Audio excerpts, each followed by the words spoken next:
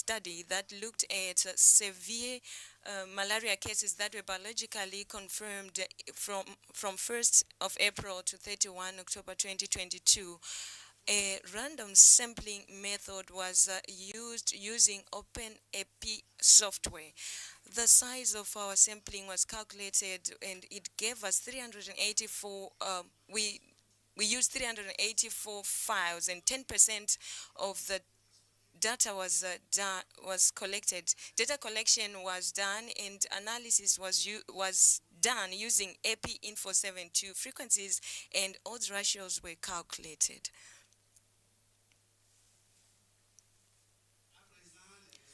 As for the results, 5,884 collected cases. From these cases, the majority were from 12 to 36 months. That represents 61.6%. The gender ratio was at 1.1%. We recorded that in rural areas, there were 72 cases. Fatality rate was 7%. A univariate analysis showed that there was conscience problems, respiratory trouble problems, as well as challenges in eating. And those who had contracted the disease had more chances of dying. The table that you are seeing here gives a summary of the fatality rates in children aged less than 5 years from April to October 2023, and the associated signs as shown in the table with p-values. This is a summary that we made through the table. In conclusion, we can say that fatality caused by severe malaria is mainly caused by respiratory issues. We need to look at care and treatment. We also need to look at the raising of awareness and formative surveillance to reduce the rates of death or death rates. We cannot conclude this presentation without thanking the Ministry of Health of Benin, AFENET, and CDC that helped us to carry out the study. These are the references that we used to carry out the study. Ladies and gentlemen, I have come to the end of my presentation. Thank you very much.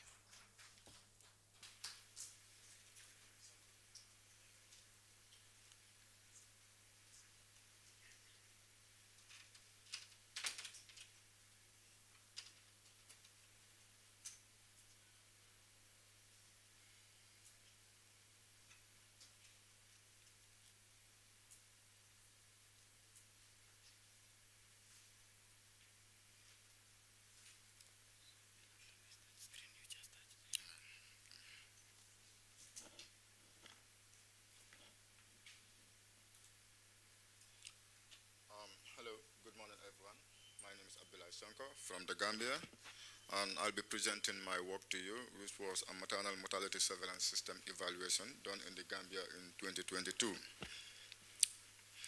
In 2017, WHO estimated that 295,000 maternal deaths occurred globally, and Sub-Saharan Africa and Southern Asia accounted for roughly 86% of these deaths, while Sub-Saharan Africa alone accounted for about 66%. The Gambia in the same year recorded a maternal mortality ratio of 597 deaths per 100,000 live births, which is still very high, but represents a 2.3 reduction from 2016. WHO in 2013 launched and recommended countries to implement the maternal death surveillance and response system to strengthen the notification, the review, and the response to maternal death. This has been implemented in the Gambia as part of the IDSR program. So following its implementation for a while now, we set out to evaluate the system to determine its usefulness and its attributes. This study was done in the Gambia, which has an estimated 2.4 million inhabitants. It was a cross-sectional study design where we purposefully sampled 25 stakeholders involved in the surveillance system. A structured questionnaire, which was adapted from the CDC updated guideline for surveillance system evaluation, was used to conduct interviews. We also reviewed folders and files of the field surveillance forms. Data was recorded and cleaned in Excel and analyzed using EpiInfo versus 7.2, and the results were presented in tables. For the attributes, each correct question was assigned one for key findings that support the attribute assess, and we summed all the correct answers and divided by the total questions in each category, and the results were scored as follows. These are our results. Majority of the respondents were male, and their median age was 37 years, and more than half of the respondents had no surveillance training. So the table below shows the scores for the attributes assessed, usefulness scoring the highest, and completeness of reporting scoring the lowest. So in discussion, stakeholders knew and understood the maternal death surveillance system. This could be attributed to the fact that the system's technical guidelines were available at all levels. There was also proof that the maternal death surveillance system was useful because the faculties, reports, and the statistics were available and displayed during our time of the evaluation. Given that most of the respondents lacked surveillance training, and most forms were incomplete, and the focal points were missing at those health faculties, it was evident that the health workers' lack of training had impacted the maternal death surveillance system. So the limitation of the study was that only stakeholders that worked at the public health faculties were evaluated. So those that worked at the private or at the community level were not part of the evaluation. So in conclusion, the maternal death surveillance system of the Gambia was found to be useful, stable, flexible, representative, and timely. It is, however, of poor data quality. So we recommend that the Ministry of Health train healthcare workers on surveillance and provide them with the SOP on the completion of the maternal death notification forms. So we acknowledge the following people, and thank you.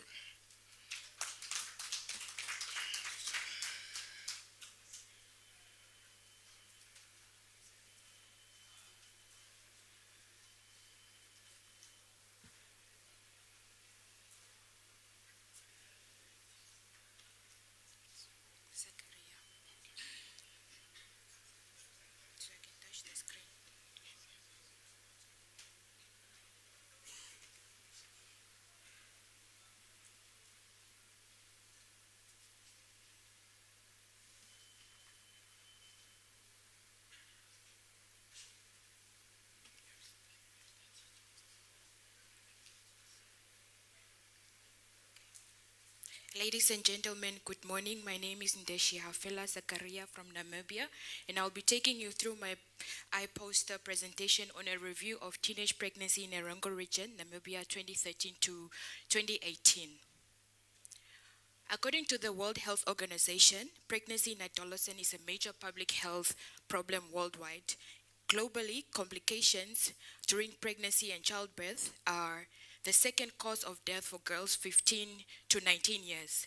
In low and middle income countries, about 16 million girls aged 15 to 19 years give birth each year.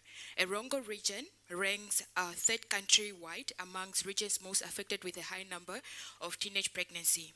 We therefore determined the trend of teenage pregnancy in Erongo region to provide recommendation to reduce teenage pregnancy. This is a map of Namibia indicating where Erongo region is. Erongo region is in orange color. An estimated population of the inhabitants in Erongo region is about 150,000, and of teenagers 13 to 19 years were over 49,000. We conducted the secondary data analysis. Data were extracted from the DIHS2. Data were analyzed using EpiInfo 7.2 and Microsoft Excel 2016. Frequencies and percentages were used to describe cases by time and place. And chi-square for trend was calculated, and a p-value less than 0.05 was considered significant. Ladies and gentlemen, out of the 31,000 pregnancy, 3,023 were from teenage pregnancy. This figure shows the distribution of teenage pregnancy by districts. We have 4 districts, and the Swakopmund district was the one that had the highest number of teenage pregnancy. Of the trend of teenage pregnancy in the region, 2013 was the highest, then followed by 2014. Then the slight decline was seen in 2015. Then the teenage pregnancy started to increase from the year 2016 to 2018. Overall, the trend was increasing, which was statistically significant.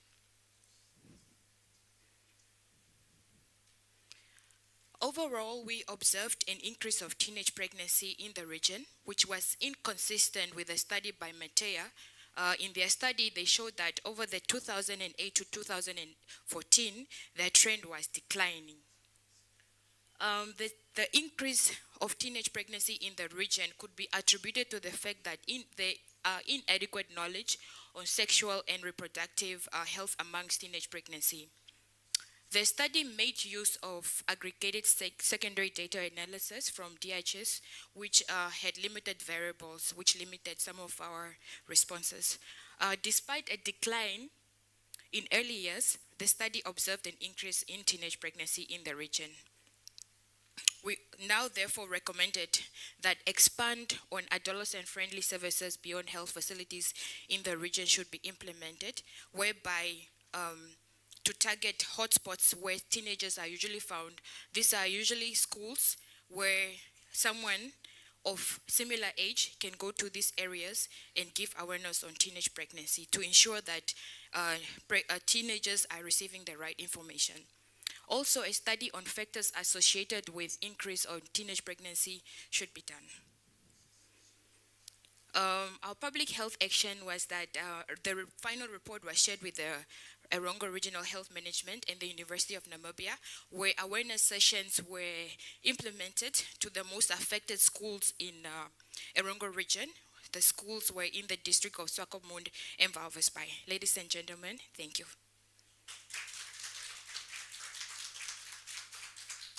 Thank you so much, Zakaria, and thank you everyone who made very wonderful presentations. So now, colleagues, since we have only 10 minutes for questions, I suggest that you ask one question per presenter, and unless it's a follow-on question, so that we don't take a lot of time and encroach on the time for the next presenters.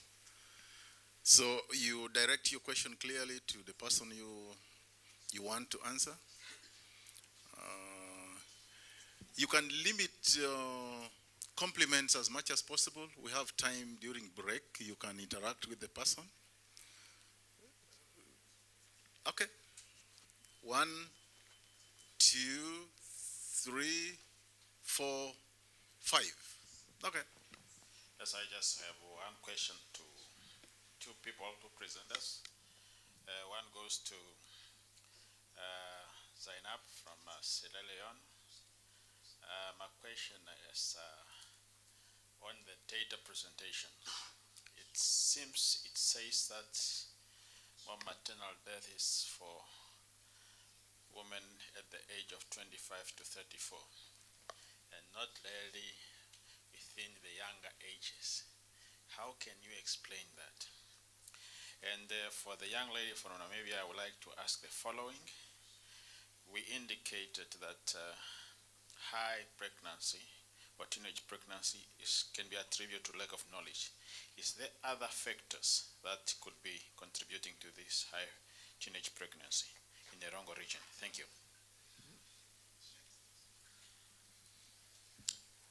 Thank you. My question goes to Zainabu, though it's related to the first person. I wanted to find out that related to your data, it seems that teenage pregnancies, were contributors of maternal mortality to a significant number. So Are there any actions, public health actions, that you think you might do related to this group?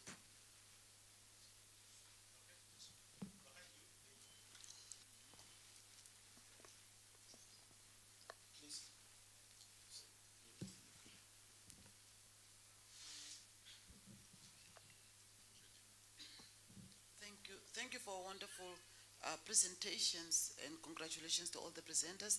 My question goes to the first presenter of Sierra Leone. What we have learned is that from the presentation that most of the death happened in the health facility.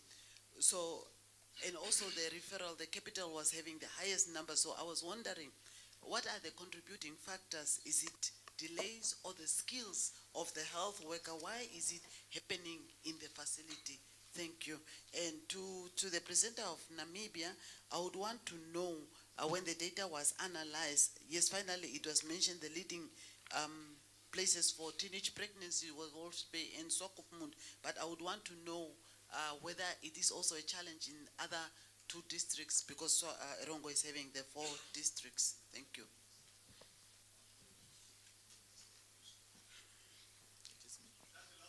Yes.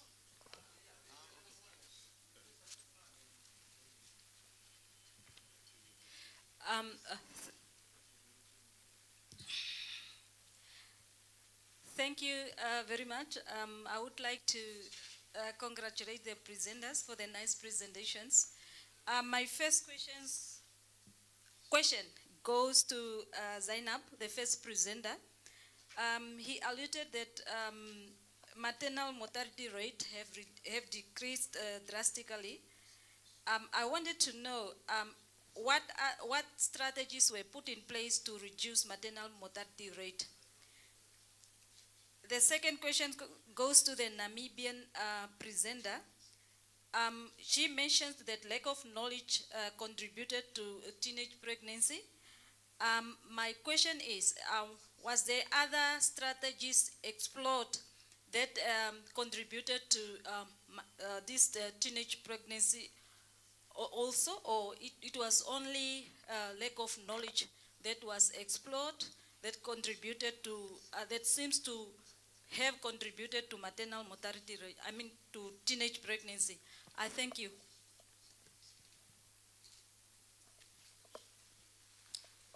Good morning, and thanks to all our presenters. My questions are to Zainab. In your conclusion, you said most of the deaths were from health facilities. So I just wanted confirmation that you actually, this reporting included community-based surveillance, that the deaths in the community were also reported. Second question is to Abdul, who talked about data issues around data quality, and in your conclusion and public health actions, you focused on strengthening training to improve data quality collection by the healthcare workers. But we all know that data quality is not only influenced by just the quality collected, but also if it is used or not used. So were there any public health actions on improving data use, and in that way driving the quality? Then my last question is to all the presenters. Were there any ethical considerations? I didn't hear from across all the presenters whether you thought waivers for you doing these studies or you had ethical clearance. Thank you, and all. Okay, merci. Thank you very much. Congratulations to all the presenters. I have 2 questions. One question addressed to Nestor, who made a presentation on severe malaria. With regard to the recommendations formulated, those recommendations are addressed to health workers. Now, do you have any recommendations to children, to parents whose children have died out of malaria? Second concern with on the 4th presentation on teenage pregnancy. We usually focus on adolescent girl who get pregnant. Have you targeted or made a target? Have you targeted those who are the perpetrator or the originator of these pregnancies? And tell us about the profile of these people and what recommendation have you formulated with regard to those who are the cause of this pregnancy, those who are impregnating these teenagers? Hello, good morning. I'm Edesba from Sierra Leone.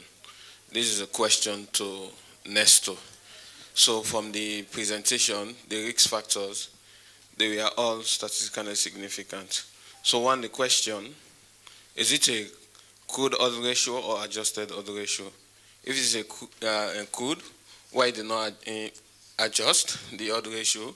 And why do you think all the variables were statistically significant? Please explain to us. Thank you. Okay, yeah, thank you so much for those wonderful questions. And I believe everybody has got a question. I suggest that Sonko, who received the least questions, answers the question on ethical considerations. The rest, I think you have enough of your questions. So please come one by one. Come here, come in front. We start with Zainab. Then Nesta will follow, then Sonko, and then Zakaria will wind up.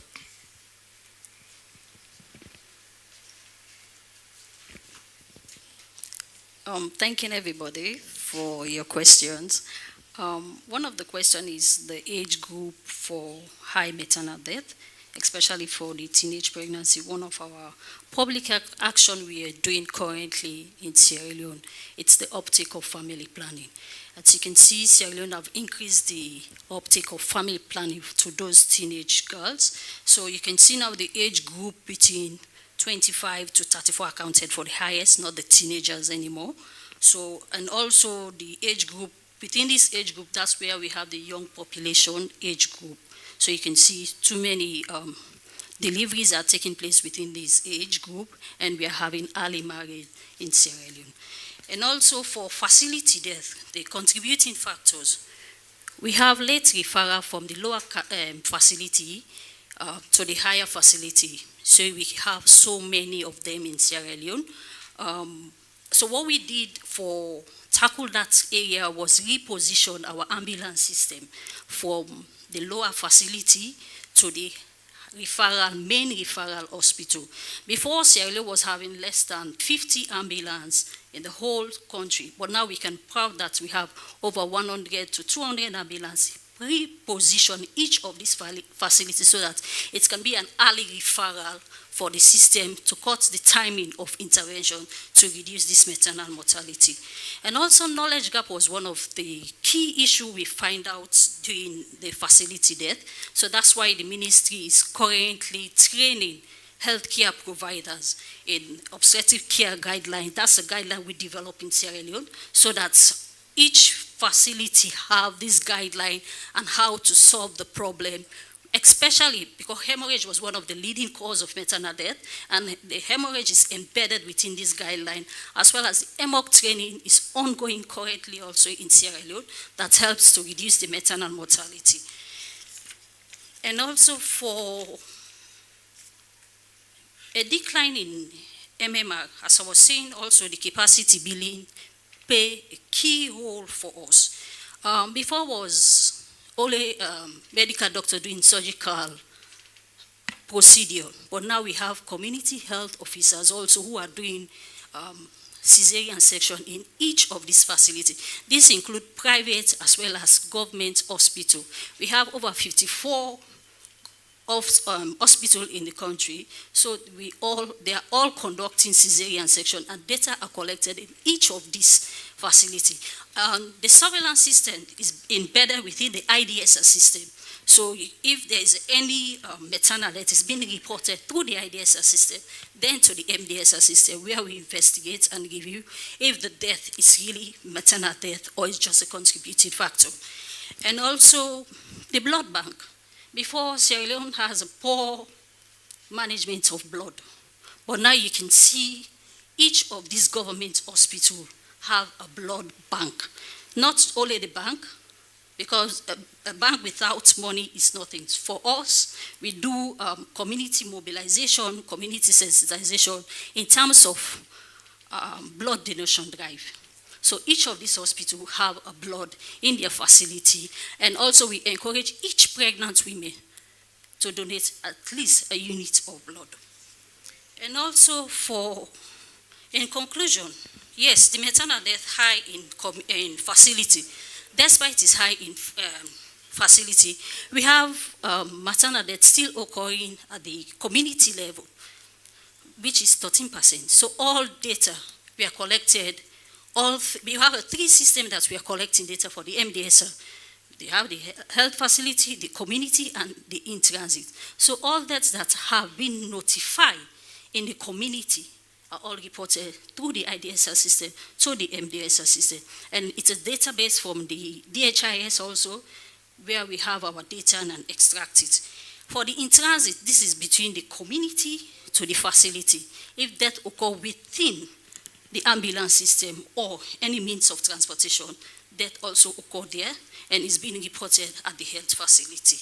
For ethical clearance, yes, despite this data is within the Ministry of Health, and as the national coordinator for MDSR, ethical clearance was asked by the Department of DPPI, that's the policy, to conduct this study, and it was clear to us it is national data, it's a ministry data, so the ministry owns the data and they can do analysis on it so that we can help to reduce the maternal mortality as is one of our strategy.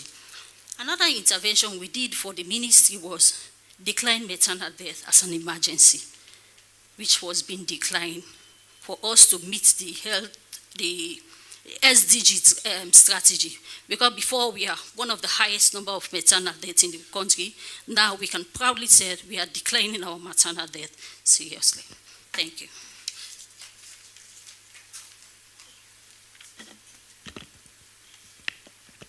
Okay, Bessie. Thank you very much.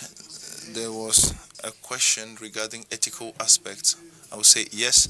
We have met all those aspects before conducting the study. We have received clearance from the Ministry of Health, and personal data.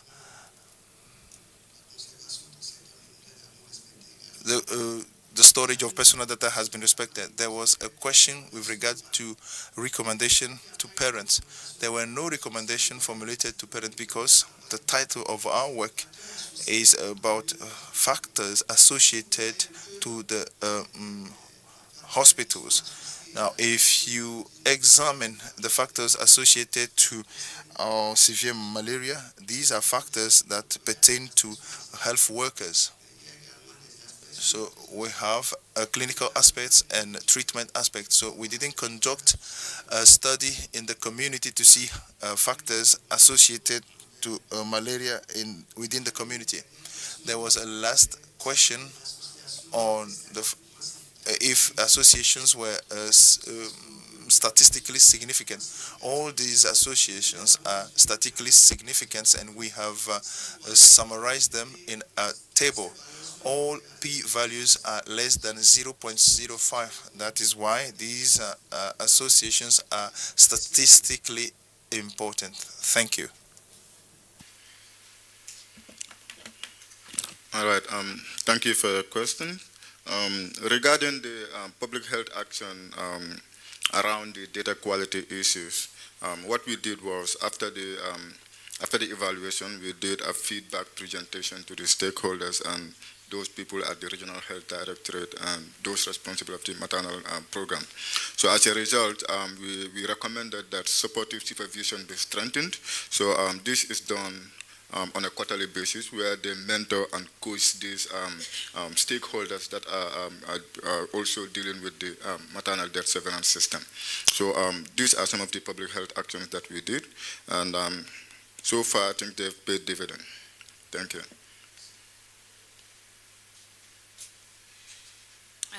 I'd like to say thank you for wonderful questions. My first question was the indirect,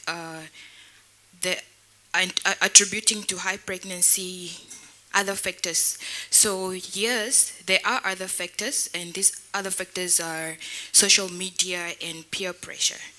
And was there data analysis done in other districts? Yes, data analysis was done in other districts.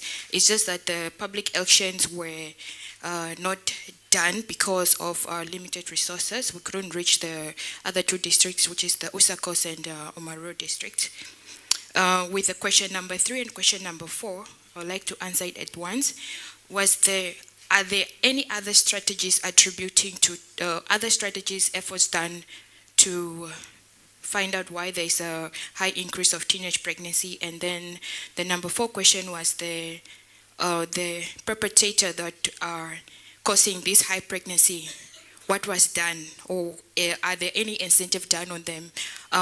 Currently, the problem is a countrywide problem. So we are looking into doing a study on factors associated with the increase of teenage pregnancy, where we'll now tackle issues of what is really causing this increase. And for the perpetrators, we will look at to find if we can get other incentives that we can do to find ways on how to help them to reduce teenage pregnancy in the region. Thank you. Okay, thank you so much, our 4 presenters who have done a wonderful job. So our next presenter is Christopher. Is Christopher in? Huh? Christopher, it looks like Christopher didn't make it. Okay, Lillian Kumba. Lillian is in. So Lillian, please prepare, come. And then Mukanga. Is Mukanga in? Yeah, okay. Yeah, next will be Mukanga, and then Borema. Okay, so Lillian, please.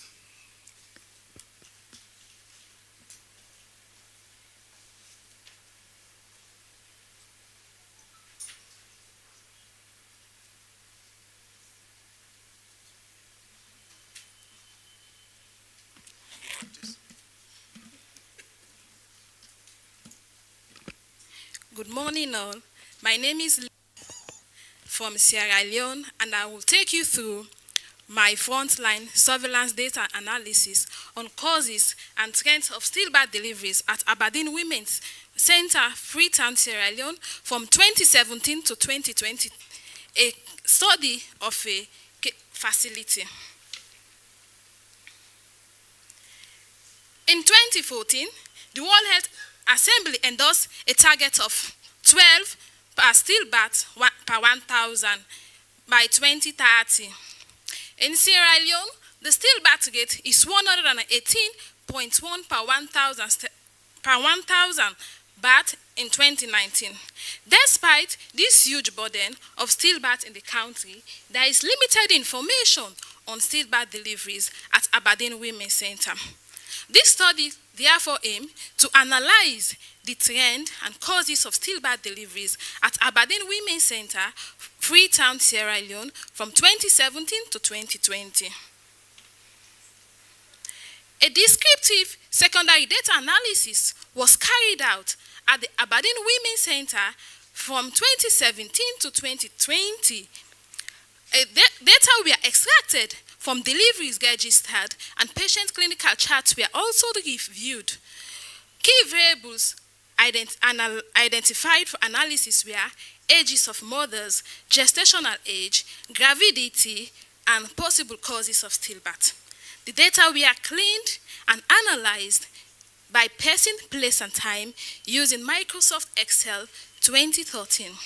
We calculated proportions, ratios, and rates, and presented our results in text and figures. Ladies and gentlemen, I present the results.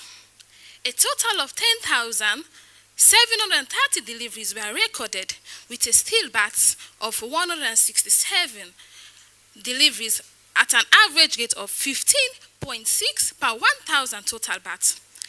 The median age of women was 28 years, ranging from 15 to 42 years. More women of 32% within the age group 26 to 30 years accounted for the highest. Women within Gravida 1 accounted for 35% of stillbirth, and antepartum stillbirth deliveries accounted for the most of 85%. This graph shows the gestational weeks of women that is 7 to 41 gestational weeks accounted for the highest of stillbirth deliveries. This graph shows the stillbirth rate per 1,000 total birth at the Aberdeen Women's Center. In 2019, there was an increase in the stillbirth rate, but in 2020, there is a decline in the stillbirth rate. This graph shows the common causes of stillbirth deliveries at the Aberdeen Women's Center, wherein antepartum hemorrhage followed by preeclampsia were the leading cause of stillbirth deliveries. However, most of the stillbirth deliveries had no identifiable factors.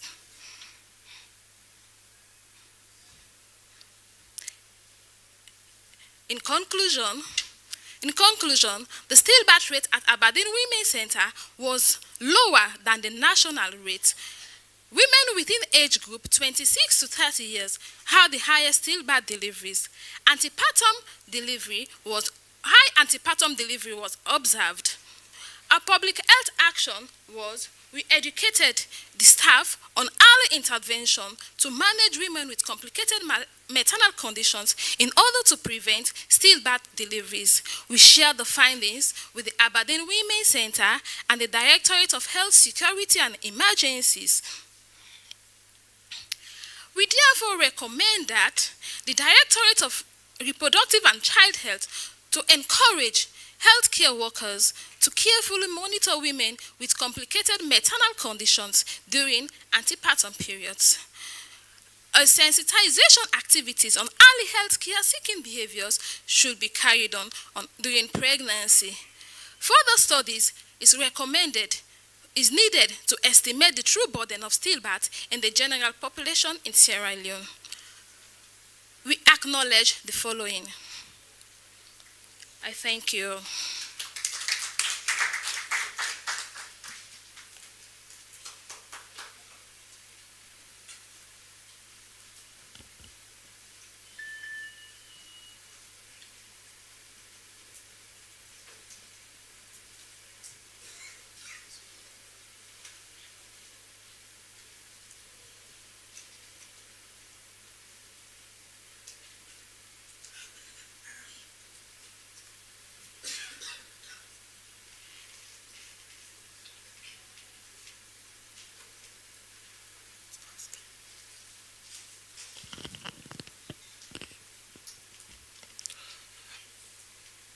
Good morning, everyone. My name is Alex Kampanza from Namibia.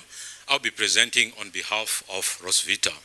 The title of our poster is Factors Associated with Low Birth Weight Among Infant at Intermediate Hospital Oshakati, Oshana Region, Namibia, from September 2020 to November 2020. According to WHO, low birth weight is defined as the weight of an infant which is less than 2,500 grams. About 30 million low birth weight babies are born each year. By 2020, the global prevalence of low birth weight was estimated at 14.7%.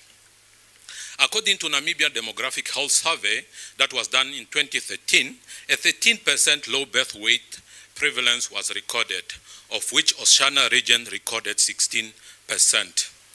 Low birth weight is associated with serious health condition. Therefore, we investigated factors associated with low birth weight infant to identify maternal and social demographic factors associated with low birth weight in Intermediate Hospital Oshakati.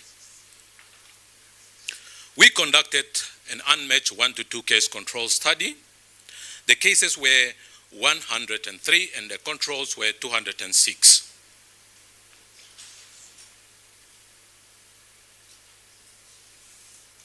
We define the cases as mothers who deliver single-term full-term baby weighing less than 2,500 grams, whereas the controls were mothers who deliver single-term full-term babies weighing 2,500 grams or more.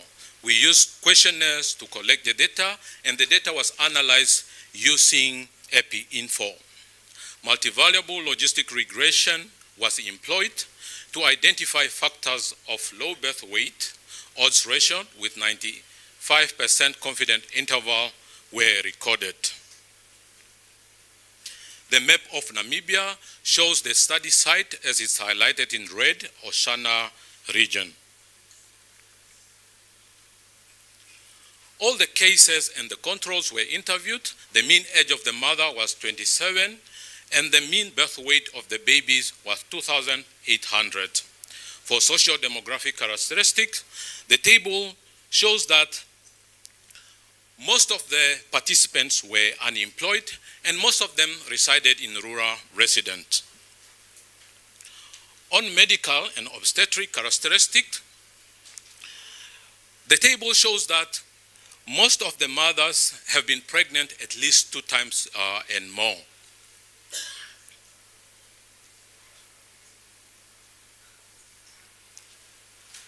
%67% of the mothers delivered through normal vertex delivery, as is shown in the pie chart.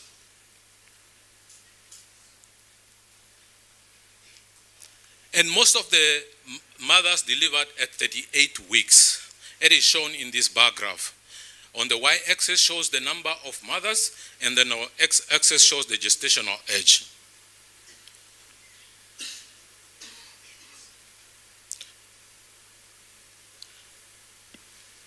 And for the factors associated with low birth weight, we did the bivariant, and later on we did the multivariant, where mothers who delivered at 38 weeks and less were 4.1 times likely to deliver low birth weight babies, as well as mothers who had a history of low birth weight were 2.4 times likely to deliver low birth weight baby, as well as the mothers who resided in rural residence. They were found to be 2.5 times likely to deliver low birth weight baby as compared to the ones that resided in urban setting. And all the 3 independent factors were found to be statistically significant. In conclusion, low birth weight was found to be associated with gestational age, history of low birth weight, and rural resident. Therefore, expectant mothers with known risk factors need close monitoring during antenatal care. We recommend further studies to investigate factors associated with low birth weight among women residing in rural residence. A refresher training was given to healthcare workers in the Oshana region. We included all the 18 facilities in the region. And for the community healthcare workers, they were not left out. We also orientated them on pregnancy risk factor. Thank you so much.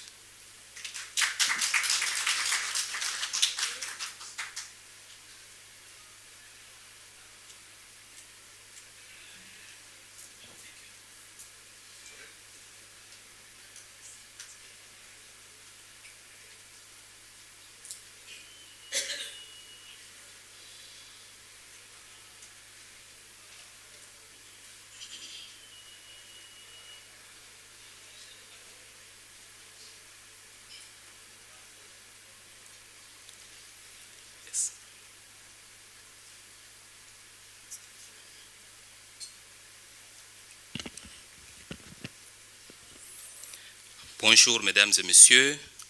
Good morning, ladies and gentlemen. My name is Kurawogo Ibrahima, a graduate FETP from Burkina Faso, and I have the honor to present the results of my study on factors associated with stillbirths in the health district of Po South Center region, Burkina Faso. Dear evaluators, according to WHO, stillborn is a person dying from a pregnancy of 28 weeks. And in Burkina Faso, the surveillance of stillbirths has been established since 2022. And from that date, every week we have been observing an increase of stillbirths in the health district of Po, one of the 4 districts of the region. Between January and June, we have noted that the district of Po was recording 86% of all cases of stillbirth, which led us to carry out an investigation to understand why stillbirths were recorded from this district. This is the health district of Po in the Central Sud region in Burkina Faso. We have carried out marching, and the data collection went from 4th to the 8th of July 2022. Stillbirth was defined as every case of stillbirths recorded in the health records from 26 December 2021 to the 12th of June 2022.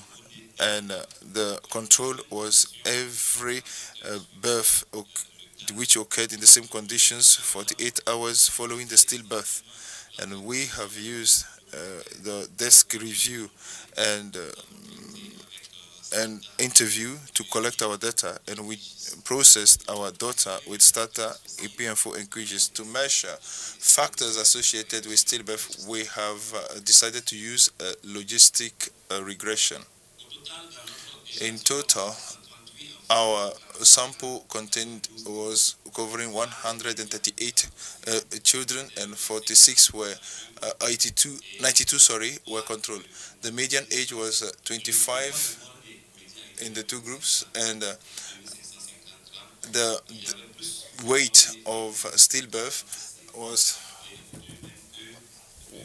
2,550 grams, and there were many female stillbirths than male stillbirths. The univariate analysis conducted to select the variables that were associated, we noted that the age lower than 37 weeks and the weight of birth may be factors associated with the stillbirth in the Po health district. An in-depth analysis made us to observe that women with birth age over 37 a week were likely to give birth to a stillborn. At the end of this study, we can say that at the health district of Po, stillbirths are mainly due to factors related to the evolution of the pregnancy and the weight of the pregnancy and other factors. We have organized a feedback session of the result towards the stakeholders in the district and in the region, and we have recommended health workers to strengthen surveillance and birth delivery among women. Dear evaluators, here we are at the end of our presentation, and thank you for your kind attention.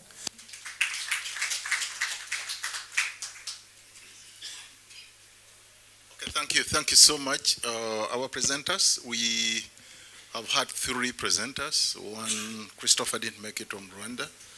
So direct your questions, please, to Lillian, Alex, who represented the Namibian team, and then Borema.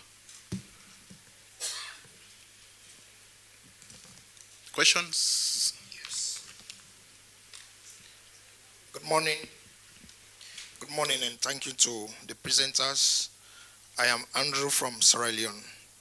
My question is going to Alex, I guess, who presented on factors associated with low birth weight.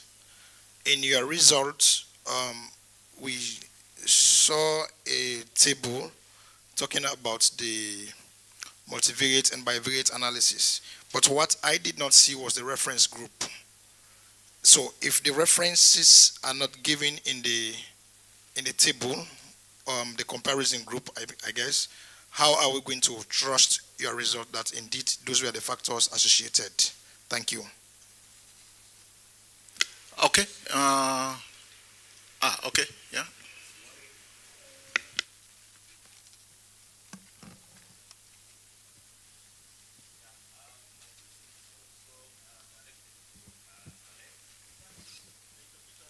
Issues.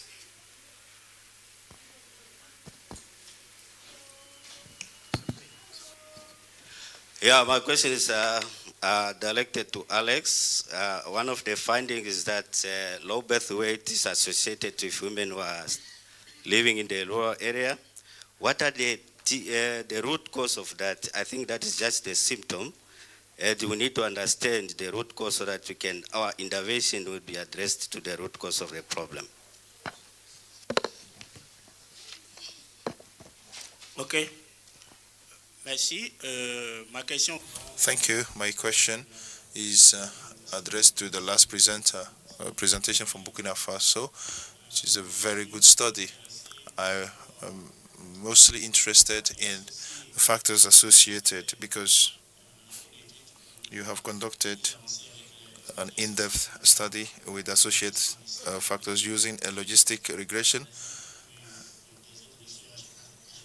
and I would like to know, before moving to factors with a p less than 0.20 and using the multivariate regression, what were the compulsory or variables or forced variables?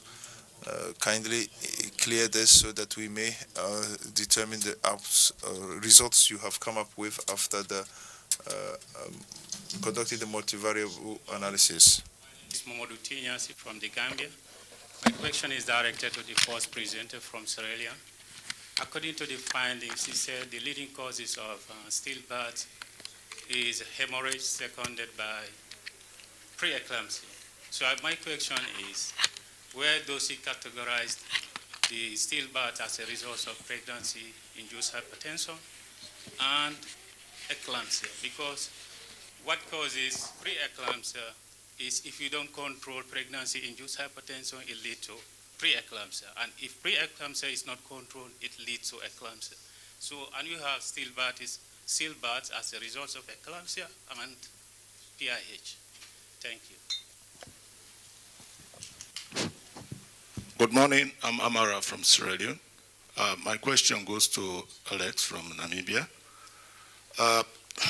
You said in your analysis you did bivariate and a multivariate analysis.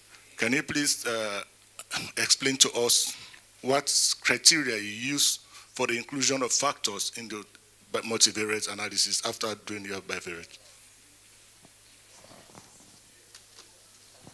Yes, good morning. My question goes to our first presenter from Sierra Leone, and mostly I just want to look after the theme which says causes and trends. Is it trends and causes? First, maybe we can get that cleared. And then the interesting questions comes to Alex from Namibia. You said Oshakanti Intermediate, we have more rural women. What type of women who get attended to Oshakati Hospital, are they from rural or urban usually? Thank you.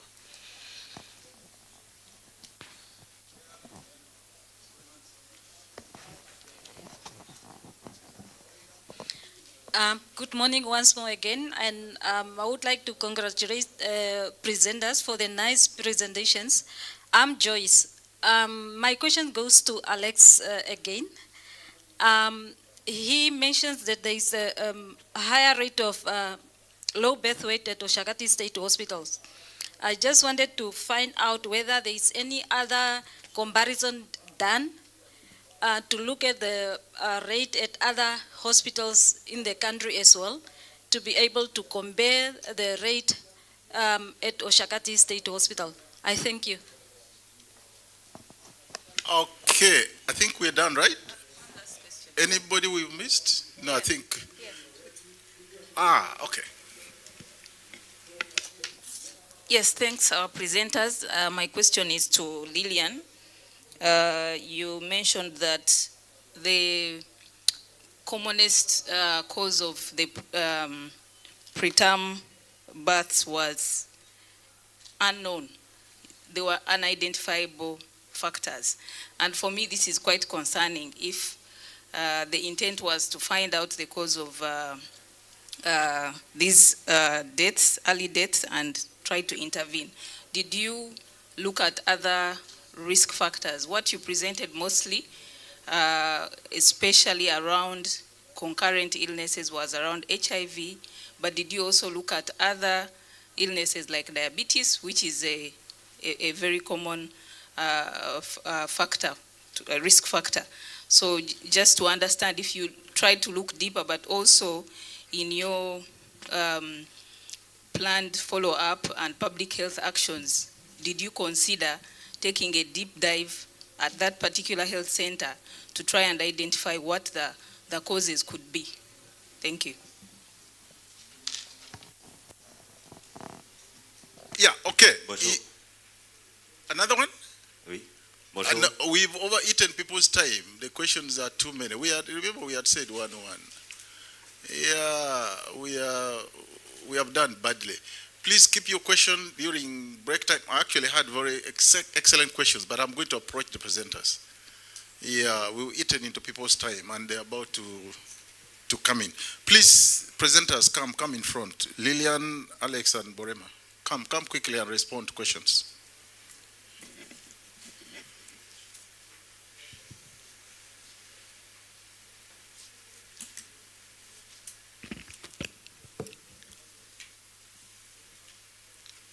Thank you so much for your questions. I will start with the third question, which says the public health action for the facility, what interventions was taken at the Aberdeen Women's Center. The Aberdeen Women's Center is a non-governmental facility, and in this facility, they do outreach. They go to the community with coupons. They select their patients. They give them coupons to the facility. So they do a follow-up studies on them. So for the diabetes, for the other complications, so whenever they have issues, they'll follow up on these patients, and it's free. They're not paying anything. And if they have any issues, even from their home, they will just call. The ambulance service will pick them up directly from the home to the facilities. So they've been followed up.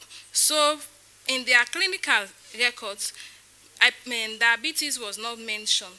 These were the ones presented, the causes presented was what was mentioned in their clinical records. For the second question, the common causes, why unknown? Yeah, as we all know, stillbirth, according to literatures, it's unknown. At any time, stillbirth do occur. So most of these stillbirths, they don't know when they occur. So, and because of that, most of these at the facility, at the Aberdeen Women's Center, their record shows that the stillbirths, most of them were unknown, and the ones that were identified in their facility was mentioned in the study. The title for the study is Causes and Trends of Stillbirth Deliveries. That goes for the first question, which says the title, if it is cause and trends. So it's Causes and Trends of Stillbirth Deliveries at the Aberdeen Women's Center, Freetown, Sierra Leone. Thank you.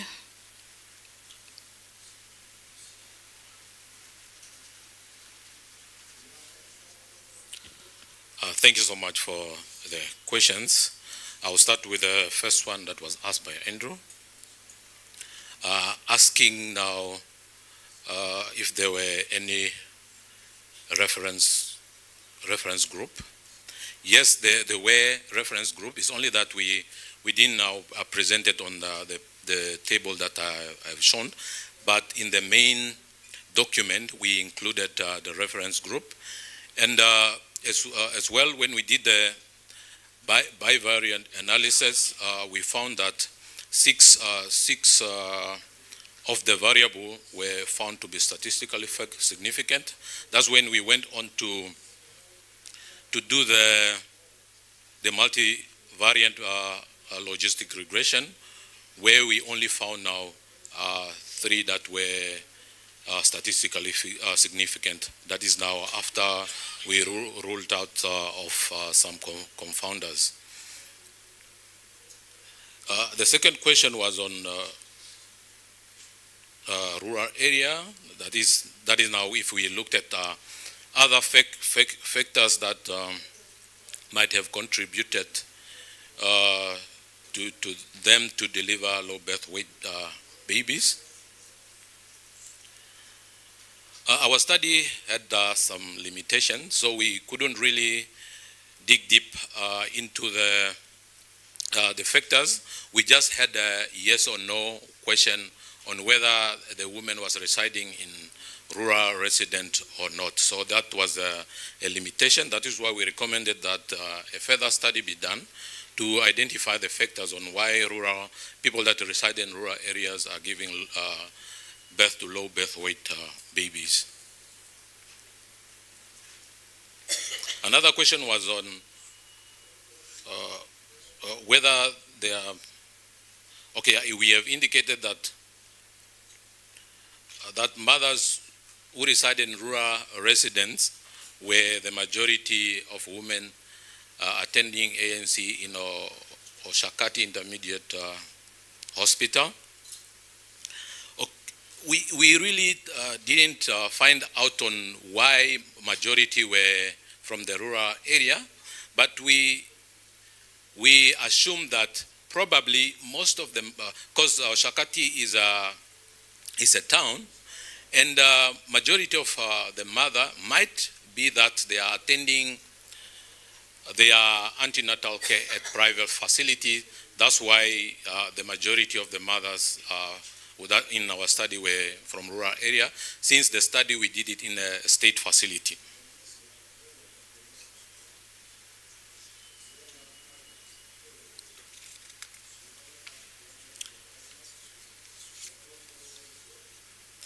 Then for the last question, on if we did any comparison with Intermediate Hospital or Shakati with other hospitals. In our study, we only did for Shakati, we didn't compare with other hospitals, but the demographic health survey that was done, it showed that Oshakati Intermediate Hospital was leading with 16%, and the least was Zambezi region with 10%. Thank you so much.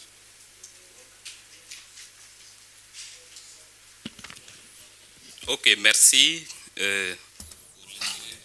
Thank you for your interest in our presentation. With regard to this question that was addressed to me, for the analysis, we have taken into account all our variables that we determined in this study and which were tested at the first analysis using p value 0.02, and we have used 3 variables, and we used these 3 variables for advanced or in-depth analysis.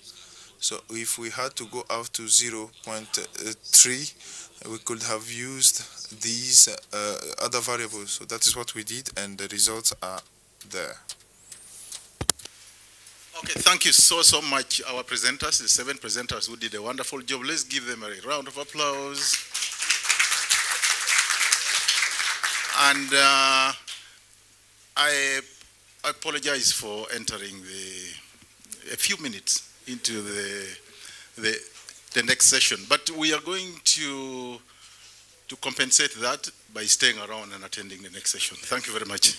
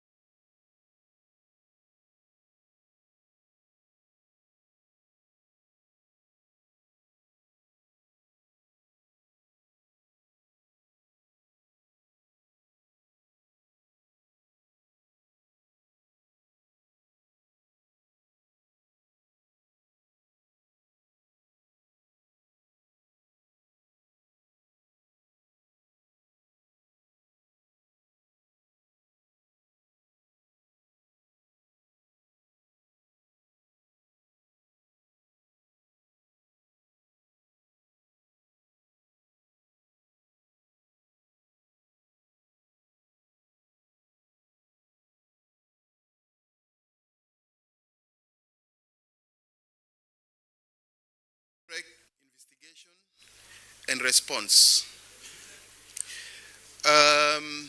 Before I go to introduce the team, please, may you come and take the front seat and leave the back seat for latecomers. Colleagues sitting behind, please take the front seats. Okay, I am your moderator, Dr. John Rumunu, and we have our room manager, Diodoni. Where is my room manager? And we have our evaluators, Banda Jezreel, over there, and Ernest Konadu. Is Ernest here? Okay, our IT Farida is present, and we have 5 presentation by the order in the booklet. We will start with Aristide Compare from Burkina Faso. Aristide, are you here? Okay, great. Why don't you take a front seat here? And then we'll have Abdi Hussein from Djibouti. Abdi Hussein, yes, you're already here. And we have Philbert. Philbert is over there. Are you comfortable there, or you want to come in front? Yes, and Jean Diomande, excellent. And Emmanuel Solomon. Emmanuel Solomon is not there. He will catch up. All right. We have already confirmed that we have all the presentation in our folder. Yeah, we're missing one evaluator. I think we will continue with one evaluator while we wait for the second evaluator to arrive. Is that okay? All right. Okay, let me call upon the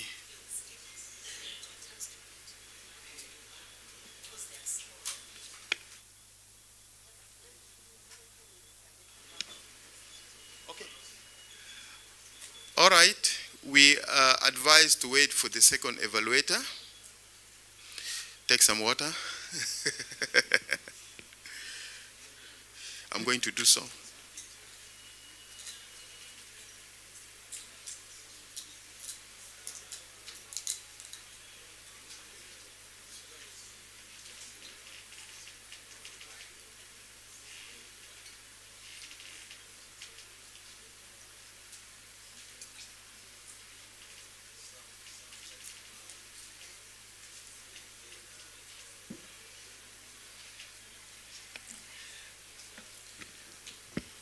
While we wait for our evaluator, let us go through some ground rules.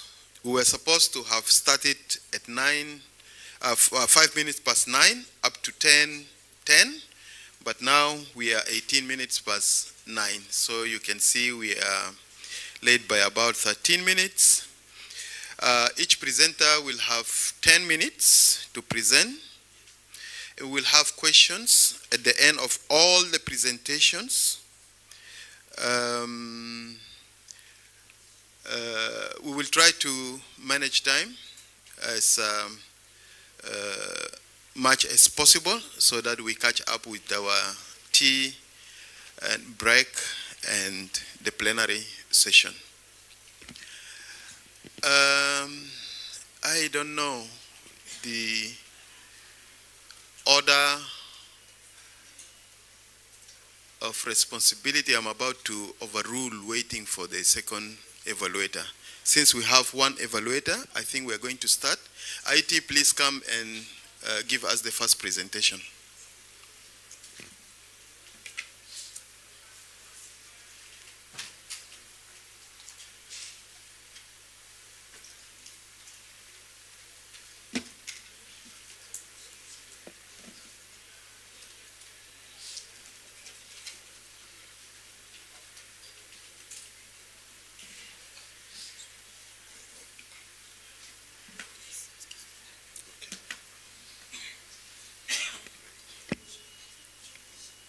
start? Okay, merci. Thank you very much, Mr. Moderator. Dear evaluators, dear participants, good morning. My name is Aristide Compaoré from Burkina Faso. It is an honor today to present the results of the rare rabies case investigation in Lumbila farm. To do so, we are going to present, this is the outline for introduction to conclusion. Dear evaluators, participants, rabies is an anthropozoonosis that affects mammifers and men. It is a really significant case because it causes death. We note in the world that there are 60,000 new cases of rabies each year. In Burkina Faso, this disease occurs in different areas, and we have noted in 2015 to between 2015 to 2019, we noted 891 rabies cases noted by the veterinary services. No case was recorded in between 2001 and 2019.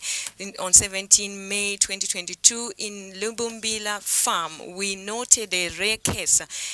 The objective of the study is to investigate this farm case of rabies that was noted in a farm.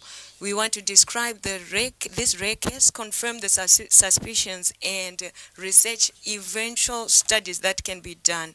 What are the methods that were used? We looked at Lumbila,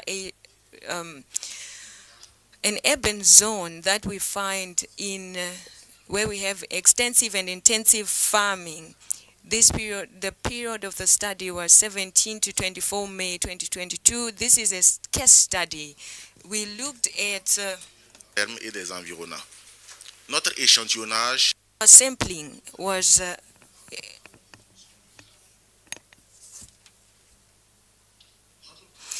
the definition of case. We can look at the case suspect. Every animal was suspected case, every animal with an aggressivity, and from May 2022 in the Lumbila farm, the probable case where included any animal representing a certain aggressivity.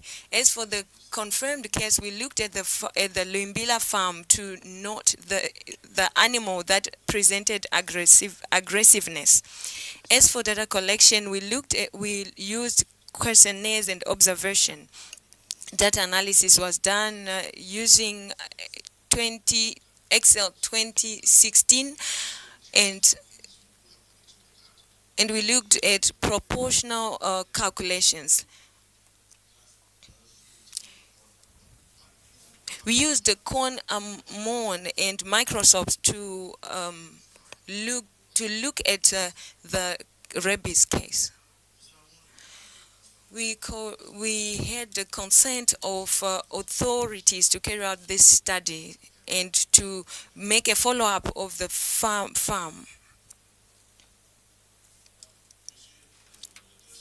Dear evaluators, dear participants, our case was just a cat. We looked at a cow that was age 14. We looked at clinical cases which had aggressiveness and paralysis. The confirmation of the case was done in the laboratory after using immunofluorescence direct. No other case was noted during our period of study. No case also was detected after the end of the first trimester of 2022. The study noted that no dog of the farm was vaccinated. No dog also had access to roaming dogs. The knowledge of rabies was rabies was known in this farm, the rabies cases. We looked at disinfection of all the people who had contacted the carcass.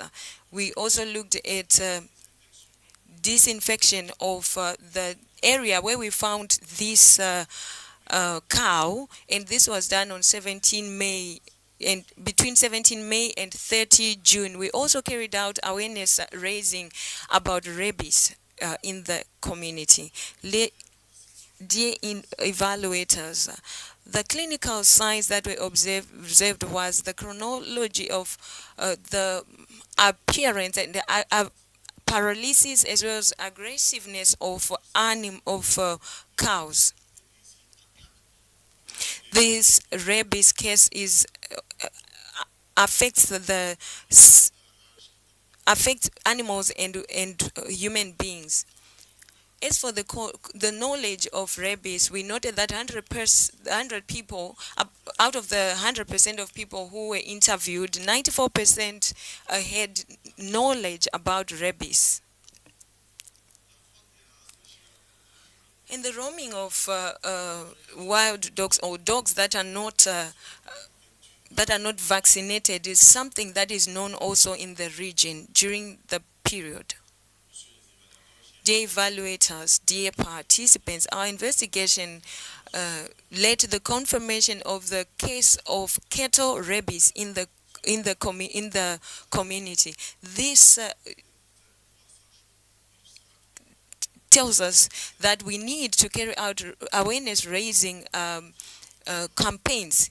We also have to continue to fight against rabies according to the World Health Organization recommendations.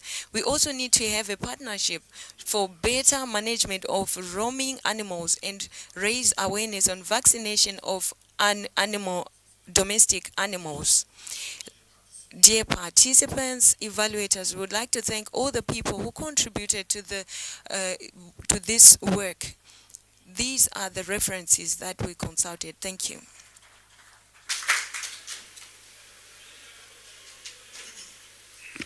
Excellent. Within time, let me call upon the second presenter, Abdi Hussein from Djibouti.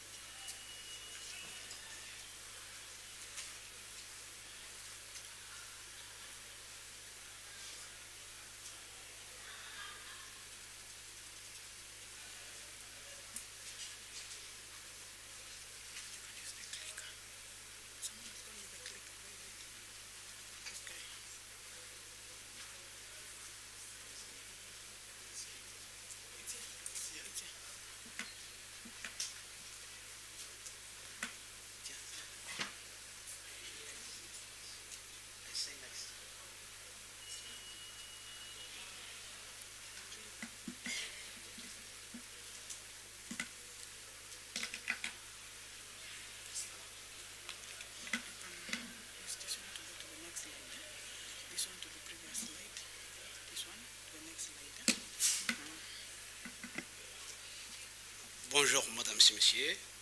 Good morning, ladies and gentlemen. Good morning, moderator, dear participants. We are presenting on behalf of Mr. Hussein. En pédiatrie, Pierre. Okay.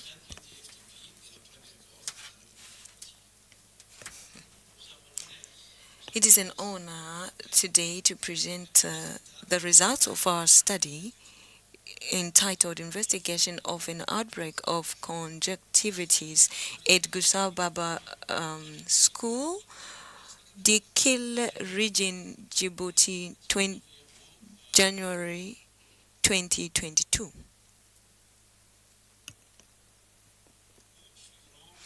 We will follow the following plan or outline.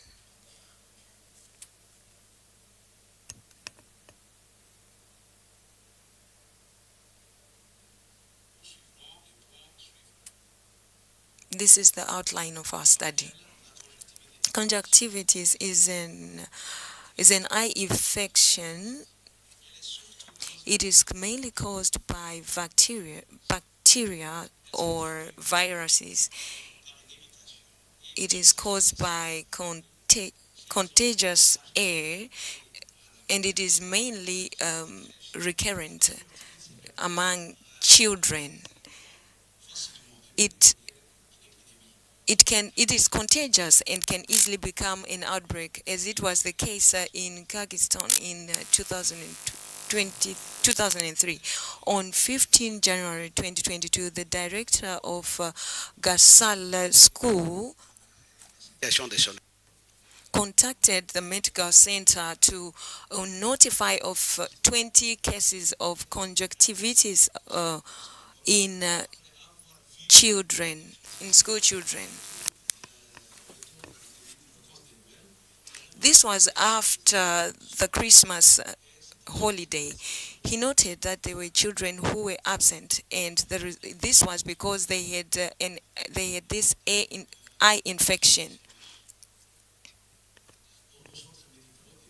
He therefore informed the medical center of Dikli. An investigation was therefore carried out by this CMHD center.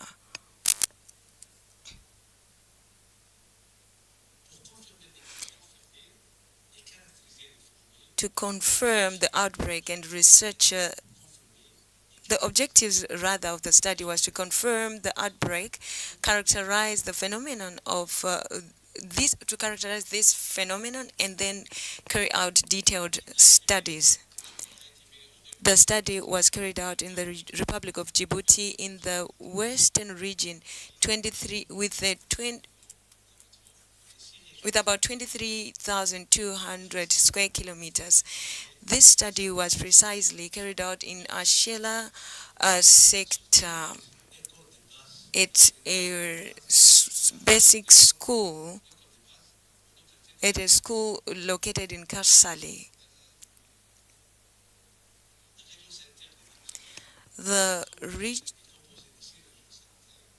health region has 6 other regions, and this hospital is a reference center.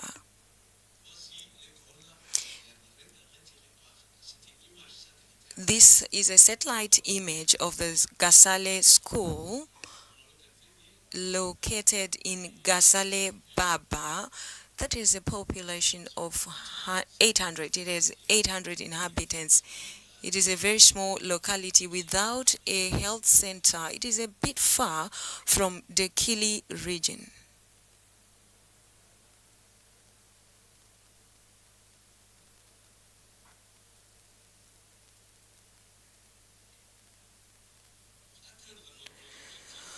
To achieve our objectives, we carried out a cross-sectional descriptive study from 16 to 20 January. We looked at all the children, school children from Gasale Daba, which had conjunctivitis. A suspected case of conjunctivitis was defined as every child aged 5 to 12 years from the Gasale Baba school with red eyes, as well as with red eyes, tears, and with itchy eyes. A confirmed case was a suspected case confirmed clinically by an eye specialist. Ladies and gentlemen, data were collected through interviews. We included here parents, teachers, after consent from authorities and the community. Data we analyzed through Microsoft Excel 2016 and in French. We calculated the frequency, the median, the ratio, and proportions. In total, we have 257 suspected cases recorded, of which 88 confirmed cases by eye specialists. This graph is a curve that represents the daily evolution of suspected and confirmed cases of conjunctivitis at the Baba School after the notification of the director of school from 16 to 20 January. All the cases were recorded from 16 to 20 January 2022 with a peak on the 19th of January. Ladies and gentlemen, the median age was 5 years. The youngest was 5. The oldest was 12. The 63% represented female sex with a ratio of 0.06 men cases over female. The age group was from 6 to 11 years.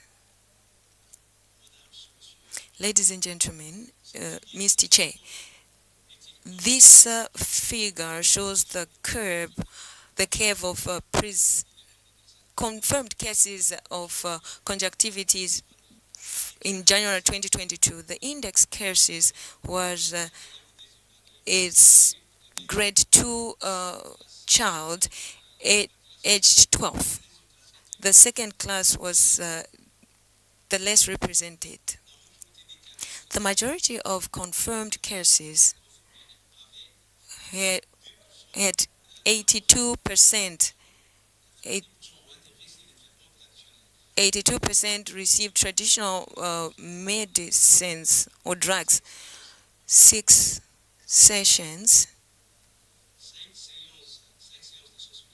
6 awareness raising sessions were carried out, and we suggested hand washing and better hygiene. 472 people were affected, 185 were male. After this study, the investigation had confirmed the outbreak of conjunctivitis. The majority were affected and caused maybe by traditional causes like dust. Those aged less than 11 years were represented. The results observed that the grade 2 child was confirmed a case of conjunctivitis. Ladies and gentlemen, we recommend to the health school programs. Ladies and gentlemen, we recommend to the schools and to the community to take actions. Community actions were carried out. These are our references, and we thank all the partners who helped us to carry out this study. Thank you. We conclude with this image.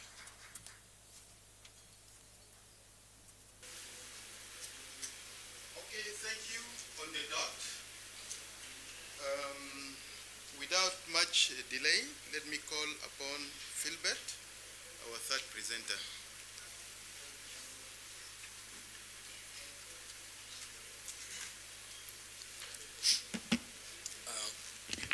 Good morning.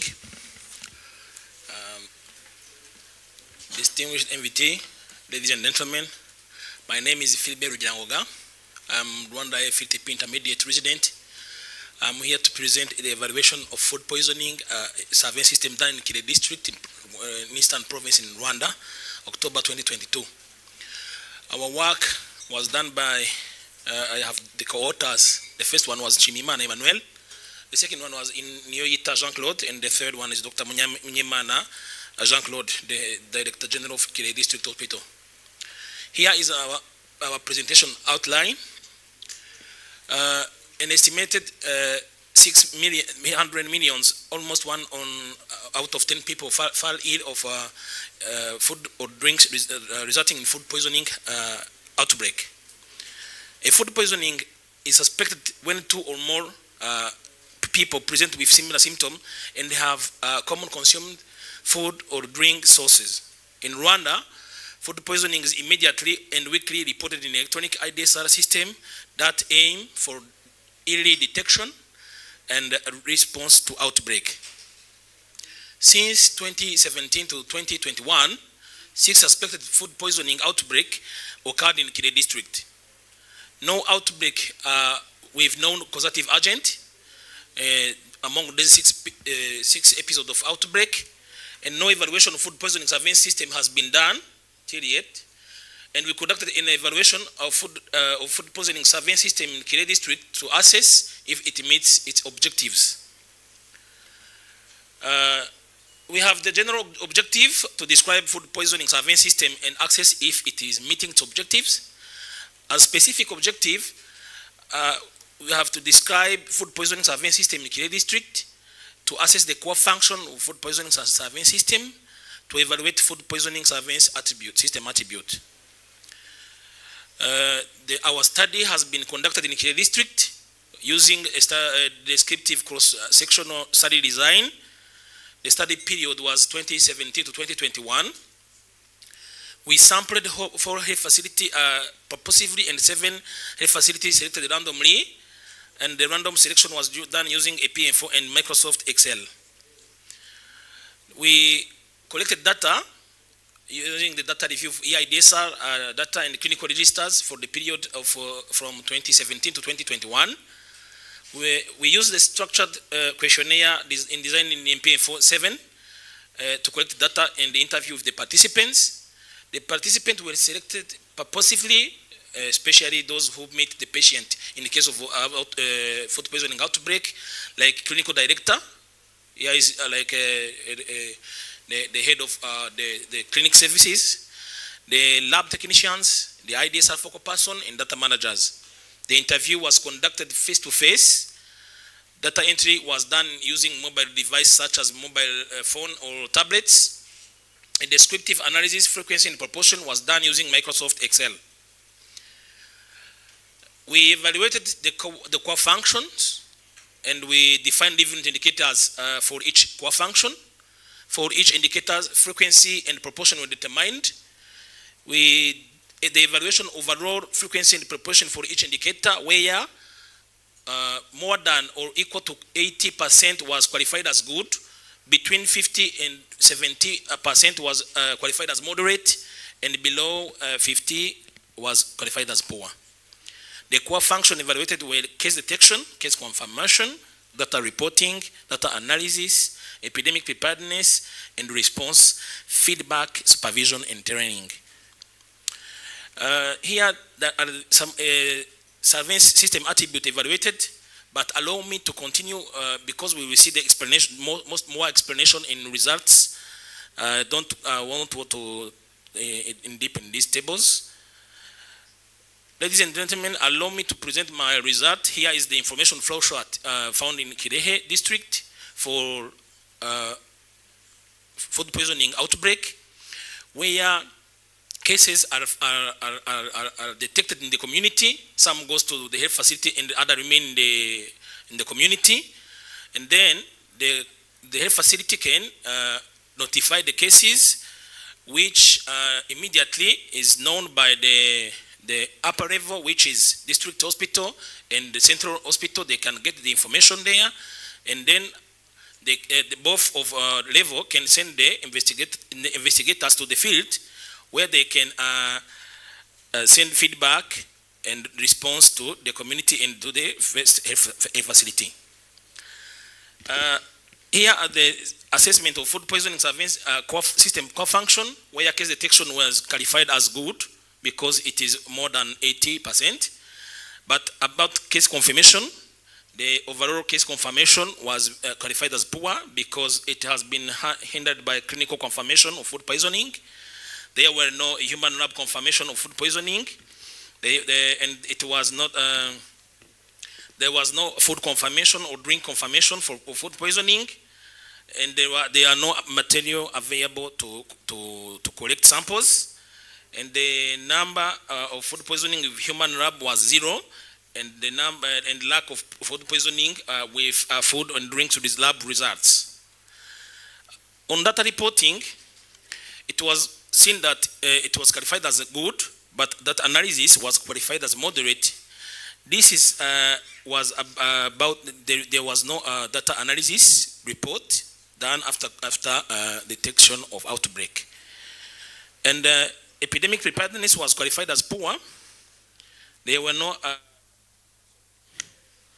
was no case management protocol in all health centers visited, and there was no food poisoning outbreak reports. About feedback, no feedback has been given to the health facilities on the community, and supervision was done in half of health facility visited, but all respondents were trained on IDESA third edition during our evaluation. In assessment of surveillance system attribute, we have seen that they were underreporting of data. The data in the register was not equal to the data in IDESA system. Completeness toward the weekly report was good, but toward variable was not good. It was moderate. That was overall completeness at 82%. Timeliness toward the weekly report was moderate, but toward immediate report after detection of cases was very low, which was poor. The usefulness, the representativeness was good, but the overall usefulness was clarified as poor. This is due to no outbreak with no causative agent and no intervention in the community, which in some report found in the health facilities. The system was simple, and its stability was poor. Acceptability was moderate. We conclude that the evaluation of food poisoning surveillance system in Kire district aimed to assess it if it meets its objectives. The description of surveillance system on ground is also similar with IDESA flow information according to the guideline. The case detection and the reporting were good, while data analysis and supervision were moderate. However, case confirmation, epidemic preparedness, and feedback were poor. The electronic system report showed the underreporting compared with the health facility records. Usefulness were hindered by failure to investigate outbreak, inability to confirm the causative agent, and lack of intervention report conducted in the community. The participant reported being satisfied with the system, however, timeliness interfered with the overall acceptability. We concluded that food poisoning surveillance system in Kire district is representative, simple, stable, and satisfy the needs of the users. To improve the system usefulness, the district should ensure timely reporting and investigation, ensure the availability of all mechanisms for collecting and confirming food poisoning sample in human food drinks, elaboration of case management protocol for food poisoning. We acknowledge these individual and institutions. Here is my reference used. Thank you for your attention. Thank you very much. Let's go to the next.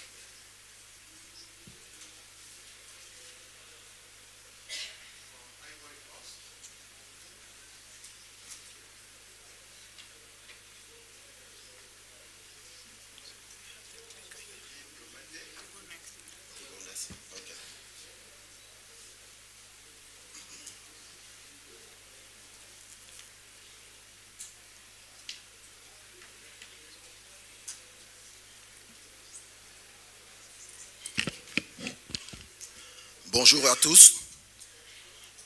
Greetings to you all. My name is Dr. Jomande Jean Luti, FATP graduate intermediate, and I have the honor to present the summary of my investigation on the abnormal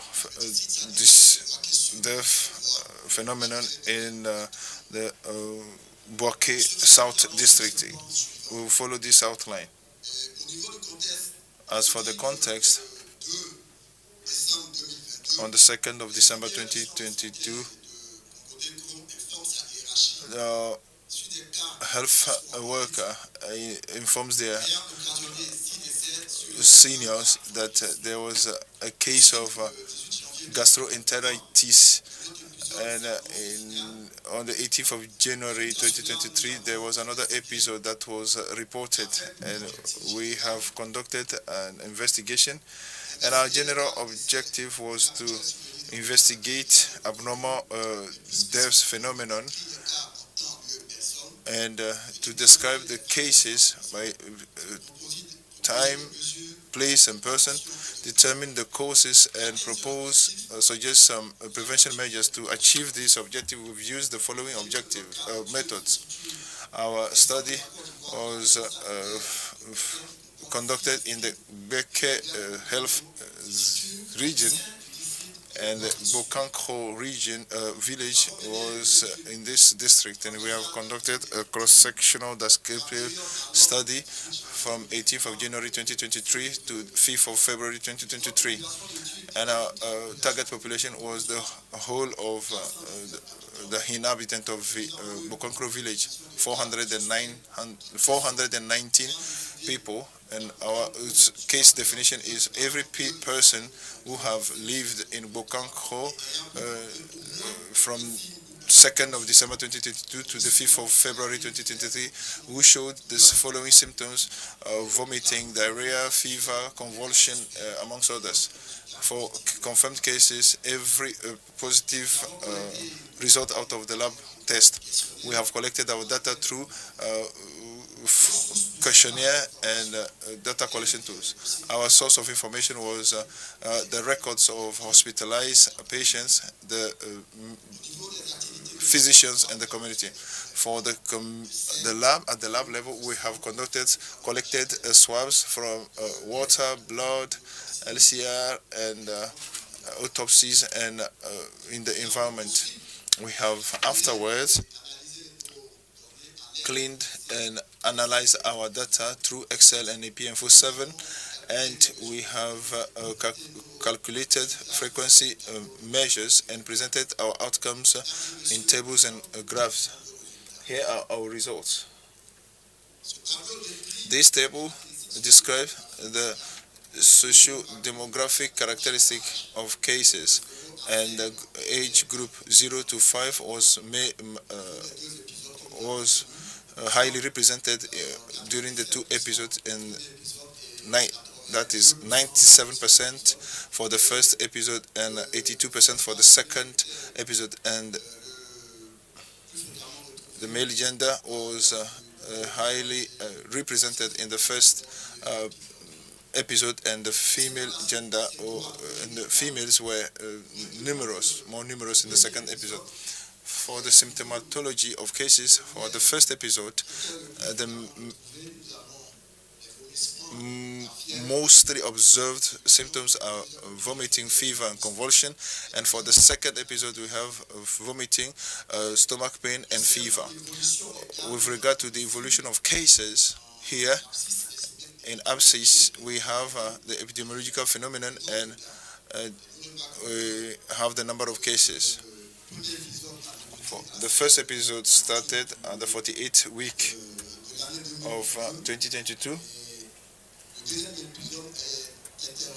and the second episode occurred within 5 weeks, where we observed an increase in cases at the 4th week of 2023. The mapping of cases show a concentration of cases and deaths where there was a shrine containing non-hygienic water, and the results that we obtained, actually the test on blood was positive, and for environment we have considered the Clostridium and Botulinum, and for the sample collected at the shrine, and analysis of other aspects are ongoing. So with regard to these results, we have formulated two diagnostic results. So clinical signs indicate that there was an intoxication of organophosphorus intoxication due to organophosphorus, and the phenomenon was around the worshipping center or shrine. So we have conducted this action, that is the activation of the response mechanism, the treatment of cases that are affected, and safe burial of the deceased cases, and psychological support to parents. And we have also carried out a disinfection of the household, and we have destroyed the objects for worship. And after destroying this object of worship, there were no cases recorded. And here are a few images following. First of all, the meeting of the response team, and the administrative authorities were also gathered for data sharing. So to conclude, the group age between 0 to 5 was high in our samples, and we have also suspected an intoxication, and in-depth analysis are still ongoing.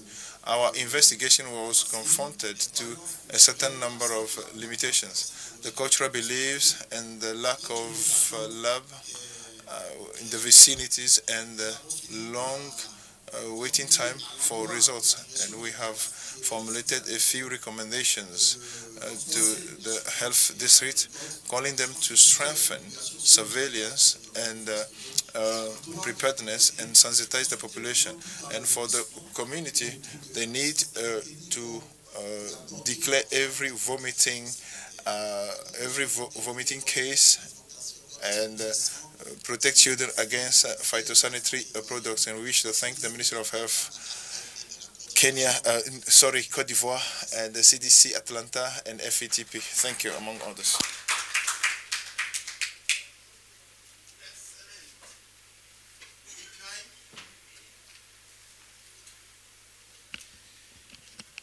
Is Solomon here? Emmanuel?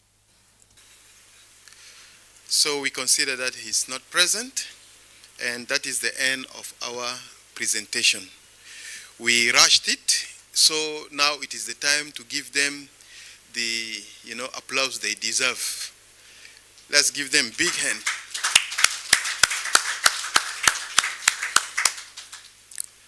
Okay, as mentioned earlier, now is the time for questions.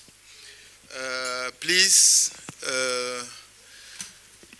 indicate by raising up your hand, indicate your interest to give comment or ask question by raising up your hand, and tell us your name, where you are from, and what you are doing, but just your position. Then the name of the presenter, and ask your question. Let's start. Who wants to kick off? Yes, over here. My name is Mapoloko from Zambia FETP. I'm a resident. My question is to Philbert. Thank you very much for the nice presentation and a well-detailed flow chart of the evaluation.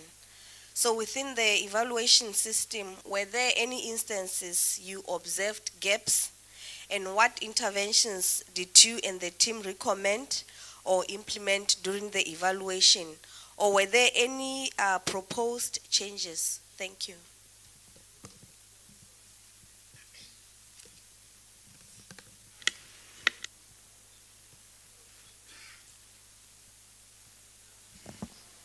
Bonjour. Good morning. My name is Dr. Soro from FETP, Cote d'Ivoire.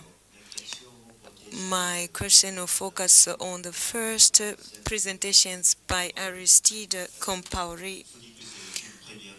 It was the first time for me to see cattle rabies, a case of cattle rabies. You said that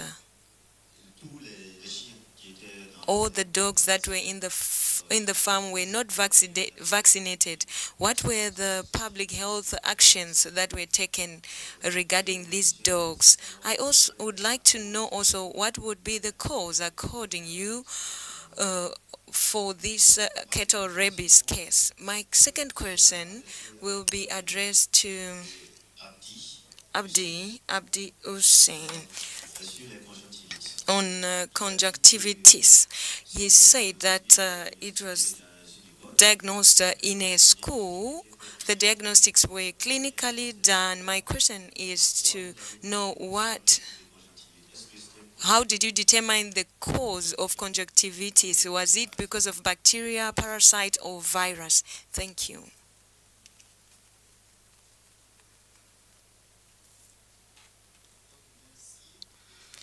Thank you.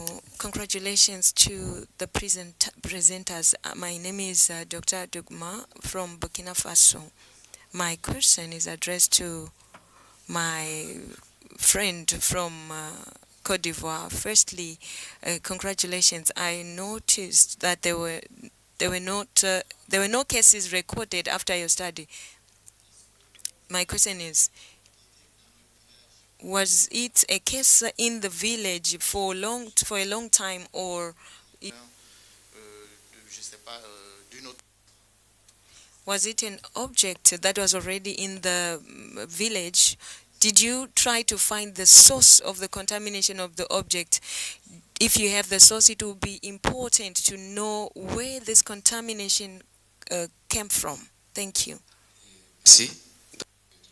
Thank you. Congratulations to the presenters. My name is Dr.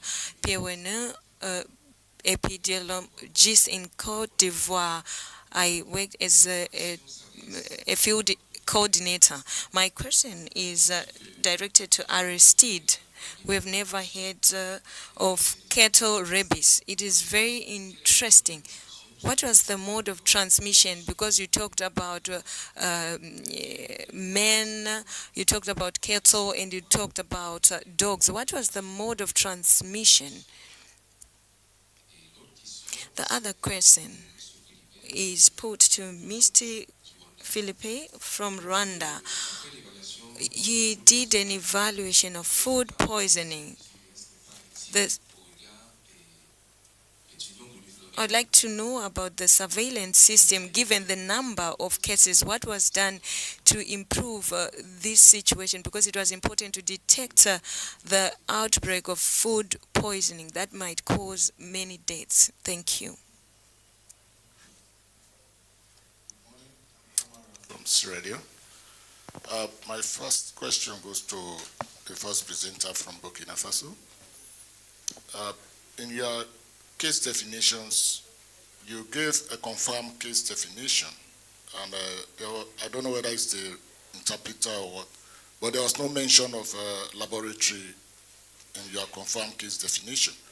But the case you investigated, you mentioned about laboratory confirmation. So how do you relate these two information? My next question goes to feedback. Your study was a good one, and but you did not mention any public health action, because most of your findings were very serious and needed attention. What did you do after having these results? Thank you. Bonjour à tout le monde. Good morning, everyone. I'm Dr. Paina from the Central African Republic. My question is put to the presenter on Burkina Faso, from Burkina Faso, on cattle rabies. In his recommendations, he proposed that we have a better coordination for the management of roaming dogs. I think in our country also we have an issue with rabies. I'd like to know what exactly did he suggest when it comes to managing roaming dogs?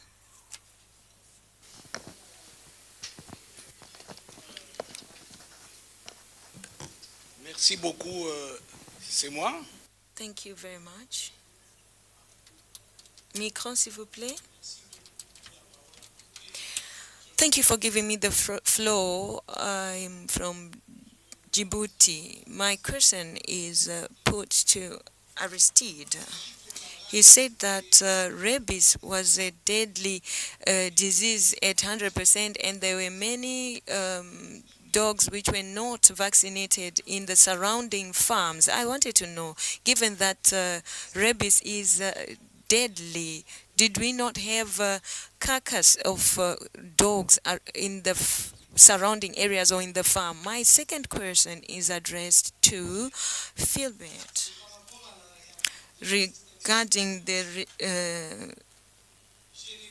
efficiency of surveillance system. I did not, when you talk of surveillance system, I didn't know the efficiency or the way of the.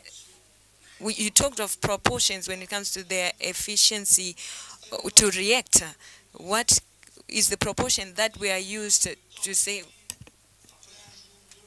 We talked of their response in 2 days, 3 days. I wanted you to be more precise about their responsiveness. Thank you. Good morning. My name is Felix Limbona. I'm a graduate, I'm FATP graduate from Burundi. My question is put to Mr. Aristide, who presented on rabies. Firstly, I would like to congratulate him for his brilliant presentation.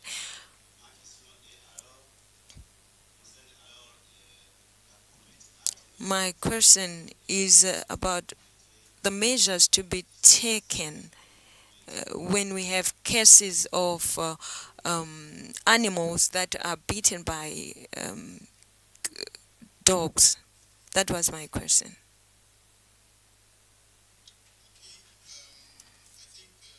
This has been a very informative presentation which drew a lot of interest, and we have about 11 questions, and each presenter has at least one question. We'll start with the order of our presentation. I would like to call upon Aristide, who actually got most of the questions. Please, you're welcome.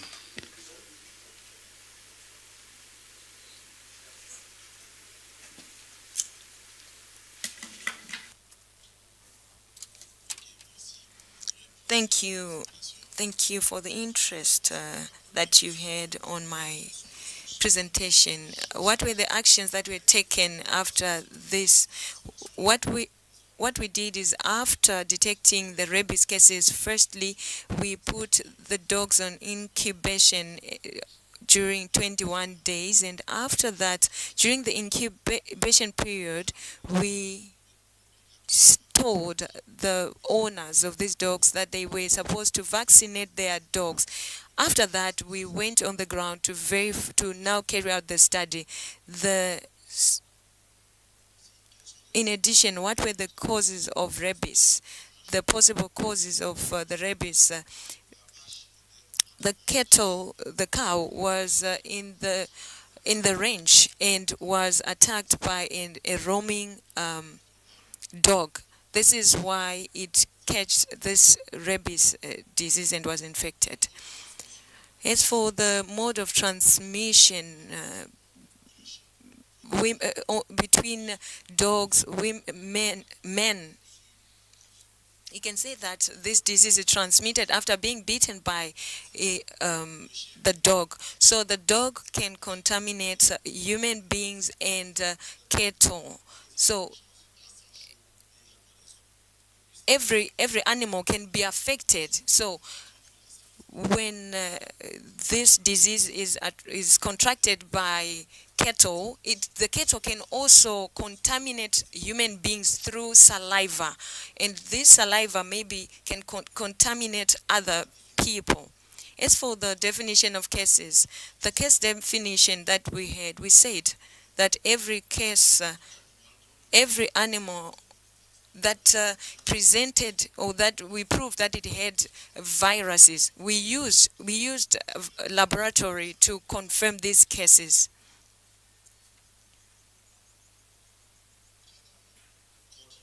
As for the coordination or the management of roaming dogs, we can say that this is a major problem in our country. In our country, we have many areas where these dogs meet. According to a certain study, most of these dogs contaminate, or the disease is spread when these dogs meet in areas where they meet. So we had to look mainly on how we can improve the health conditions and also avoid a situation where roaming dogs can come to a place where the domestic dogs meet. Yes, rabies is a deadly disease. It is usually when the first symptoms are declared. After being bitten, there is a time before the death and the declaration of symptoms. After our investigation, we carried out we looked at the surrounding areas and we did not find any carcass of dogs. Maybe this dog went to other areas after biting the animal. A person that is bitten by a dog, after being bitten by any animal, be it vaccinated or not, you have to clean the wound with soap and rapidly go to the health center where you'll be taken care of, because you have to say that vaccination against rabies is very sensitive. It has to be taken from the beginning to the end. If the animal is not vaccinated, after every vaccination, if you are bitten by a dog, you have to quickly clean with soap and go to a clinic or hospital. And if possible, the person will have to take a first a post-exposure dose after being bitten by a dog. Thank you.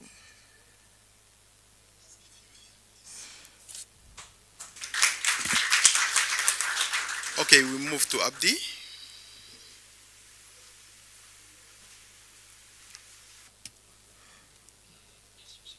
Thank you, Mr. Moderator. Thank you, Mr. Aristide, who received many questions than us. The question that was asked, yes, we can say there's a bacterial infection because all the children that were in school, we carried out investigations to see if someone has a red eye or red colored eye. We can say that it was a virus. The cause was because of a virus. If there is a rapid contamination, we can say it was because of a bacteria. Thank you, dear participants. Thank you, moderator. Philbert also got quite a number of questions. You're welcome. Thank you. I will have to respond to those who asked me some question about my presentation. What intervention did we and term recommended or implemented during the evaluation, or proposed any change? This was the first question. Yes? Yes. Many interventions have been proposed to the health facility visited, as I will also have to respond these questions because they seem looking alike. Many interventions have been proposed to the health facility visited, such as we have seen that there were no result from the national laboratory for any suspected outbreak, no causative agent. Now they are able to collect samples since this evaluation has been done, and by now the report for investigation are being done. After this evaluation was done, now we can go in the facility and find out that there is some classified or filed reports. La dernière question a été demandée, la réactivité du système de surveillance. The other issue about the responsiveness of surveillance system, I understood that there were 6 episodes of outbreak outbreak of food poisoning. Amongst the 6 cases that were observed, 4 were detected on time. Someone someone asked about why I didn't note the time, but if you had seen the table, it was noted that 4 out of the 6 cases were detected on time when it comes to responsiveness. But there were no investigations that were carried out because we did not have reports from health facilities.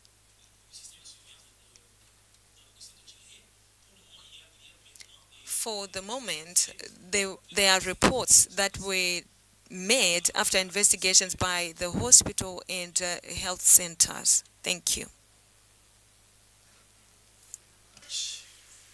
And our last but not least, Jane from Ivory Coast. Okay, thank you. Thank you very much for the question.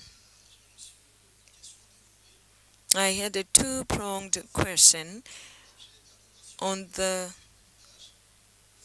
Nous répondons à la L'objet venait d'arriver dans le village et les villageois ont remarqué In the village, we noted that each time the owner of this object was worshipping, there were deaths. That's what the object had just arrived. You have to say that the liquid that was in the object, that after analysis we isolated bacterium, and the owner is in prison because of this crime. Thank you very much. And thank you to the audience, our evaluators, IT, room manager, and everyone. We have exceeded our time by about 7 minutes from the original time. I think unless otherwise, we have come to the end of our session. Thank you.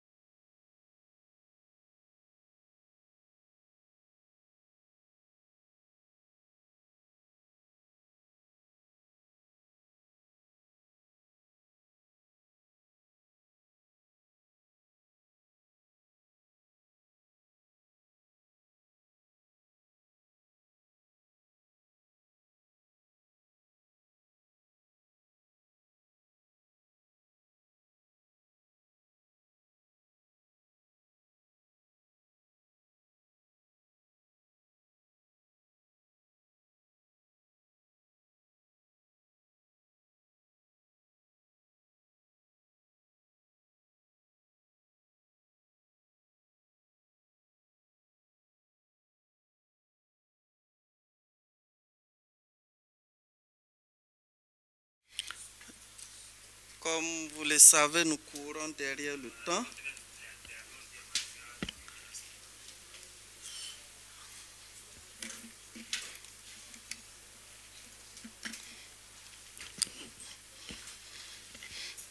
Prenez vos casques.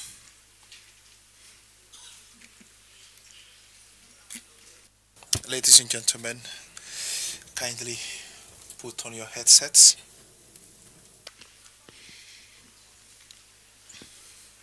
Je voulais me rassurer sur... J'avais vu Ben est là. I saw Ben. Ben is here, and I wanted to make sure that Irene is here with us.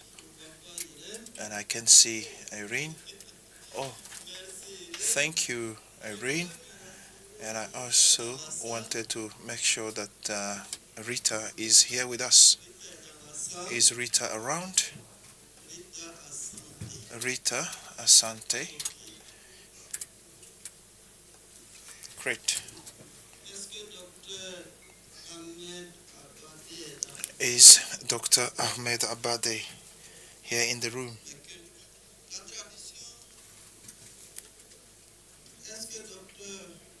Dr.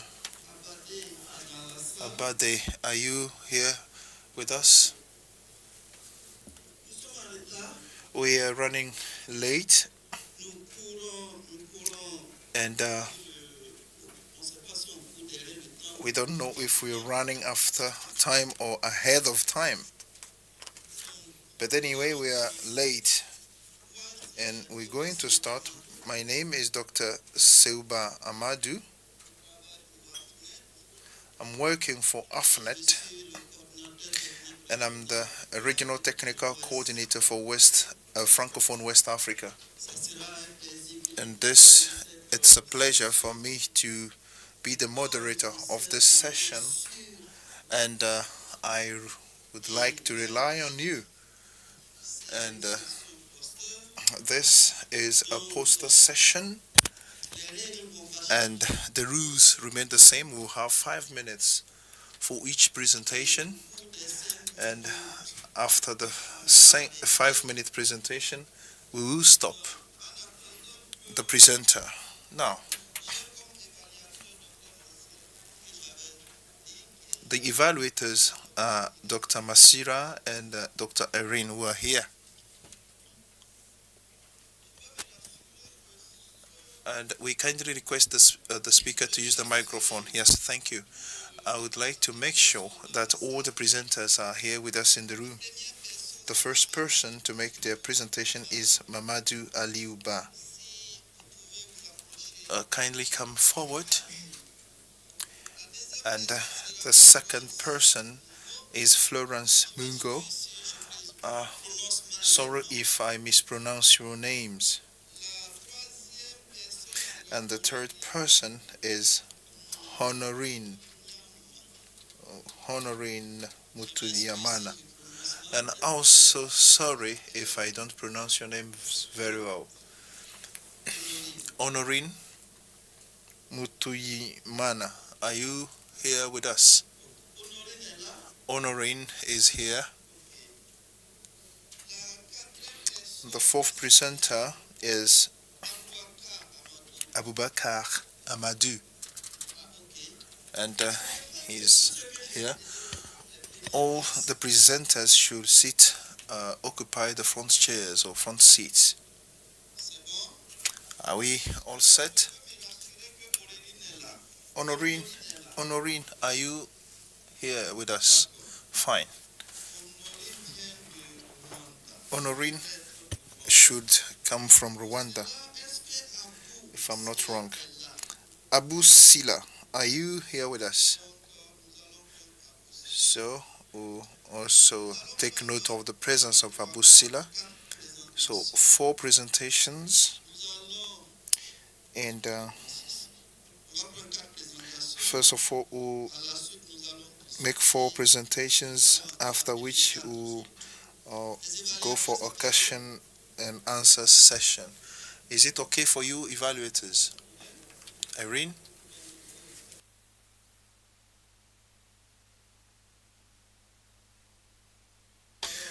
So we are going to give the floor to Mr. Mamadou Aliouba for his 5-minute presentation. You have the floor, sir.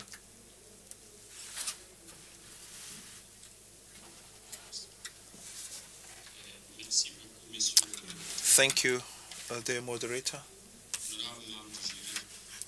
dear jury member, and dear delegates. It's an honor for me to present the results of our field activities, which was about evaluation of the surveillance system of rabies.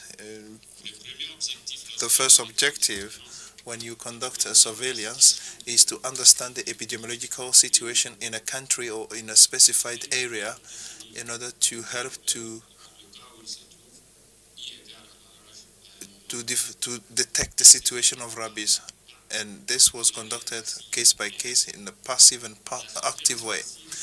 A passive surveillance is best adapted to help detect for an early detection of rabies in order to come up with a response or follow-up plan. In 2018, Guinea has validated the strategic plan for rabies control by 2030. The surveillance of rabies was strengthened through the training of the workforce through the One Health approach in order to strengthen the case detection and facilitate post-exposition prophylaxis. However, the prefecture of Pita, the district of Pita, has recorded 82 bites of dogs, and that is why we set the objective to assess the surveillance system of rabies, to assess the simplicity, the acceptability, and the usefulness of the system. So the guidelines of Atlanta CDC and WHO guidelines have been used, and the qualitative attributes have been assessed through a questionnaire that was distributed to participants in face-to-face interview, and qualitative attributes are based on database data collected from DHIS to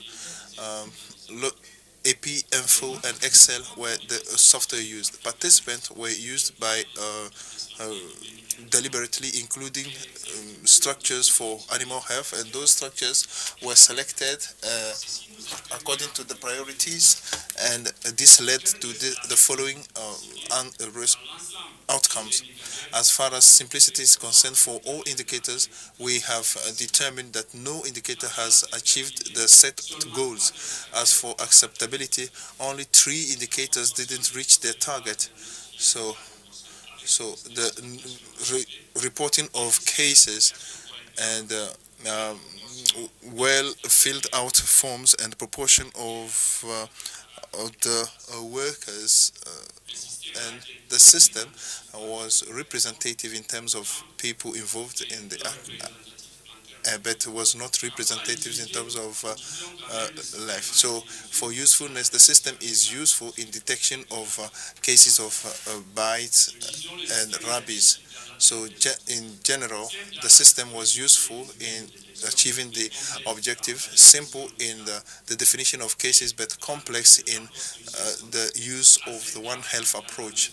It is acceptable in terms of reporting and investigation, but non-acceptable in the archiving of data, representative in terms of persons and time, but not the representative.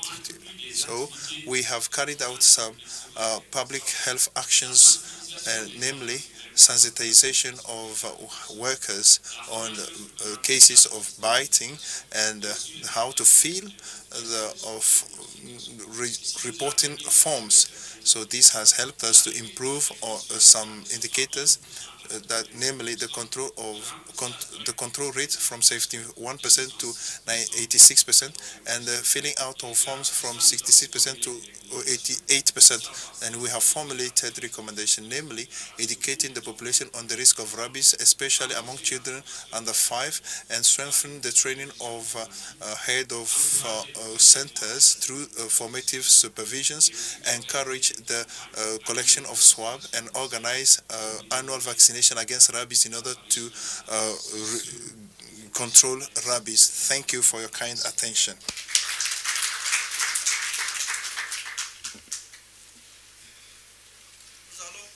Merci. Nous allons prendre les questions. Thank you. We'll have a question and answer session later on. Please, dear presenters, from time to time, look at the evaluators to check the time you are left with. And now we'll be calling on. There is a presenter on behalf of Florence, and the person will be telling us about anthrax. It is not a mysterious sickness as we think it is. So you have 5 minutes for your presentation. My name is Boku. I'm presenting this work on behalf of Florence. Anthrax is not a mysterious disease, a revelation from an outbreak investigation in Shinyalu County, Kakamega County in Kenya 2021. There was a media report of a mysterious disease with deaths reported from Shinyalu in Kakamega County, and therefore there was a response from field team, but earlier on the county had already through routine surveillance system engaged the county veterinary department, and which gave a feedback that the suspected outbreak was not a known disease but anthrax. The infected persons were not willing to seek conventional medicine because they thought it was witchcraft. That's why the media reported a known mysterious disease. At that moment, the magnitude of the outbreak was not known. Therefore, the outbreak investigation team set out to find out the magnitude of the outbreak and also characterize. So the method of investigation was mixed, that is qualitative and quantitative. Key informant interviews were conducted for county officers and also community leaders and administered key informant interviews targeting county officers and community leaders were administered.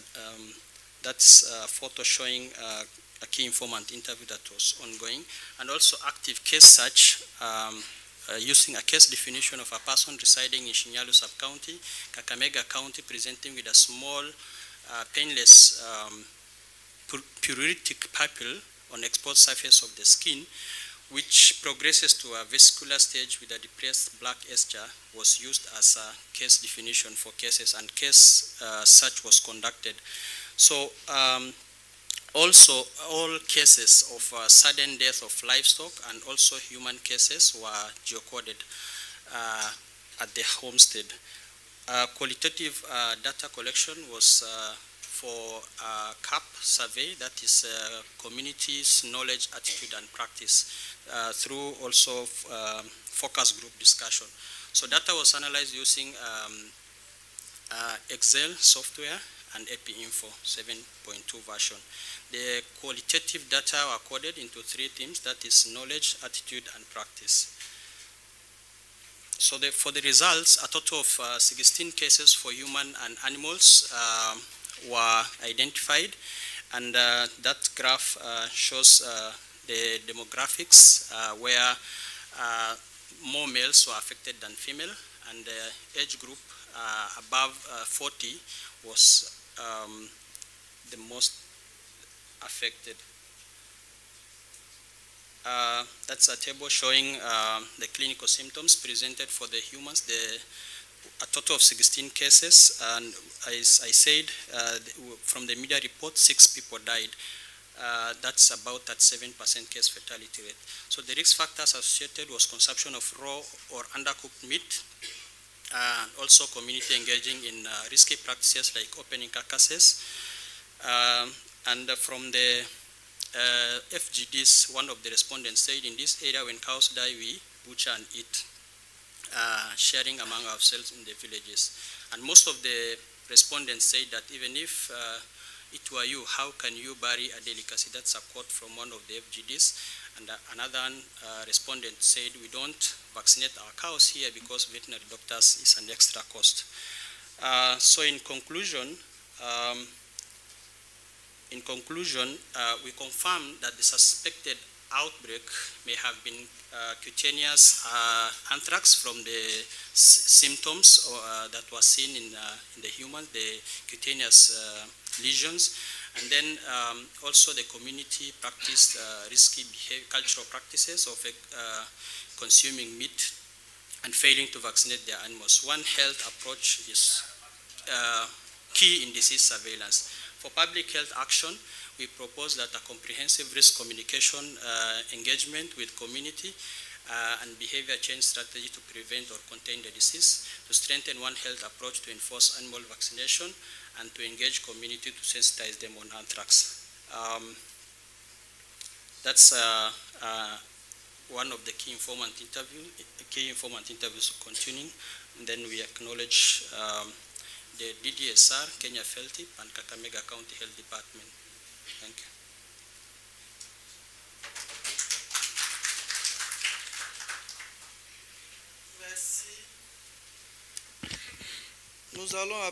Thank you very much. Who now call on Mr. Abubakar Mamadou, who will tell us about the analysis of data from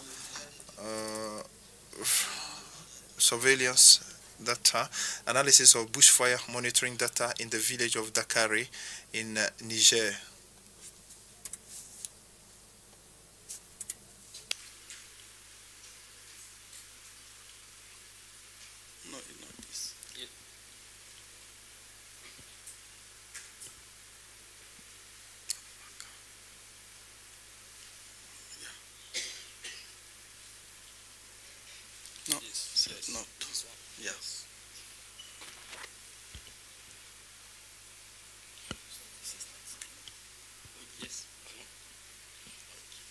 Okay, vous avez 5 minutes.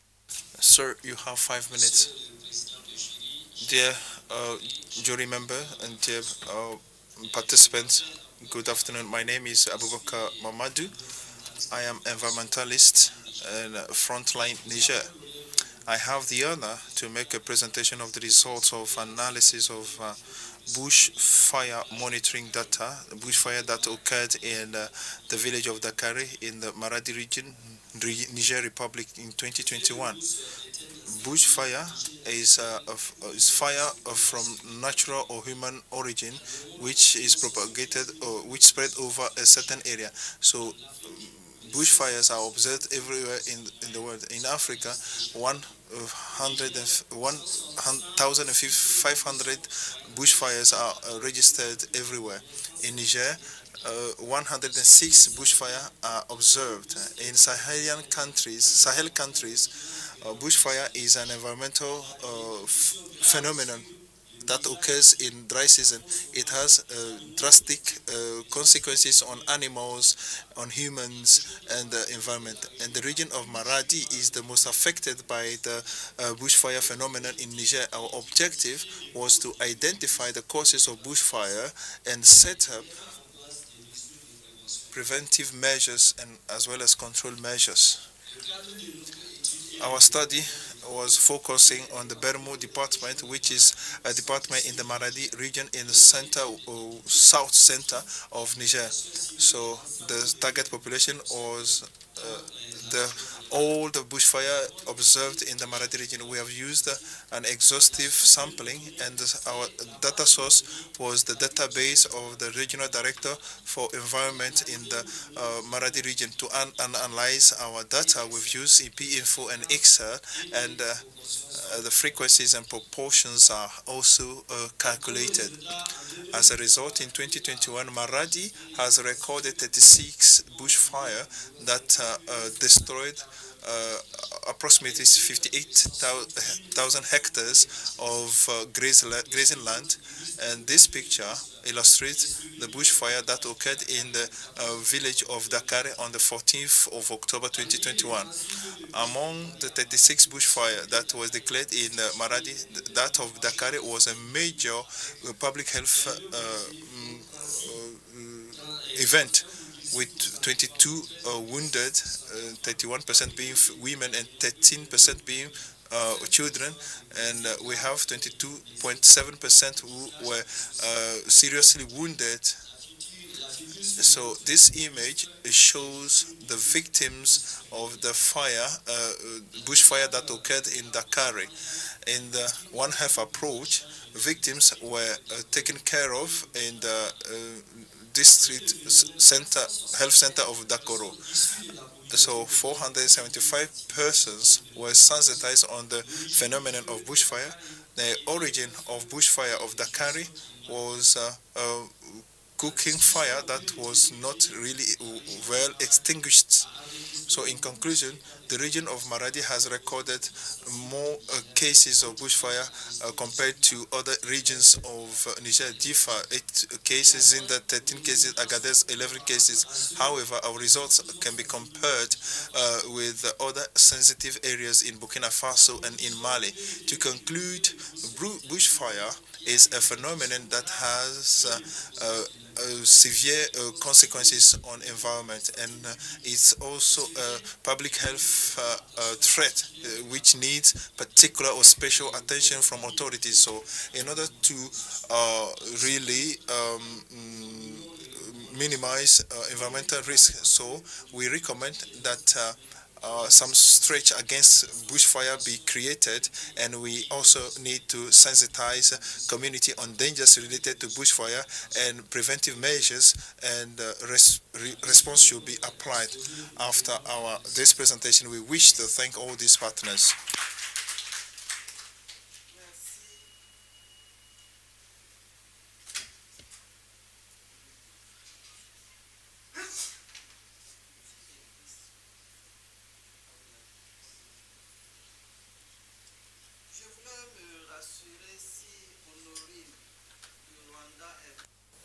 Please, is Honorine from Rwanda in the room? Is she in the room? Honorine Mutuyimana. Now, we will call on Mr. Abu Sila, who will tell us about the evaluation of the rabies surveillance system in the Farana district, September 2021. The same rules apply. You have 5 minutes. Thank you, dear moderator. My name is Abu Sila. I am a veterinarian, and I will make a presentation on the evaluation of the rabies surveillance system in the Farana district, September 2021. Rabies is a disease that should be mandatorily reported. It is a major public health threat in the district of Farana. From 2016 to 2021, the health district of Farana has recorded 489 cases of bites and 5 cases of human rabies and 26 canine rabies. In 2018, Guinea has validated its strategic plan of rabies control by 2030. So, rabies surveillance has been strengthened. The objective of this surveillance was to detect rabies outbreak and to respond to it on timely manner. However, for 3 years now it hasn't been assessed or evaluated, which led to this study. That is, assess or evaluate the functioning of this surveillance system and some of its attributes. For this purpose, we have used the evaluation guide of CDC 2001. So we have carried out an evaluation in September 2021 and a re-evaluation in October 2022 in order to assess the impact. The evaluation of the functioning of the system aimed at comparing what was observed and what was standard. Some attributes have been evaluated. A questionnaire was distributed to surveillance actors and helped us to assess the simplicity and the acceptability. The analysis of database helped us to evaluate the quality of data, the promptitude or responsiveness, and positive value. And usefulness also has been assessed to see if the objectives were reached. We've used EpiInfo for data analysis.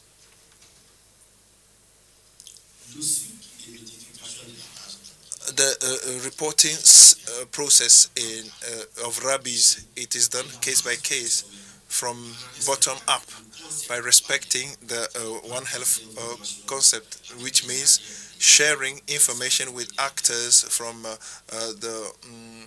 breeding, health, and environment. The evaluators, during our evaluation, the attribute of all the attributes that were assessed, none of them reached the objective. However, the productive value was at 80%. To conclude, we wish to tell you that the surveillance system was functional, but there were some irregularities. It was complex, and the bad quality of data and were not really acceptable, and it is representative with a positive value which is higher. Which here are some public health actions. After this observation, we have shared our result with the administrative and health and as well as local authorities. We have conducted training for agents and supervised some activities. What are the impacts? We have observed the improvement of data reporting, especially in the 2 sub-districts that never reported any rabies cases, and which helped to organize the first vaccination campaign in one of these sub-districts, where we have vaccinated 2,500 dogs, and the availability of vaccines in the hospitals through the National Agency for Health Security, and the reinvigoration of the One Health platform. As part of recommendations, we need to continue the training of supervisors and to improve the responsiveness of detection and the response. We also need to ensure the sustainability of the One Health outcomes. Here are some pictures of activities conducted on the field, and we wish to close our conclusion we need to close our presentation and by thanking the Ministry of Livestock and the partners who supported us. Thank you. Merci beaucoup. Nous avons 4 personnes. Thank you very much. We have 4 people who made their presentations. Since we are running after time or ahead of time, I don't know. But anyway, we will now take a few questions. But you will be allowed to ask only 1 question to each presenter. Is that Honorine coming forward? Okay. On va prendre la première. Now, the first question, tell us whom the question is addressed to. Vous avez un micro? We are going to take 1 question. Do we have a microphone?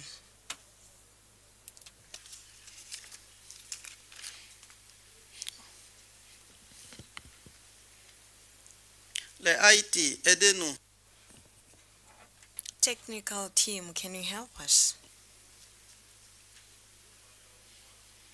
C'est bon? On donne la... You have the floor, say. Tell us who you're addressing to who you're addressing your question.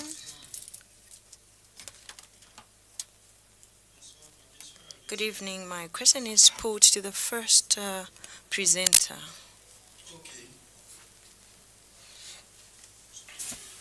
Can I ask the question? Thank you. Try to be precise. He presented public actions when it comes to rabies surveillance, and amongst these public actions, I would like to know the time of the implementation of these health actions.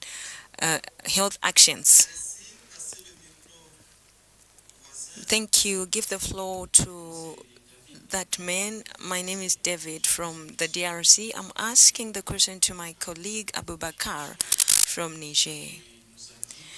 He said that they carried out a descriptive study, but when I was following in the descriptive analysis, I think he was supposed to note the time. What time did these bushfires occur? He did not note this.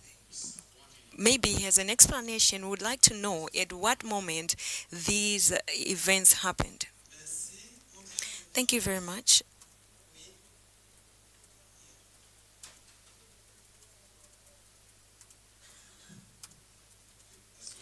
Thank you very much.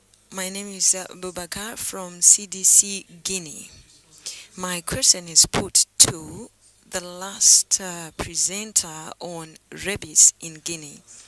And in his recommendations or results, he said that these actions led to a national campaign. I don't know if he can share information on how these actions were carried out at a national level. Thank you. Thank you. You have the floor. All the presenters. I think with regard to ethics of research, I think it's not really good for people to do pictures or plates of people without their consent and put them in a research output. So what you are required to do is to ensure that we conform to the protection of those that we utilize as respondents in research by ensuring that we don't portray their pictures as it is. I appreciated the one that was done in terms of the fires. I think there was some element of protection. So the rest of the presenters, please make sure that that study output does not go the way it is. Thank you. Merci beaucoup. Thank you very much. Please give the person who is behind the microphone.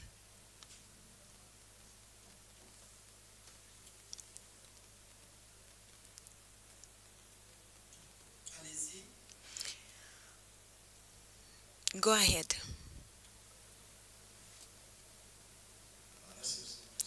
Thank you, Mr. Chair. I'm interested by the subject on anthrax.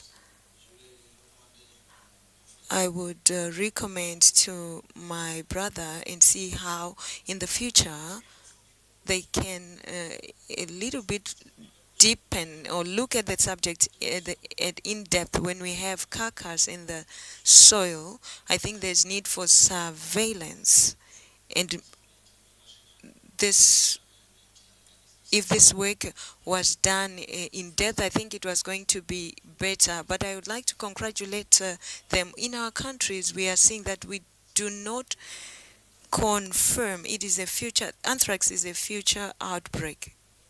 Merci, je pense que tout... Thank you. I was going to ask presenters to come here. They are going to respond. They They will just follow the order.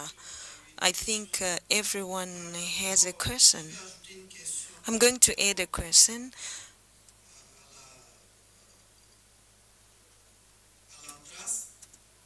about anthrax. If they can add, was there a mapping of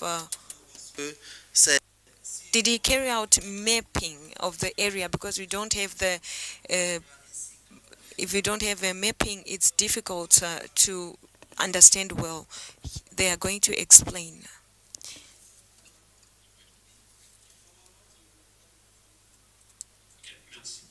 Thank you very much. I think I have a question concerning public health actions. You have to know that the first evaluation or assessment was done in September 2021, and in October 22 we carried out a reassessment to see the impact of the actions of the health actions that that were taken. Concerning the images that I presented, these were personnel of the service, and they gave us their consent.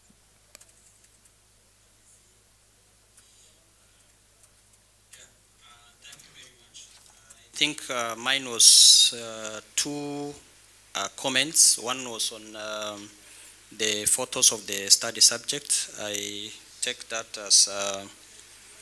as a comment for future improvement. And the second one is on the mapping of the anthrax. Yes, we did mapping for all the animal cases, the sudden deaths, and also the human cases, so that we can be able to link the households where there were cattle deaths and anthrax cases. And we did that, and there is a map, I think.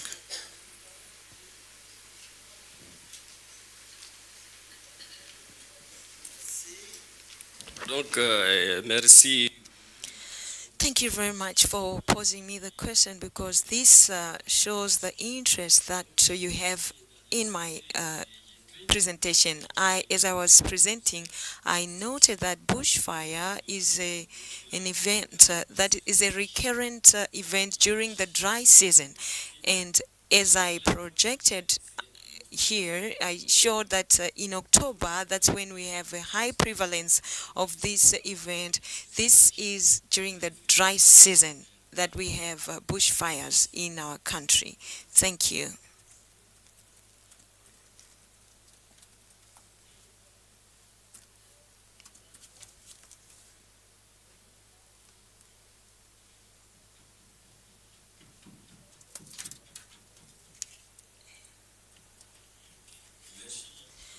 Thank you very much, Dr. Barry. Regarding the question that was put to me concerning public health actions, we noted national campaigns. If you followed closely, Farana today is a district that is a model in Guinea when it comes to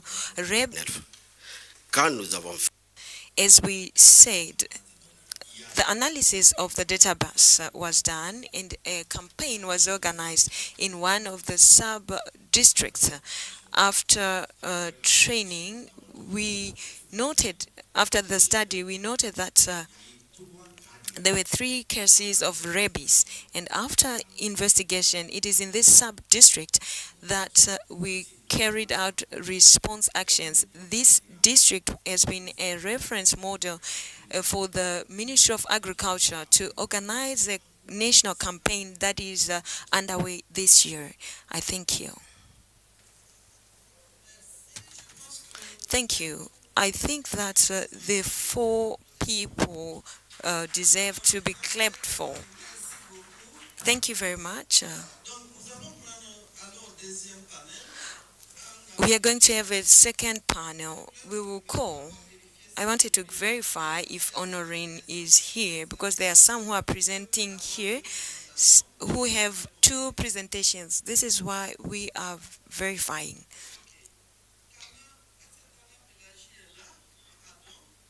Is Tana Pelagie Adam here, who asked that those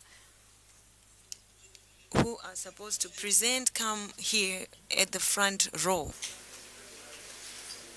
Yeah. Microphone, please.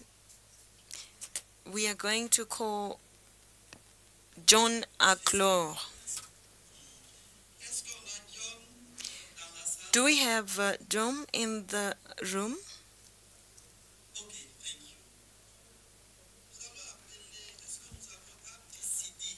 Is Abdi Sidi here?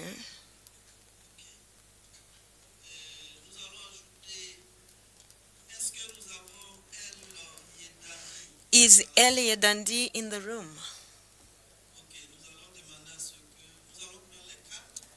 We are going to have the 4 presentations. The first person that will give the floor is Madame Tana Pelagi, who is going to discuss on the analysis of surveillance of emergency. She's going to present an analysis of surveillance data on health emergencies of environmental origin notified to the Center of the Ivorian Center of Anti-Pollution. Good evening, everyone. My name is Adotana Pelagi, an environmentalist. I am the intermediary of AFETP. It is an honor to present our work on the analysis of surveillance data on health emergencies and environmental origin notified to the Ivorian Anti-Pollution Center. We have to say that environmental emergencies has an impact on the health of the population. In Cote d'Ivoire, we have had toxic we have recorded 17 deaths because of toxifications. We've had environment agencies at the environmental level, and we put into place a database, and after the database, it was never analyzed. The objective of the study is to verify the quality of the data, describe the demographic characteristics, and look at the limitations linked to this data collection. Our study focused on the territory of Cote d'Ivoire, where we have different landfills in the central region. We looked at the cross-sectional study of the data, and we looked at the sampling. We described our variable according to event and place. We looked at PF4 and Excel to analyze data. We calculated our proportions, frequencies through tables and cards. What were the results? We obtained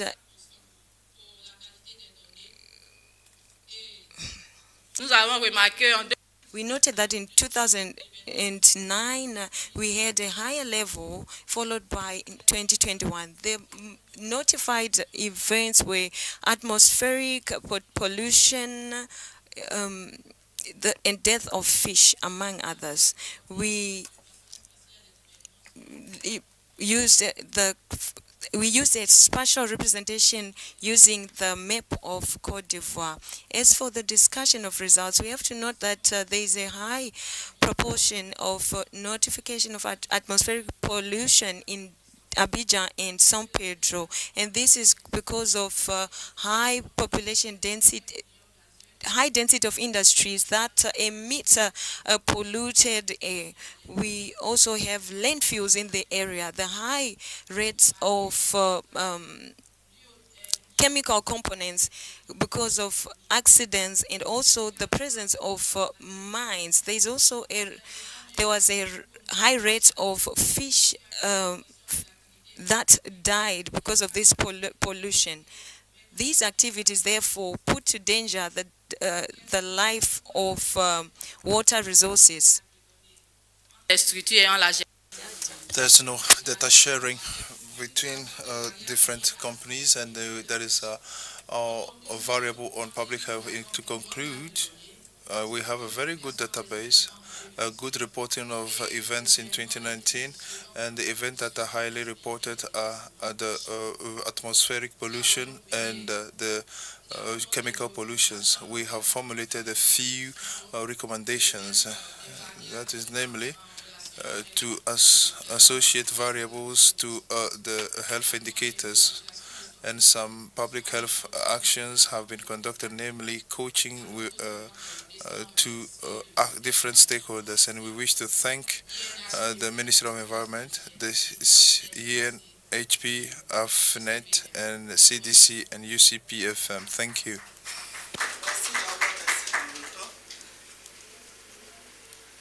Nous allons appeler rapidement Sidi. So we will now call on John Akol, who will tell us about cutaneous human anthrax outbreak investigation.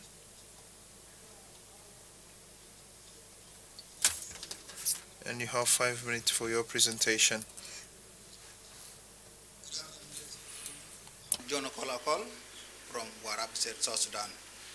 Here taking you through the human cutaneous anthrax outbreak investigation in Gugrial West County, Warab State, South Sudan from January 2022 to October 2023. Introduction. Anthrax is a highly contagious zoonotic disease caused by bacillus arthritis.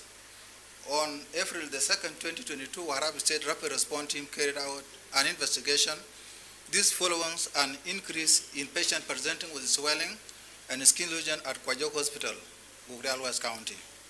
On 11th April 2022, the National Ministry of Health declared the outbreak of human anthrax after 8 samples of skin lesion and swab tested positive by PCR. We characterized the outbreak to determine the magnitude and identify the exposure to guide control and preventive measures.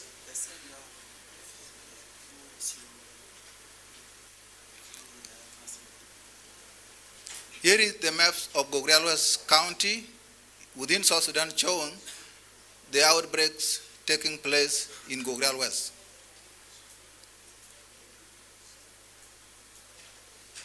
Method. In our method, we define the suspect to be the onset of skin lesion in a person residing in Gugrial West County from January the 1st, 2022. And a confirmed case is the suspect with a PCR positivity for bacillus arthritis.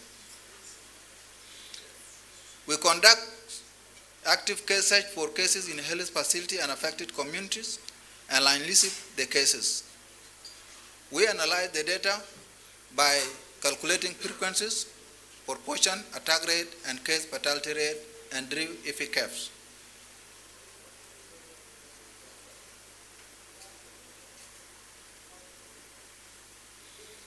Ladies and gentlemen, here are the results. By EP Weeks 41, 2023, a total of 211 cases, patients have been identified, including 9 deaths, which put the case fatality rate to be 4.1. The median age was 8 years, ranging from 0 to 70. All the cases presented with swelling and skin lesion. Most of the cases, that is 90% of the cases, were from the household keeping livestock. 87% reported eating meat of a dead livestock. Most cases occur among the male in the age, that is from 15 and above. Here is the graph showing the number of cases from the very beginning up to week 41 of this month, which show there is still active outbreak of anthrax in South Sudan, Warab State.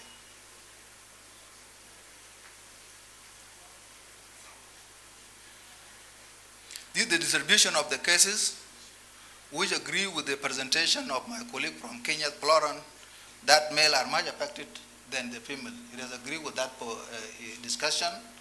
And in the same scenario also, it is suggested that male are involved in the animal preparation in terms of keeping. When it is died, they are the one skinning and all the other process that expose the male more than the female, and the age group that are involved in the process, including cooking.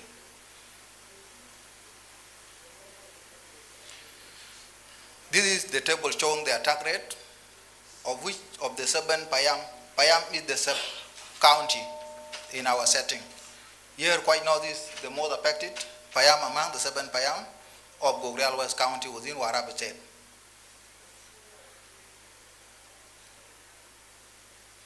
These are the photos during the field investigation. On the left side, these are the patient with ulcers and blisters. These are the signs that we are seeing within the patient. And here on the right side are the health worker collecting the sample for the confirmation, and that is how we arrive at the confirmation of anthrax within human. You can also see also these are the investigation, the carcass from the goat that have died. We were preparing here to burn the carcass as part of health education and awareness within the community to demonstrate, and then the burning of the carcass itself.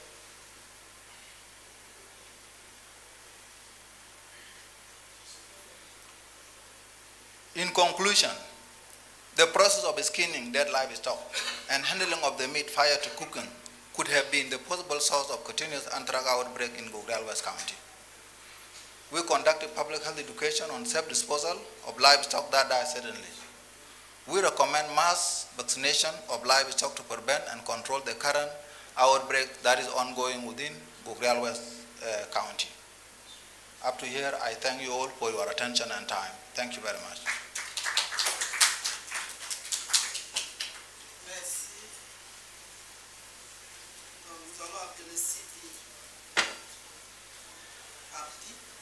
We will now call on CD Abdi, who will tell us about the epidemiological profile of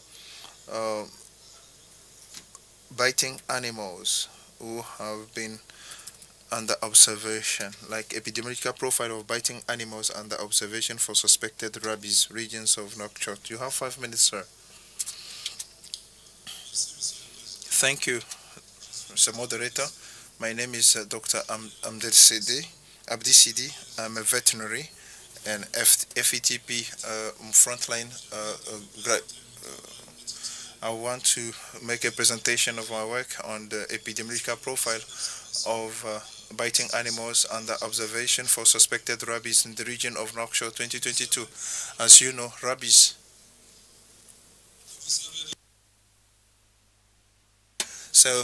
rabies is a zoonotic disease which is transmitted to humans through biting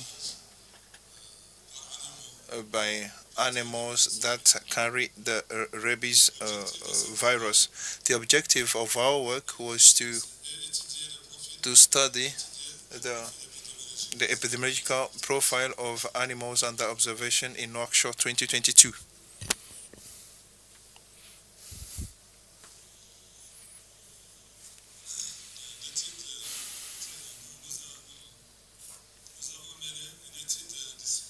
We carried out a descriptive study of the region, and here is the map of Nouakchott. Nouakchott is the capital city of Mauritania, and it is divided into 3 regions, 9 districts with surface area of 400 square kilometers and with 1 million inhabitants. The data were collected from health registry of the National Health Delegation of Nouakchott, and data were compiled through Excel and analyzed using AP Info version 7.2. At the end of the study, we have obtained the following results. Out of 119 animals under observation, 4 cases were sampled and sent to laboratory, and 7 positive cases were recorded. 51% of cases come from the northern region of Nouakchott, and the southern region of Nouakchott 31%, western Nouakchott 15%, and 96% of animals that are under observation are dogs, and 70% are male dogs. The following curve shows the evolution of suspected cases of rabies throughout time. Here we can see that in the majority of cases were recorded in the first 5 months of 2022. This graph shows the distribution of animals under observation according to the visits made. And here we can see that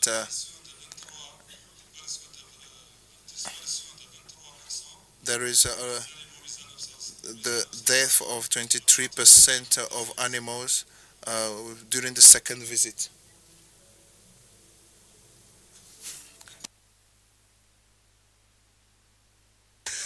This map shows the distribution of cases per district. So the peripheral district,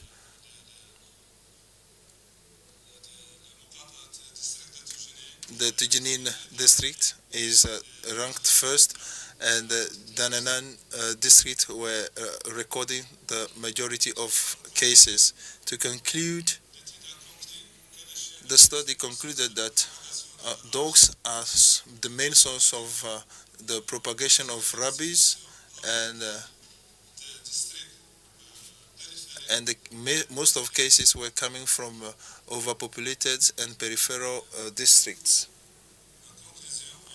So as way of recommendation, the study calls on the strengthening of the rabies surveillance system and to fight against roaming dogs, and strengthen vaccination of animals, and ensure the availability of good data of good quality, as well as conducting awareness raising among the population on the severity of rabies, and highlighting the importance of vaccination against rabies. Thank you very much.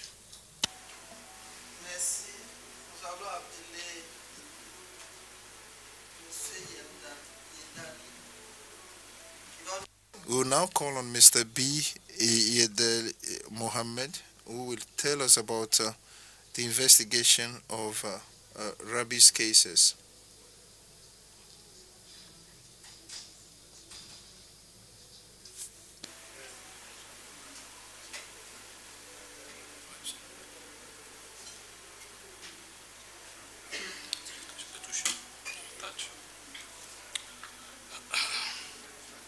Merci, Monsieur le Modérateur. Thank you, dear moderator, dear members of the jury, dear participants. My name is Yedali Hamed. I am a veterinary by training and FTP frontline graduate. I am the regional director of the livestock ministry in the Asaba region, and I am honored to present a presentation covering the Kifa in Kifa Asaba region. Rabies is deadly, a major zoonosis transmitted to humans through or bite or contact of an infected animal. This study is motivated by a notification transmitted through the regional director of Ministry of Health by reporting a biting. So after receiving this information, we have set up a multisectoral team bringing together people concerned with this investigation. The objectives of this investigation is to confirm cases of rabies and identify other cases of biting, and set up some control and response measures. We have carried out this investigation using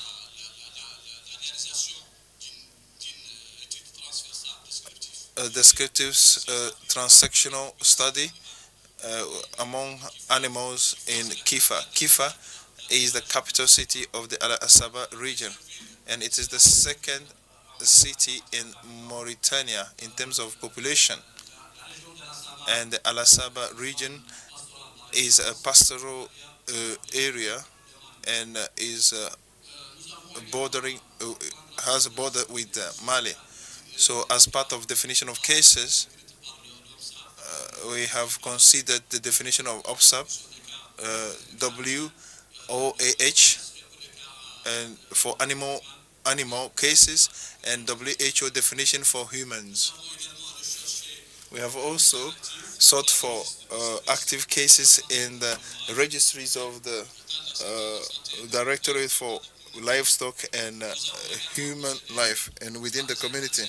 We have also carried out interviews with people that were exposed to this situation, and we have carried out some swab collection or sample collection from the dead animals. Ladies and gentlemen, this investigation helped us to reach these outcomes. So, a female dog who was roaming, aggressive and not vaccinated, having some wounds over her body. This investigation helped us to confirm that the dog was infected by rabies. So we didn't detect any cases among humans or other animals. This table shows the socio-demographic characteristic of our people and animals exposed. So we have 3 people and 1 lamb. So all of them, humans were male and 1 female. So they were not vaccinated but got healed after the application of the recommended regimen. So the investigation allowed to confirm the existence of rabies, and we have also, after this investigation, adopted some measures in order to disrupt the transmission loop. Some measures also have been adopted, namely vaccination and treatment were provided. So these cases triggered the adoption of measures, namely the provision of vaccine to health centers and dog vaccination campaign and an awareness raising campaign to dog owners and the general public, the collaboration of within the One Health concept, and the killing of roaming dogs was also implemented in order to limit contact with the domestic dogs. Thank you very much.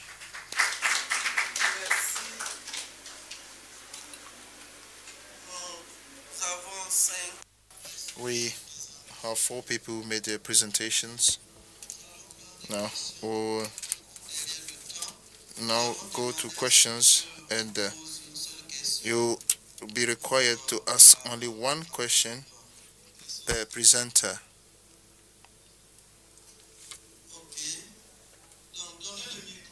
So kindly give the roving microphone. Can you please, yes, tell us whom your question is addressed to and ask your question. Thank you, Mr. Moderator. I have a question for Mr. Yedani concerning your after research. You found on the field an aggressive dog that was not vaccinated and beaten a human being. What are you doing to make sure that people do not contract rabies? AFENET. My question goes to John. John, I want to thank you for your presentation. I noted that this is an outbreak which has been going on since 2022, and it is still going on up to now.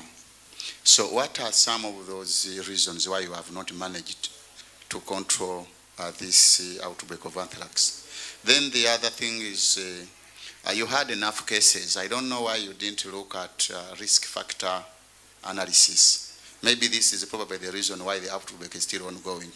The cases are enough. They have been there for a period of more than 12 months, but you have not done an analysis of the risk factors associated. Thank you. Merci à Ben. Thank you, Ben. Give the floor to the person behind. You have the floor.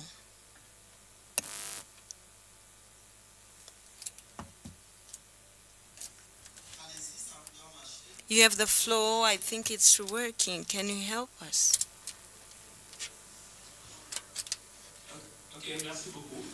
Thank you very much. My question is put to Sidi Abdi from Mauritania. On his subject, he talked about epidemiologic profile of a dog that was under observation. I thought there was going to be a description, given that they are animals that are put under observation to see if this was a female or a male. Concerning the conclusion, he said that dogs are the main sources of transmission of rabies. According to your study, were you able to focus on other sources for you to be able to come up with this conclusion? Thank you. There's a question behind. Ghana, and my question goes to John, who presented on the cutaneous anthrax. I think it has been, the outbreak has been ongoing, it's not ended yet, and over 200 cases have been identified so far. I want to ask, is the public health action about educating the people on safe barrier enough to be able to control this outbreak? That's my question. Thank you. Merci. Quelqu'un a une question? Thank you. There's someone who has a question to put to the environmentalist.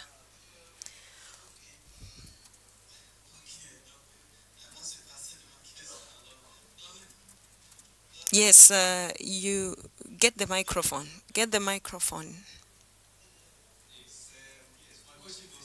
The one who presented on pollution. You can go. Yes, I'm not too sure whether he looked at environmental pollution in general, looking at both air pollution and water pollution. And if that's the case, how did he determine that? Okay, thank you. Okay. Comme j'avais demandé à l'autre. Because I had given the other person to take the floor, please give them the microphone. What I wanted to ask is, what can you give us as advice so we can fight against this challenge? We have the extraction of gas in our country, in Senegal. From time to time, we have a pollution challenge. What can be the advice that you give? We are going to give each person 30 seconds to every presenter to respond to your questions. We are going to follow the order that we've used during presentations.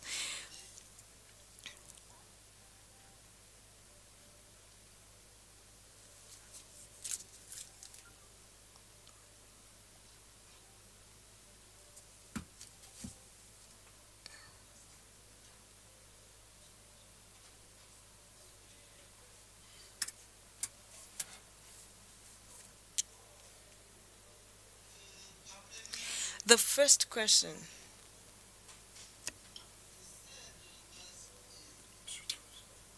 Bien noté la question. Si vous pouvez reprendre la question. She said she didn't really get the question. Can you please repeat that question? Microphone, please.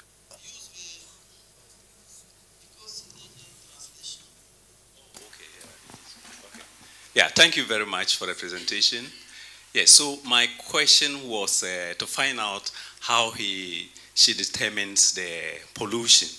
I think she looked at environmental pollution, where he looked at both air and water. Yeah, so I just wanted to find out how he did that. Yeah, thank you. C'est bon? Comment vous avez déterminé la pollution?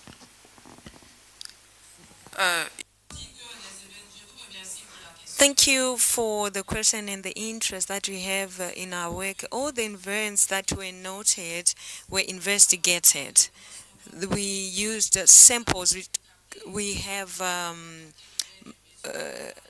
way of taking particles and measure the elements that can pollute air, and usually these parameters that we use these parameters, and we determined if there was air pollution and water pollution. We use analysis concerning water pollution. We took samples, and in the laboratory we then analyze. These are events that we usually use after people complained. On the ground we go and we carry out investigations, and after the results of these investigations we then say there's pollution or not. Concerning the second, about the issue of quality of air in their country, I think that it's a matter of raising awareness to companies when it comes to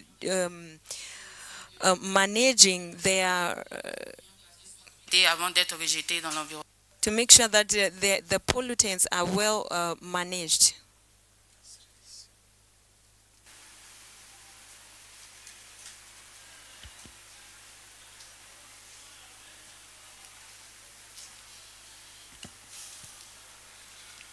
I think I have a lion share in the number of questions, so I may take 2 to 3 minutes. Thank you. All right. I have 2 questions from Ben Mashira, the reason of why not controlling the outbreak of anthrax. You know, it is from the animal to the individual. Me, from the Minister of Health, I am dealing with the individual. And those of animal has complicated the control of the outbreaks from the animal. That's why we have recommend the mass vaccination, and that's why also we have talked of environmental kind of which are not part of us here.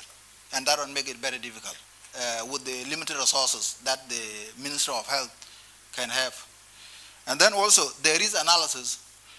Of course, there is analysis. We were not able to go ahead from the Minister of Health to do more because, of course, there is people are eating the dead animal. The burial has been asked by my colleague Samuel from Ghana. We could not, because the barrier is not enough to control the animal or the anthrax from the human. So it is a one-way process, and I think being in this forum, I have learned a lot, and we will still continue learning. I'm the pest court from South Sudan. So look, the part that we are, and as we are in this forum, we took it as a learning process, and we appeal for help. Thank you very much.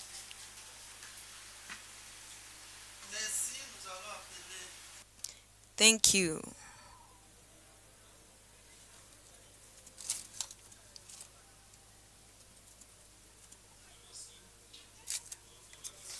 Thank you. Regarding the questions that I was asked, we have a database of that was taken, and after analysis we had results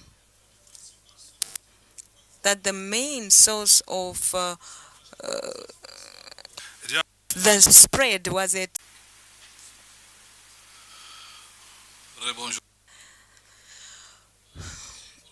Thank you for asking the questions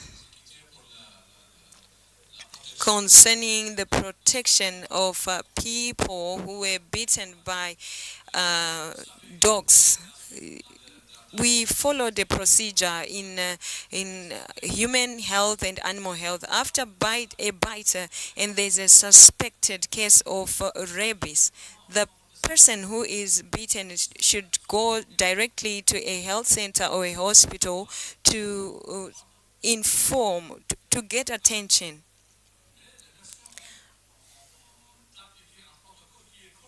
But for this procedure, this is well known. We carry out different organizations. We recommend this, and we followed the immunization procedure and using medications in conformity with the recommendations of international organizations. Thank you. Thank you very much. Uh, let's clap for them. A round of applause, please. We are going to call Fode Danfaka. Is Fode Danfaka here?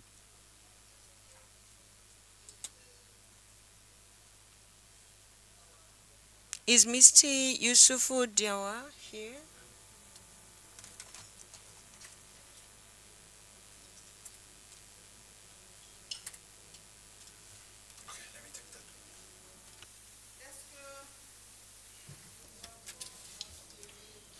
Do we have Alphabetine among us?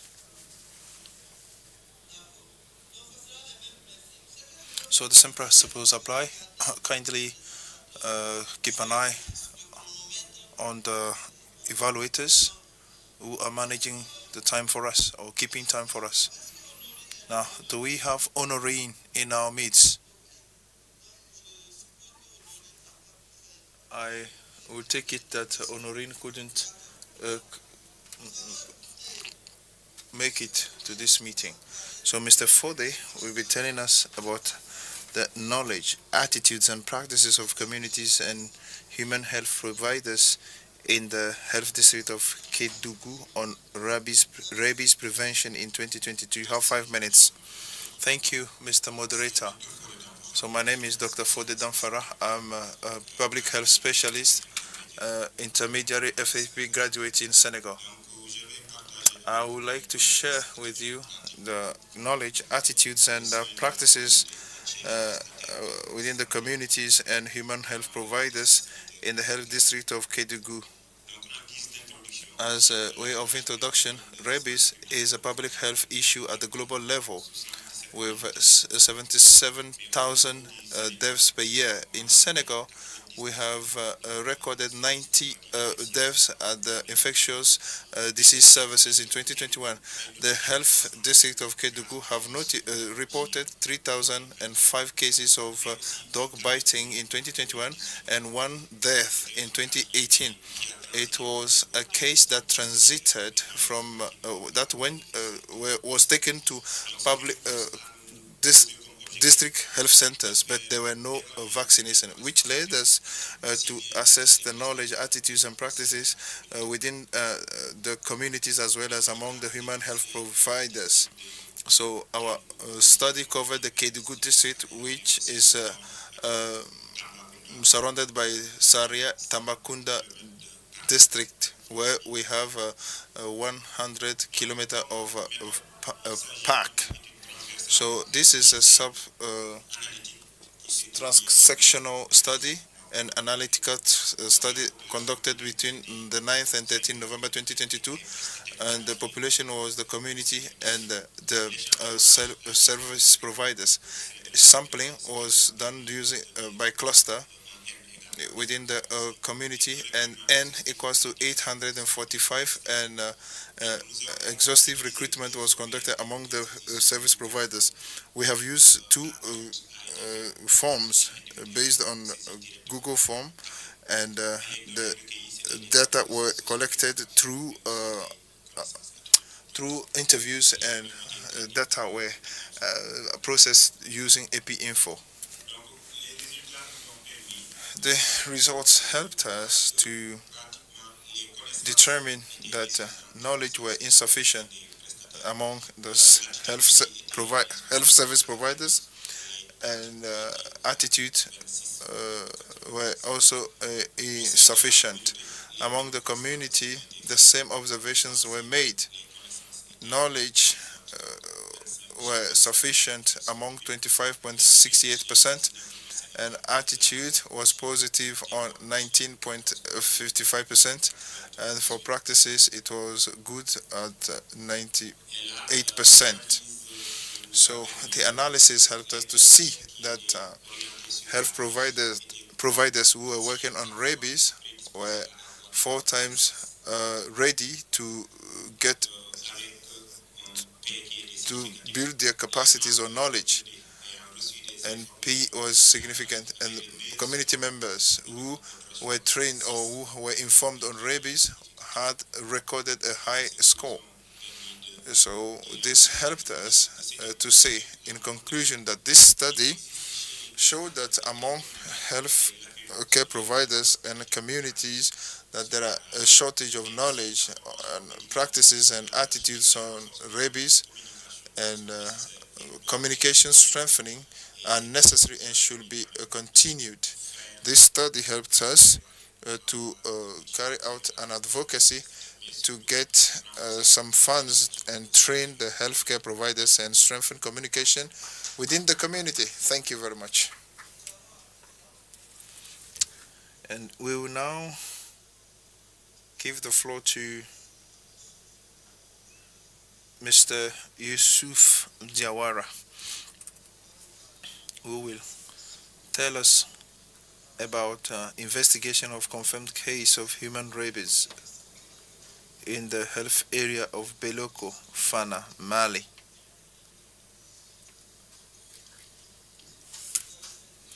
You have 5 minutes. Thank you, dear moderator, and good afternoon, ladies and gentlemen. My name is Yusuf Diawara. I come from Mali, FLTP, intermediary graduate. Our work was about investigation of a confirmed case of human rabies in the health area of Beleko, Fana, Mali, April 2022. As way of introduction, rabies is a viral zoonosis that is deadly and which claims 55,000 deaths per year. The reporting of a human rabies in the health area of Beleko on the 6th of April 2022 led to the conduct of an investigation to describe the cases and measure the scope of the problem and apply control measures. As part of methodology, the health area of Beleko in the health district of Fana was the focus of our study. So this is a descriptive cross-sectional study conducted between 7th of February and 30th of May 2022. So the concerned people were the contact cases and people who were bitten by a suspect animal. Data were collected through interview, desk review, active case finding within the community. On this image or picture, you can see the map of the health district of Fana. This methodology helped us to obtain the following result. The individual was a female, aged 50, and was beaten by a dog, unvaccinated dog, for a month. And the person developed symptoms of rabies and died afterwards. In total, 9 contact cases and other cases of dog biting were recorded.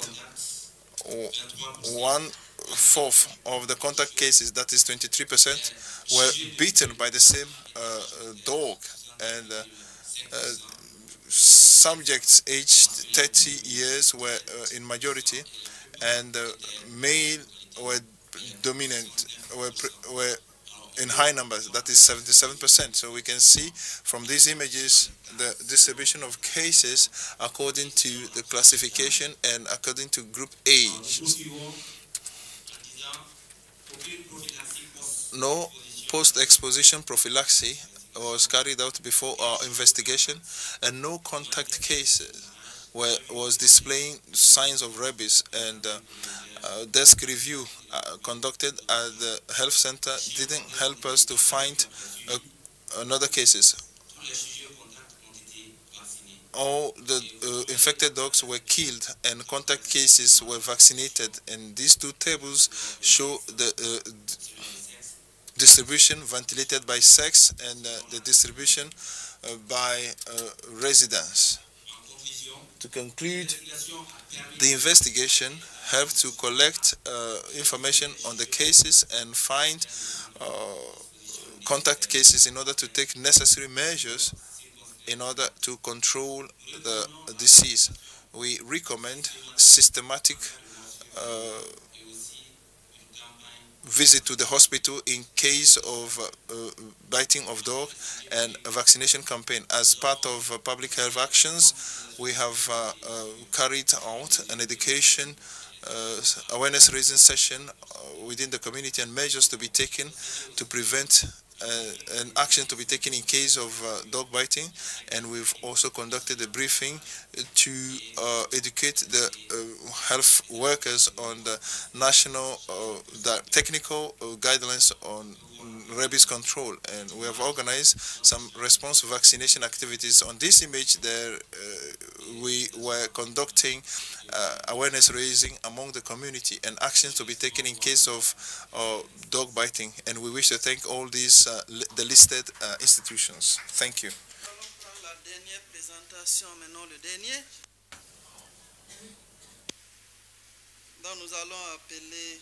Now we'll move to the last presentation and call on Mr. Afwerki, who will talk about high mortality from clinical rabies in Tigray during the prolonged war and deadly siege.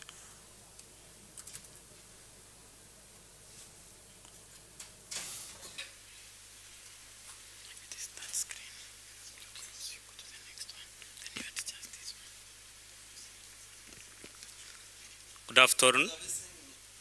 Okay. Good afternoon all. I'm Afwerki from Ethiopian Field Epidemiology Alumni. So I am presenting on mortality of clinical rabies in Tigray during the prolonged war and deadly siege. So as introduction, as you know, zoonotic disease accounts for more than 70% of the emerging infectious diseases, which affects more than 2 billion individuals, and it causes more than 1 million deaths as per the World Bank report. So globally, rabies affects for more than 59 human deaths, which is reported in 2018. And from this, 99% of the deaths are from Asia and Africa. So study conducted in Ethiopia and India shows that mortality rate of rabies accounts for 2 to 2.74 per 100,000 populations. So despite the improvement to achieve zero human deaths by 2030, clinical rabies mortality is high during the collapsed health systems caused by prolonged war. So therefore, this study aims to describe the patterns and mortalities of rabies and explore the challenges in preventing the disease in Ethiopia, Tigray. So as methodology, a retrospective analysis surveillance data was conducted from 2014 to 2021, which is complemented by in-depth interview from 2021.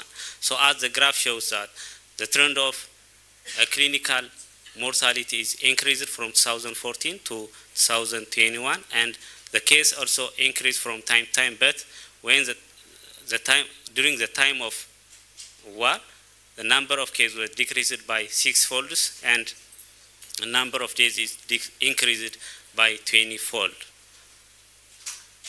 And also, the clinical rabies was higher during the deadly siege, which is during 2021. And as shown, when we compare the death rate during the war and before the war, as in the map shows that it was increased during the war and deadly siege. So the result from the in-depth interview indicates that even though rabies is an endemic and seasonal in animal, even though in human before the war, but when you compare the exposure of dog bites and deaths before and during the war, a number of clinical rabies deaths were increased during 2021, which is during the war, when compared to the pre-war period, which is not as such serious disease. So before the eruption of the war, the health-seeking behavior of the community was good, and every dog bite was visited the health facility for post-exposure prophylaxis. So after the war was broke out, the individuals were lost their hope for the health system. According to one participant or respondent says that even though previously, before the war, I had an opportunity to bring a PAP from Ethiopian Public Health Institute, and Tigray utilize more PEP than other regions, which is even though than Oromia, which is a populous region in the country. So among the other discrepancies is that some claim that despite the efforts, One Health was not fully functioning before the war, but after the war, it broke out, everything is changed and replaced. And supplies for dog vaccination, strychnine were looted, destroyed, and stroke dog management was disrupted. In conclusion, the case fatality rate was from clinical rabies is high, increasingly alarming during the prolonged war, and while the notification rate was decreased, which is 12%. So the qualitative result indicates that almost all rabies prevention and control measures decreased, and One Health approach needs also discontinued. So the Bureau of Health and Agriculture needs to compel the federal government to strengthen the availability of the supplies. So as an acknowledgement, I acknowledge to Tigray Regional Health Bureau, Agriculture Bureau, Mekelle University, and African Field Epidemiology. Thank you.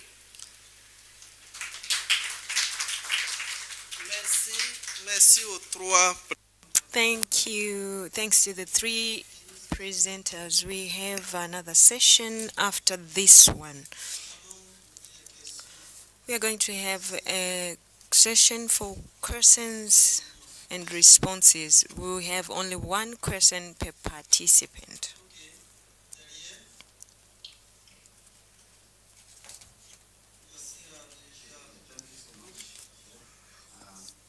It goes to the presenter from Ethiopia. It is not clear in your presentation how the case fatality rate, how it was in your study.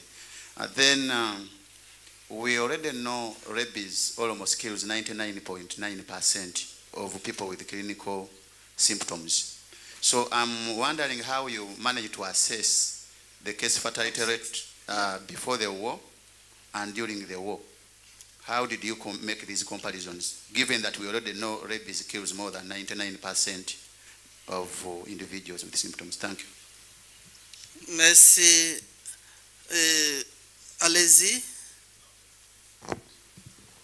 Vous donnez. Merci. Thank you. I'd like to thank presenters for the quality of their presentations. I have a question for Days from Senegal. When he says that insufficiency of knowledge, what is he referring to? A question for the Ethiopian delegate. One question, please. I have a question for Yusuf. I would like to thank him for his presentation. I wanted to know about One Health. What was done when it comes to One Health? I would like to comment for a country that has gone through war.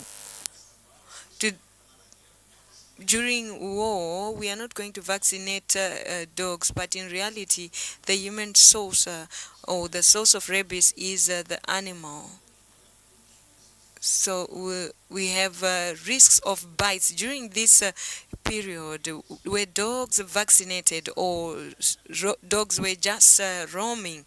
This is even if there have been a decline in bites, there might be a risk of a rise because of the war. Thank you very much. I think I have a question for each participant. We don't have time. You can always continue discussions along these lines.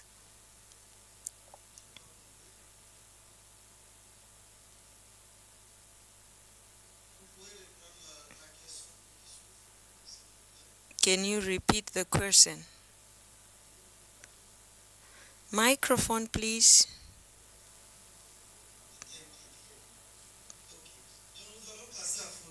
We are going to give Fode the floor. We are going to follow the order of the presentations. You have the floor, Fode. Thank you. I think that the question is about how we were able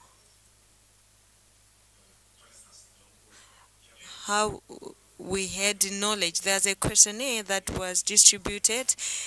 Knowledge was based on clinical signs in whenever there's rabies, as well as prevention means. We use this questionnaire for every community member. We also we had a scoring board to take notes, and this is how we arrived at these percentages. Thank you. Now we will call Isuf.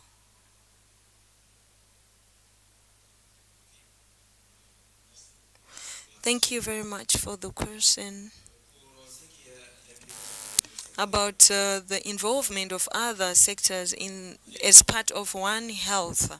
We carried out investigations including different sectors. We were supported by different partners who facilitated this work. Thank you.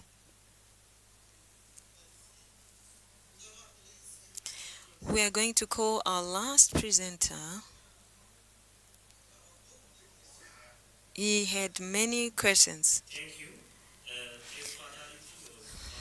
As a number of diseases in relation to those dog bite exposures.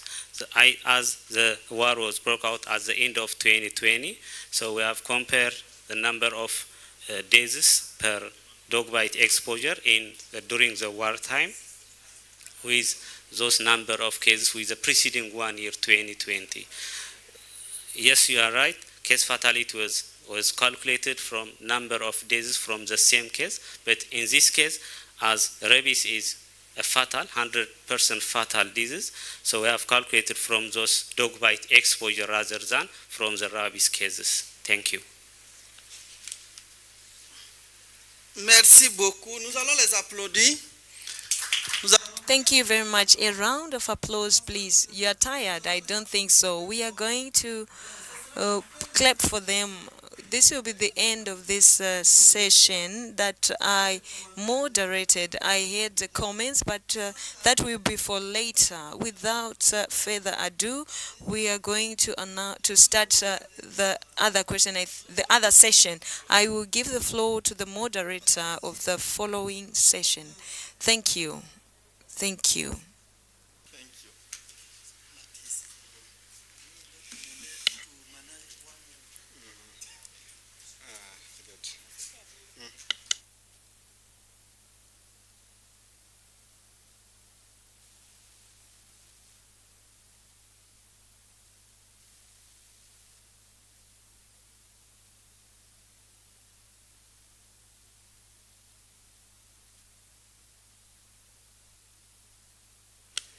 Good evening, all of us. We are getting into the next session, and I just wanted to confirm a number of things. I don't know if you have my evaluators here. I'm supposed to have somebody by the name. Yeah, very good. Thanks. So, because we are short of time, ideally we are 30 minutes behind schedule. And I know that there will be an event coming in the evening at 7. So we may want to again work with the same rate at which the former session has gone, giving you 5 minutes to be able to make your presentation. And for this case, we are expecting 4 presenters, and then we'll be able to have a question and answer session. And I don't know if we have Prason around. Prason? Sure. Okay, Prason seemingly not in. Then do we have Aman Yusuf Idris? Do we have the presenter by the name Aman Idris?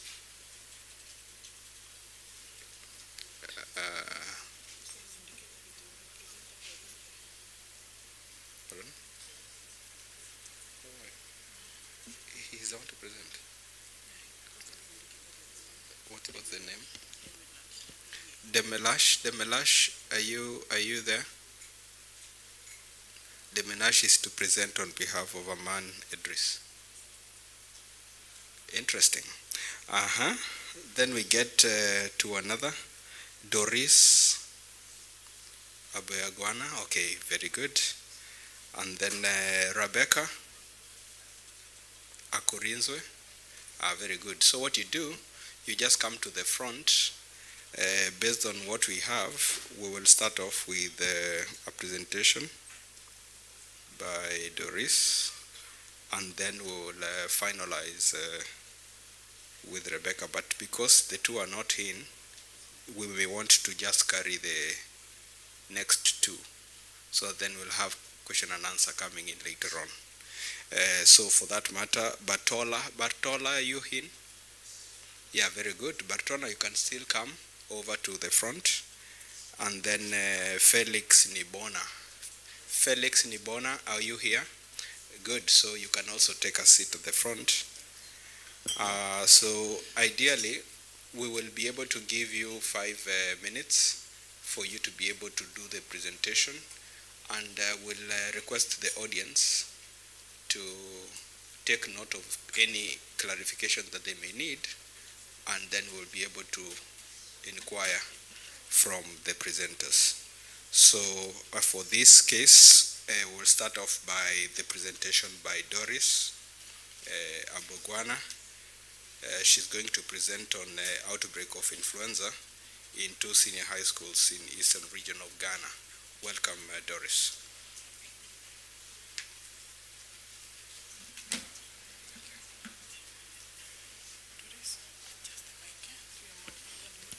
Hello. All right. Thank you.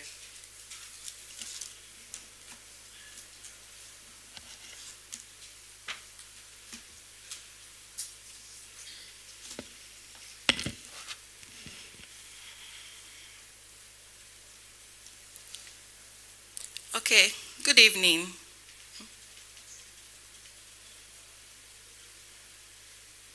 What?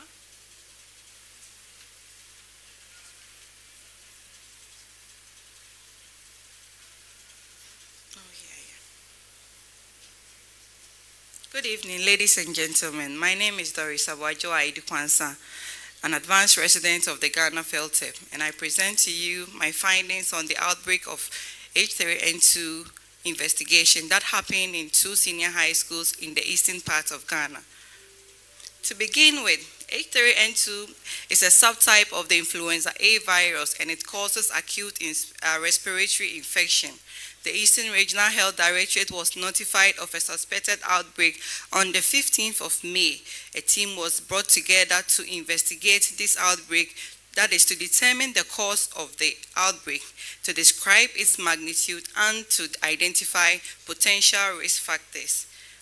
From these results, this result helped us to conduct a cross-sectional descriptive study in the affected schools. So this where the schools were affected. They are in 2 adjacent districts in the eastern part of Ghana. Using a semi-structured questionnaire, we collected data and information from participants. Also, we reviewed records and then actively searched for cases using the case definition that we developed. We also assessed the environment of these participants, that is the students from these 2 schools. Lest I forget, let me add that I'm going to indicate these 2 schools by School A and School B. So we assessed their environment and their behavior so we could know the potential risk factors. Data was then described, and then we estimated attack risk. Results were then presented as tables and in charts. Our analysis revealed that a total of 167 cases were suspected to be H3N2. The overall attack rate from our analysis was over 4%. So we found from our study that on the 8th of May 2022, there was a school game that brought these 2 schools together. And on the 11th, a student reported sick to the infirmary, where the cases started peaking on the 17th, but it dropped immediately we initiated the outbreak response. We found that there were a higher number of cases in School B, that is 23, whereas School A had 7 number of cases. We found from our analysis that females and Form 1 schools were mostly affected by this virus, and then both these variables had a higher attack rate in both schools. Cases were clustered in different portions of the schools. They were clustered in classrooms and dormitories. These were different in other dormitories. So from school A, we could find cluster of cases in the general arts and then home economic classrooms. This was even different from the girls' dormitories. School B, school A also had the same distributions.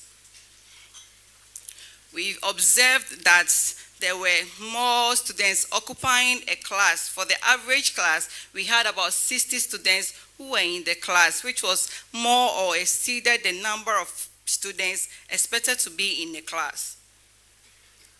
We therefore conclude that females were mostly affected by the H3N2 that caused the outbreak. The possible risk factors we assessed included overcrowding, poor ventilations, amongst others. We therefore recommended to bodies and stakeholders such as the Ghana Health Service and the Ghana Educational Service to help decongest schools and the classrooms. For the public health actions we conducted, we disseminated findings to these stakeholders and these bodies such as the Ghana Health Service, and then it's led to the intensification of surveillance. Also, it helped promoted the installation of hand hygiene facilities, amongst others. I would like to acknowledge these individuals and these organizations for making the study a success. Here are some of the pictures taken on the field. So this is a congested room, and for this, look at how poorly ventilated this room is. Thank you very much. Obrigado.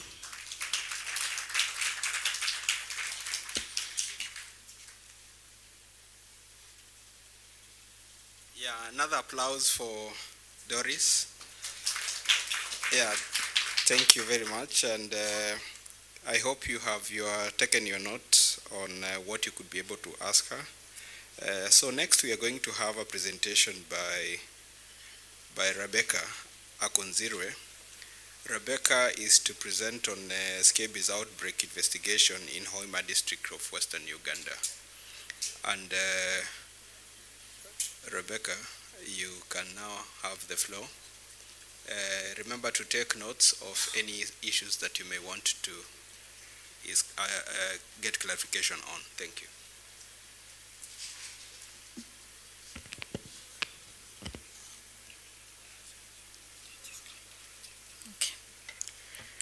Good afternoon. My name is Rebecca Akonzirwe, and I'll be presenting a scabies outbreak investigation in a fishing community in Uganda, February to June 2022. Scabies is a neglected parasitic skin disease caused by the human itch mite and spread by direct contact and sharing of personal care items. Its incubation period is 4 to 8 weeks, and major risk factors include poor hygiene and overcrowding. In Hoima district, Uganda, there have been several outbreaks, and yet there is no scabies-specific surveillance system. On May 28, 2022, the Ministry of Health received an alert with greater than 500 affected residents. We investigated to determine the scope of the outbreak and identify risk factors for the scabies infestation.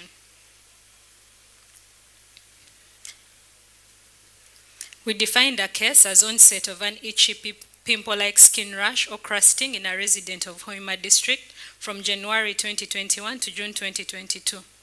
We found cases by performing health facility record review and community case search. We formulated hypotheses by interviewing cases in affected villages as well as interviewing village health workers.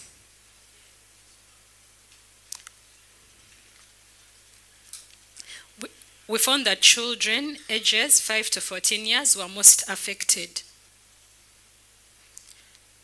Figure A is a map of Uganda showing Hoima district highlighted in brown. The map of Hoima on the left shows affected sub-counties. The attack rate increases with increasing intensity of the green color. Buserika sub-county was the most affected. It sits on a lake and has multiple boat landing sites. In Buseruka sub-county, Rentale village was most affected. The epic curve for scabies infestation in Rentale landing site village shows an increase in the number of cases starting early April 2022. This is approximately 2 months after the peak fishing and trading activity occurs at the landing site, which brings in high level of visitors and business to the area. From our hypothesis generation, crowding, sharing personal care items, and having visitors during peak fishing activity were exposures.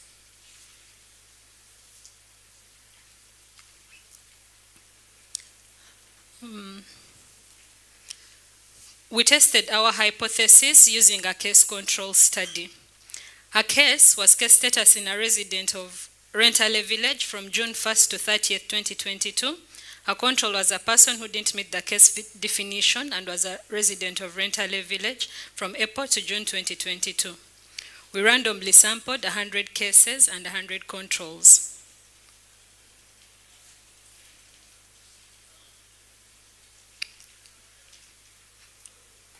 We found that being younger than 15, sharing 3 or more personal care items, being male, and living with a person with scabies during April to June, that is 2 months prior to disease onset, was associated with case status. We educated affected communities on scabies. As a result, some households were able to purchase benzoyl peroxide for treatment of household members. Some household members were also able to hang their beddings to help kill scabies mites.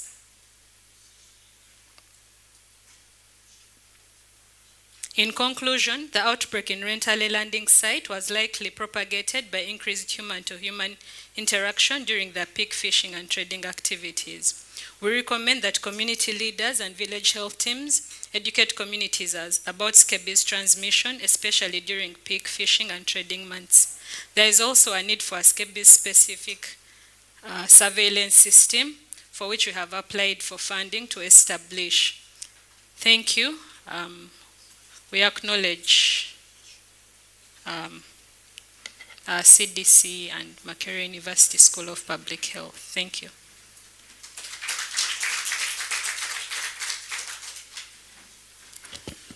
Yeah, very well, Rebecca, for that presentation. So we have listened to the ladies, and it's like now we are getting to men. So we have Felix Nibona. Felix Nibona is to present to us suspected Newcastle disease outbreaks, investigation in Burundi. And I'm being informed that it will be good that the presenter take a look on their left for issues of time. But so far I think we've done well, so we'll want to see how the men will do. Thank you. Felix.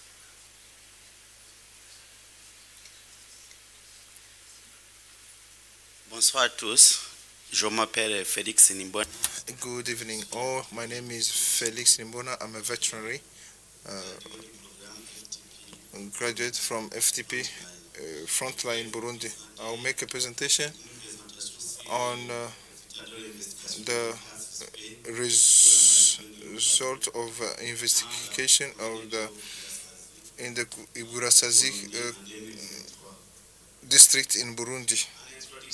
As way of introduction, in Burundi, the trends and political will is to really focus on the development of birds, but the development of the development of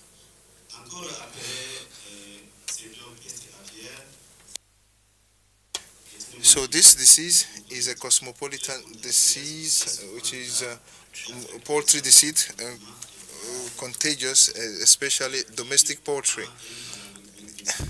It is caused by a paramistovirus, and many cases of death cases death cases of poultry were reported in the Bukirasizi district, leading to an investigation, and the objective was to identify the the causes of mortality of birds and formulate recommendations for the control of this situation. Therefore, we have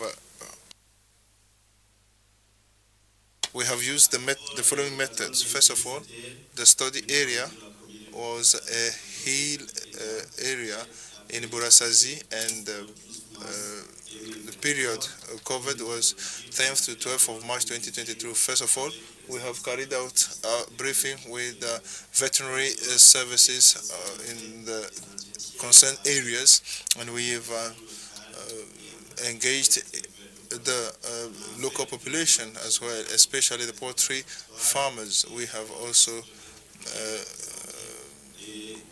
collected some samples from birds that presented some symptoms.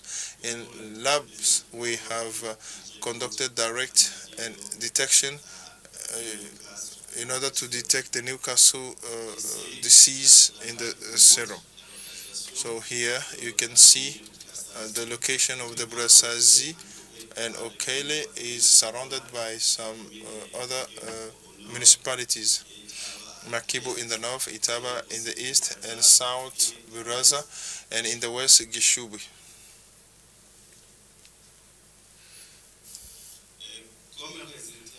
As for results, the results of the epidemiological survey showed, investigation showed that the disease started in the surrounding municipality, and death cases were observed in the neighboring municipalities from January but were not reported. And in the municipality, we visited one hill, and out of the 10 households visited, there were 240 birds, and 107 were displaying the signs, and 104 died. And the death rate was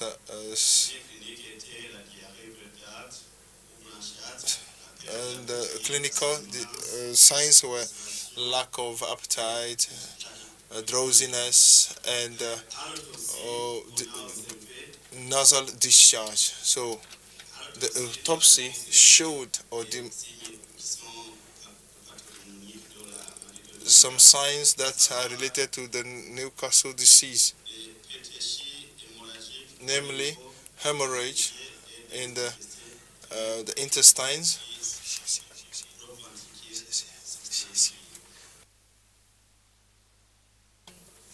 and to conclude,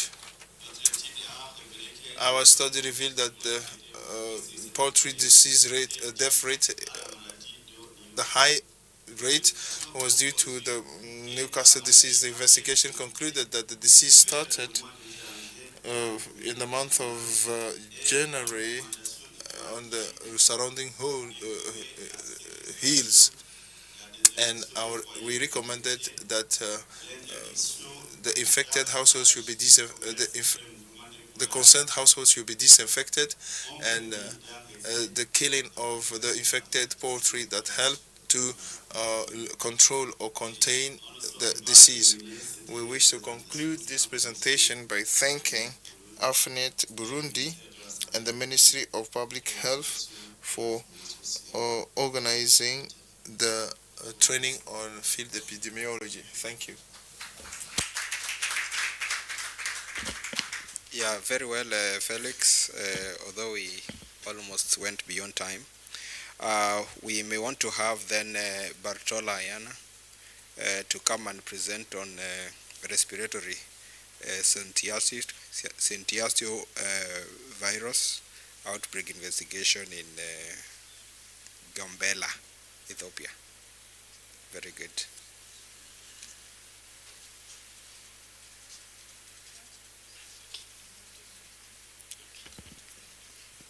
Thank you. Okay. Good afternoon all. My name is Bortola Abdisa. I am an Ethiopian Field Epidemiology Training Program NCD graduate. My presentation is on respiratory syncytial virus outbreak investigation at Abobo district of Anyoa zone, which is found in Gambella region. When we start from the introduction part, human respiratory syncytial virus is a leading cause of severe acute respiratory infection among under 5 children worldwide. We have received the report at the end of the September 2021 from the Abobo district. Which, the unusual cluster of acute respiratory infection was reported from the Abobo district. Then we tested the patients for influenza, SARS-CoV-2 and other febrile illness. Later we confirmed the cause of the outbreak is respiratory syncytial virus. Hence, we investigated the cause of outbreak so as to implement the preventive and the control measures.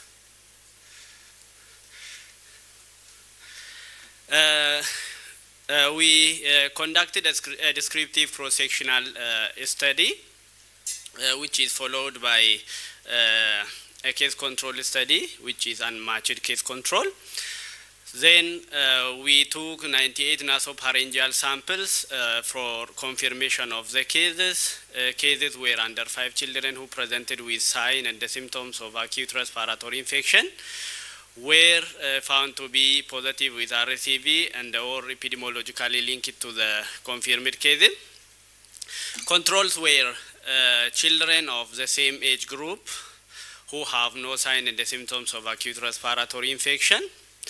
For case control study, 62 cases were recruited by simple random sampling, and 124 controls were purposefully selected from neighbors. Data were entered into the EPInfo and analyzed with SCPSS version 25. Finally, we conducted a binary logistic regression to identify factors associated with respiratory syncytial virus infection. When we come to the results part, a total of 29 laboratory confirmed and 731 epidemiologically linked respiratory syncytial virus cases were identified. The attack rate is 27 per 100 population, while the case fatality rate is was around 1.3%. And the case fatality, the highest attack rate was detected among 36 to 59 months age children.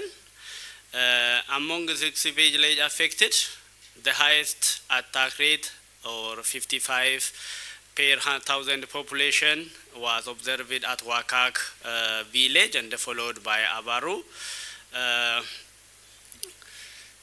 A total of when we see the AP curve of the outbreak, the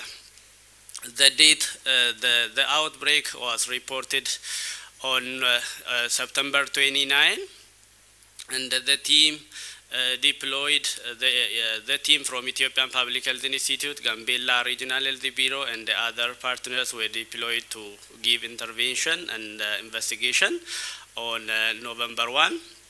So this is the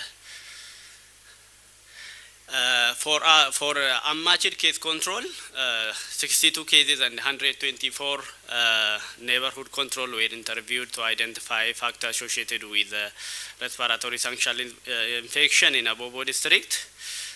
The median age of cases and the control were 36 months and 38 months, respectively, in cases under control.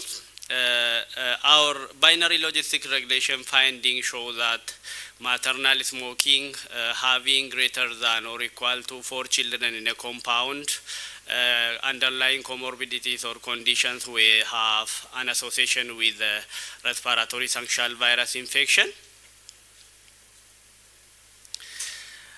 This is a conclusion and the recommendation. We concluded that attack rate and the case fatality rate is higher when we compare it with previous outbreak. Maternal smoking, overcrowding, and the presence of comorbidities were the associated factors. We recommend that health education and the promotion activities to avoid a child exposure to positive passive smoking, reducing overcrowding, strict adherence to preventive methods among persons with underlying comorbidities are our recommendation. Thank you.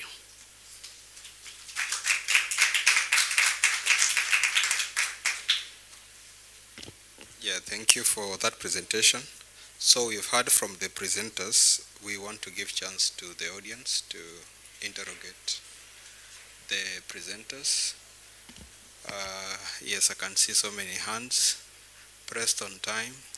We will want to give a question to each of the members of the audience that has raised their hand. So just go ahead and indicate who you are directing the question to. Hello, yeah, my name is Simon. My question actually goes to Doris. I want to find out, with the era of COVID-19, did you do any other further tests apart from the H3 and the one that you work at the schools? Did you do any testing for the children on COVID-19? Thank you. Thanks to the presenters. My name is Isaac Bafo from Ghana. I want to ask our colleague from Uganda, during the escape-based outbreak investigation, how the sampling was done. Thank you.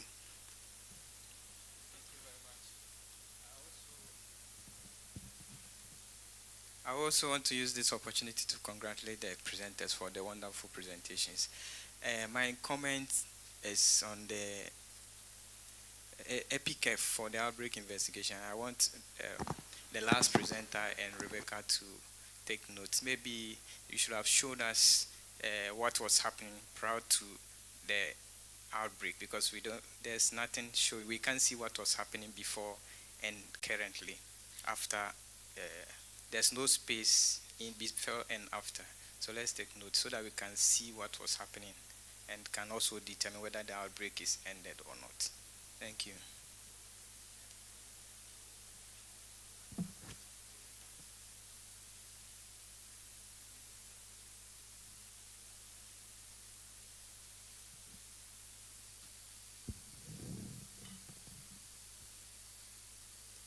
Okay, thank you so much. I think those were wonderful presentations. My name is Antem Tat from Zambia. The question goes to my colleague from Uganda. She presented on scabies. I think the question is about, you talked of generation of the hypothesis, but the question is, what was the hypothesis that you generated and the conclusion you made? Thank you.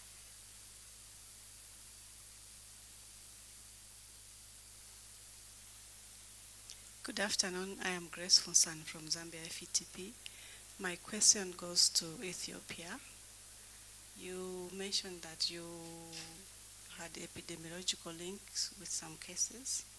What was the case definition for the RSV for these epidemiological linked cases? Thank you.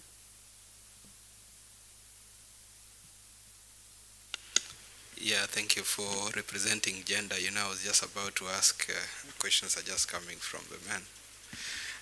So maybe we will want to give chance to each of the presenters to respond to the questions.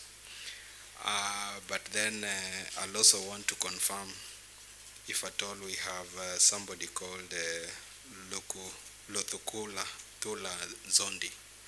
I don't know if you're here. Good. And do we have Mapoloko Teresia? Yeah, good. So as they'll be answering questions, you'll be making your way to the front. So we will start off by Doris answering your queries. Then we'll have Rebecca. You still have 2 questions, I think. and then Bartola, you'll also respond to the two questions. It's like people who are very comfortable with the presentation by Felix. Nothing to him. Maybe he'll climb at the end, you never know. Thank you. Doris.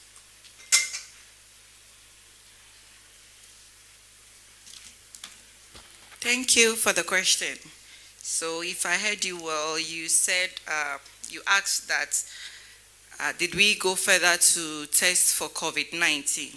Okay, so in Ghana, COVID-19 has been integrated into the routine influenza surveillance. And then, so if you take a sample, suspected to be influenza-like illness, we test for COVID-19, influenza, and other non-influenza viruses such as RSV, as our Ethiopian colleague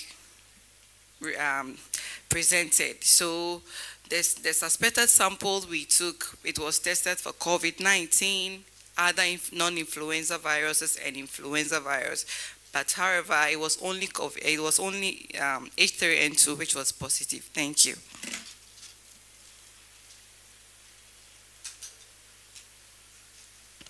Yeah, very good. And I think if at all there will be any other needed clarification, you can do after the session is done. So we can have Rebecca do your answers.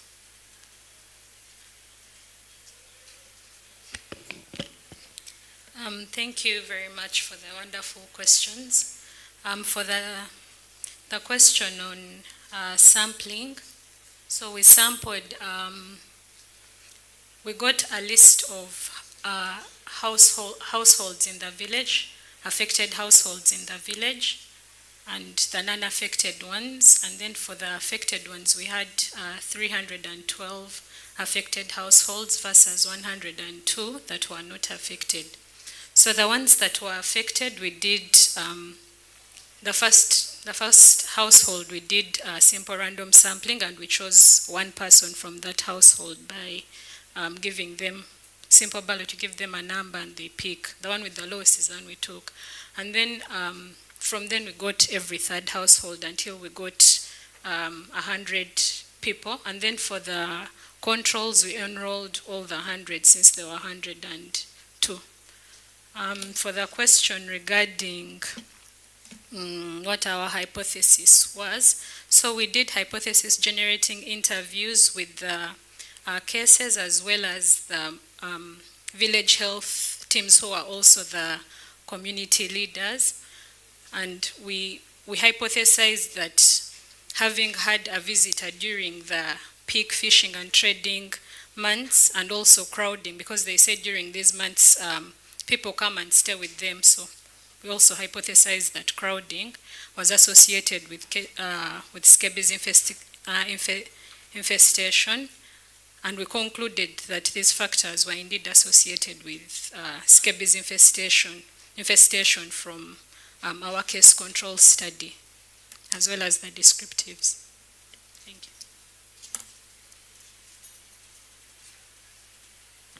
Yeah, next we will have the two questions that Bartola need to answer.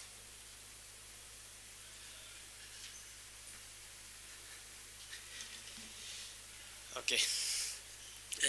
Thank you for your question you raised on our outbreak investigation. To respond on the first one, if I get the right question or what you have raised for me, I think you asked on what was happening or what was happened after the outbreak or after the outbreak. I haven't mentioned the action taken after the outbreak or during the outbreak. During the intervention, we have divided the solution into two. The first one is a short-term solution and the long-term solution. In the short-term solution, we have distributed face mask and sanitizer. As you know, the respiratory syncytial virus transmission is almost similar with the COVID-19 transmission. So we provided the face mask and the sanitizer for healthy facilities as well as for symptomatic people.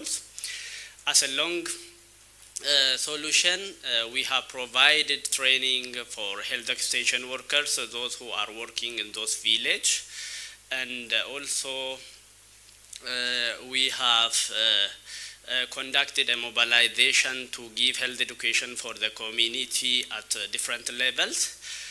These are, and also another thing that we did is that respiratory syncytial virus is not included in Ethiopian integrated disease surveillance and response. So we recommended also them to include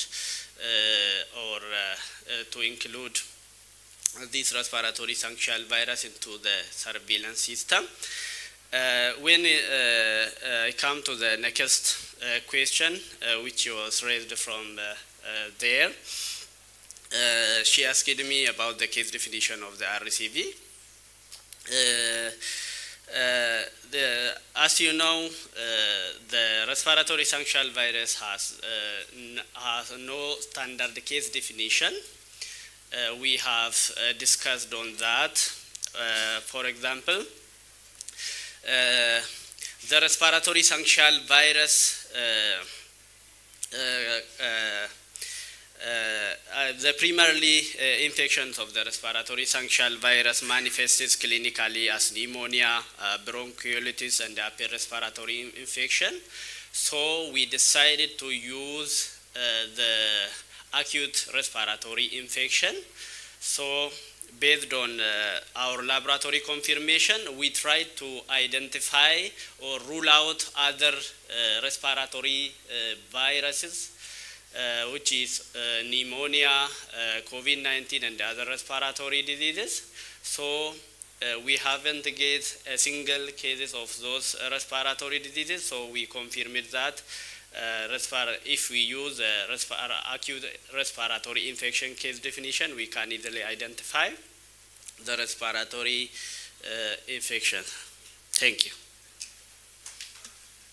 So we can do a clap for the entire team that has presented. Very good. So what we will have is now Zondi coming. But because we are again pressed on time, I was thinking that we can blend the English with the French. We still have just 5 presenters, then we will do the queries at the end. So Zondi will come, do the presentation, then we will follow with Mapokolo, and then I don't know if we have Adoni. Adoni, are you in the room? Yes, then we'll have Adoni. Then we'll have Mohammed Hassan. Mohammed Hassan, are you there? Good, so you can also come to the front. And then last we'll have Albert Fogozia.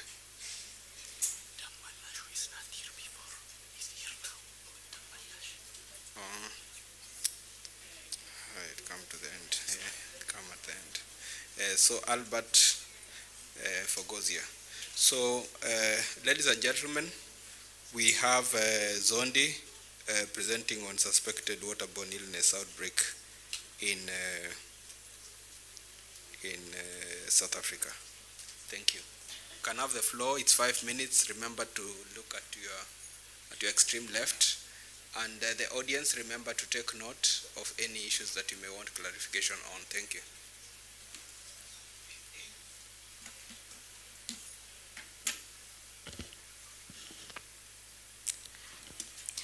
Good evening, everyone. As introduced, I'm Lesotho Zondi, and I'll be taking you through a suspected waterborne illness outbreak that we conducted in Chief Albert Lutuli Sub-District in Mpumalanga Province from December 2022 to February 2023. So waterborne pathogens spread through contaminated water and they cause waterborne illness. Waterborne illness typically presents with diarrhea, and diarrheal disease disproportionately affects children, and particularly children aged 0 to 5 years of age. The WHO 717 strategy suggests that for an outbreak, 7 days must be taken to detect an outbreak, 1 day to notify an outbreak, and 7 days to commence response efforts.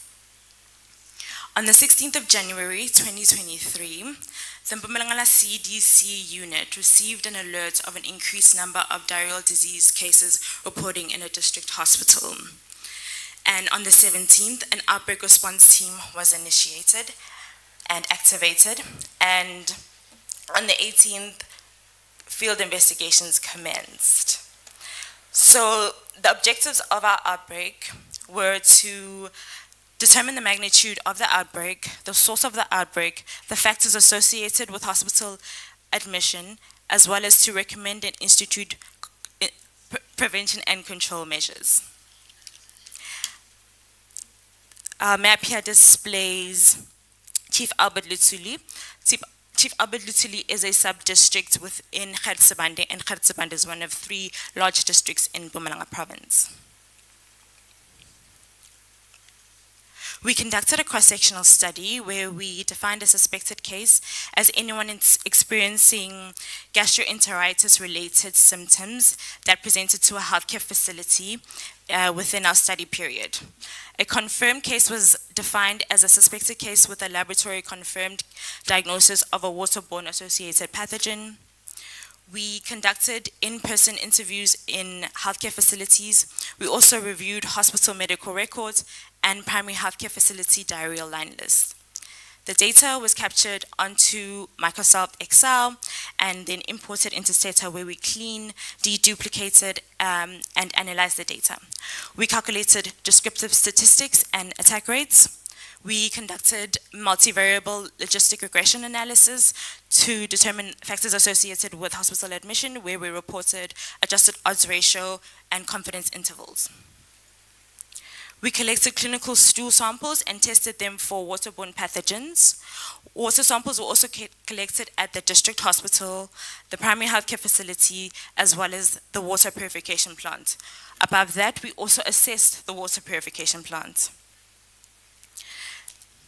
Our EpiCurve displays the distribution of our confirmed and suspected cases by date of presentation to a facility. So in total, we identified 549 cases, where over 40% of them were in the age group 0 to 5, 58 were females. We had a median age of 9 with the interquartile range of 1 to 32. Our case fatality was 0.7, and 12% of our cases were hospitalized. 88% of our cases reported using municipal water as a primary water source, and our attack rate was 3.04 cases per 1,000 persons. Those who were below a year, 1 to 5 years, 65 years and older, residing in Arenberg, who presented with nausea and vomiting and loose stools, and who had received oral rehydration solution were all factors associated with hospital admission. Of the clinical samples that we collected, which were 37, 27 isolated pathogens, which included rotavirus, Shigella species, and noroviruses. Out of the 32 water samples that we collected, all water samples detected E. coli and coliform species. Above that, the water purification plant also was experiencing power outages. In conclusion, the existence of a waterborne illness outbreak, we were able to confirm this, and intermittent chlorination due to power outages was the likely cause of this outbreak. And although 2 out of the 3 components of WHO's 717 strategy were reached, there were significant barriers in detection of this outbreak. And therefore, we recommend that water purification plant be exempt from power outages. We also recommend that this particular water purification plant acquire a generator. And our public actions included increasing of chlorine dosing at the water purification plant. The frequency of water sample testing was also increased. Chlorine sachets were distributed to community members, and community members were also educated on at-home water purification methods. Thank you for your time.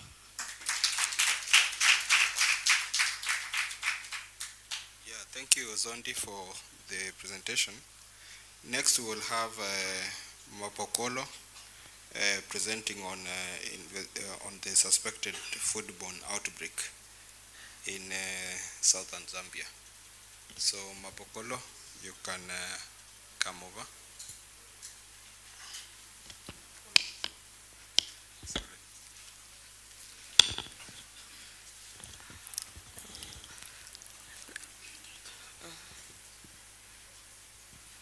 Thank you, everyone. My name is Mapoloko Mohuluhulu. I'm an advanced Zambia FETP, and I'm going to present to you an investigation of a suspected foodborne outbreak at a birthday party in Kwembe District, southern Zambia. So our foodborne outbreaks linked to traditional home-brewed beverages such as Chibwantu pose a severe public health concern in Zambia. The study investigated an outbreak in January during a birthday party, and at this event, 45 individuals exhibited acute gastrointestinal symptoms, including diarrhea, vomiting, and there was one fatality of a 7-year-old who experienced additional severe symptoms. These outbreaks underscore the importance of understanding and addressing illnesses associated with local beverage preparation practices. So here we see the Chibwantu preparation diagram from the start to the end. Again, we see a bucket of fully prepared Chibwantu ready for consumption.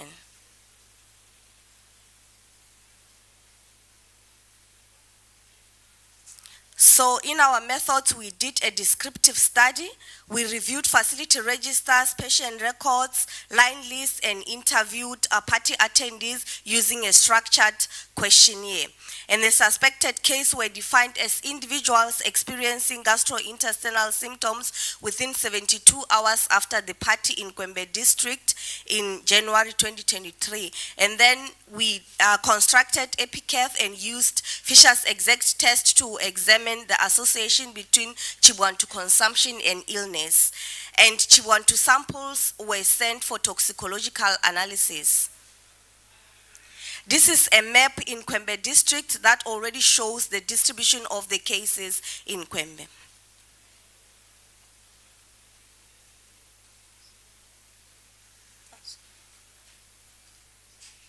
In our results, we interviewed 57 party attendees. Medium age was 15 and interquartile range was 8 to 30. And then 61% were females, and we saw that females were more affected than males. And 79 reported symptoms, including diarrhea, abdominal pain, which was 60%, headache. And out of the 45 persons with illness, 91 sought medical care, and we had 2% died. So consuming Chibwantu was significantly associated with the higher rate of illness, which was 73% versus 25% at a p-value of 0.05. No association was observed between consumption of Chibwantu and other foods served at the party and sickness. And we saw that all individuals who consumed food and drink at the party exhibited symptoms which were consistent with food poisoning. Laboratory tests for organophosphate in Chibwantu urine and blood samples were negative or undetected. And we know that these substances are known to be rapidly metabolized and eliminated from the body. This is our table 1 that shows the distribution of our sample. And this is our EpiCath, as well as the diagram that shows the sex age distribution at the birthday party, and also the diagram that shows the symptom occurrence at the birthday party among the party attendees. In our discussion, we saw that the Matantilo village experienced a significant number of reported cases of illness, with the majority of this case originating from a specific household that had hosted a birthday party. Investigation results pointed to Chibwantu, a local tuber-based drink, as the likely source of the outbreak, and the outbreak suggests the local food and drink preparation practices in the area may contribute to foodborne illnesses. The incubation period for symptoms after the consumption of Chibwantu was noted to be between 6 to 72 hours. A 7-year-old boy who had recently visited the party hosting household and had increased exposure to contaminated food died. This death supports the hypothesis that contaminated food or drink was the likely source of the outbreak. However, the exact death of could not be established without a post-mortem examination. And we also noted that microbiological analysis was not conducted due to laboratory limitations and electrical cut-offs. In conclusion, we hypothesized that the outbreak was associated with the consumption of Chibwantu. So given the frequent outbreaks linked to home brews in Zambia, including this one, more thorough laboratory testing of suspected tainted food products, including time-of-flight mass spectrometry, is needed to identify potential underlying causes. In the meantime, Zambia should develop health communication messaging and emphasize safe food practices specific to home brewing, since cessation of this practice is unlikely. Thank you.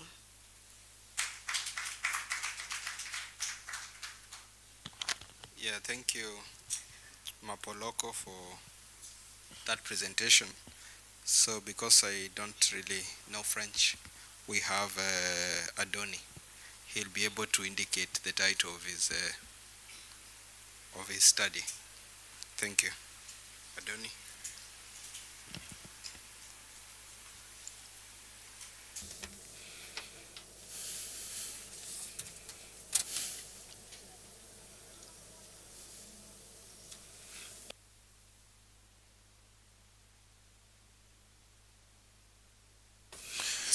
Good evening. My name is Adoni Ngorapakom. I'll be presenting the investigation of a collective food intoxication outbreak in Inyaswe, Abonguru Health District, Côte d'Ivoire, February 2023. Collective food intoxication is a major public health issue in Côte d'Ivoire. Every suspicion of the IEC is an emergency, and we need to stop the source of this exposure to limit the situation. So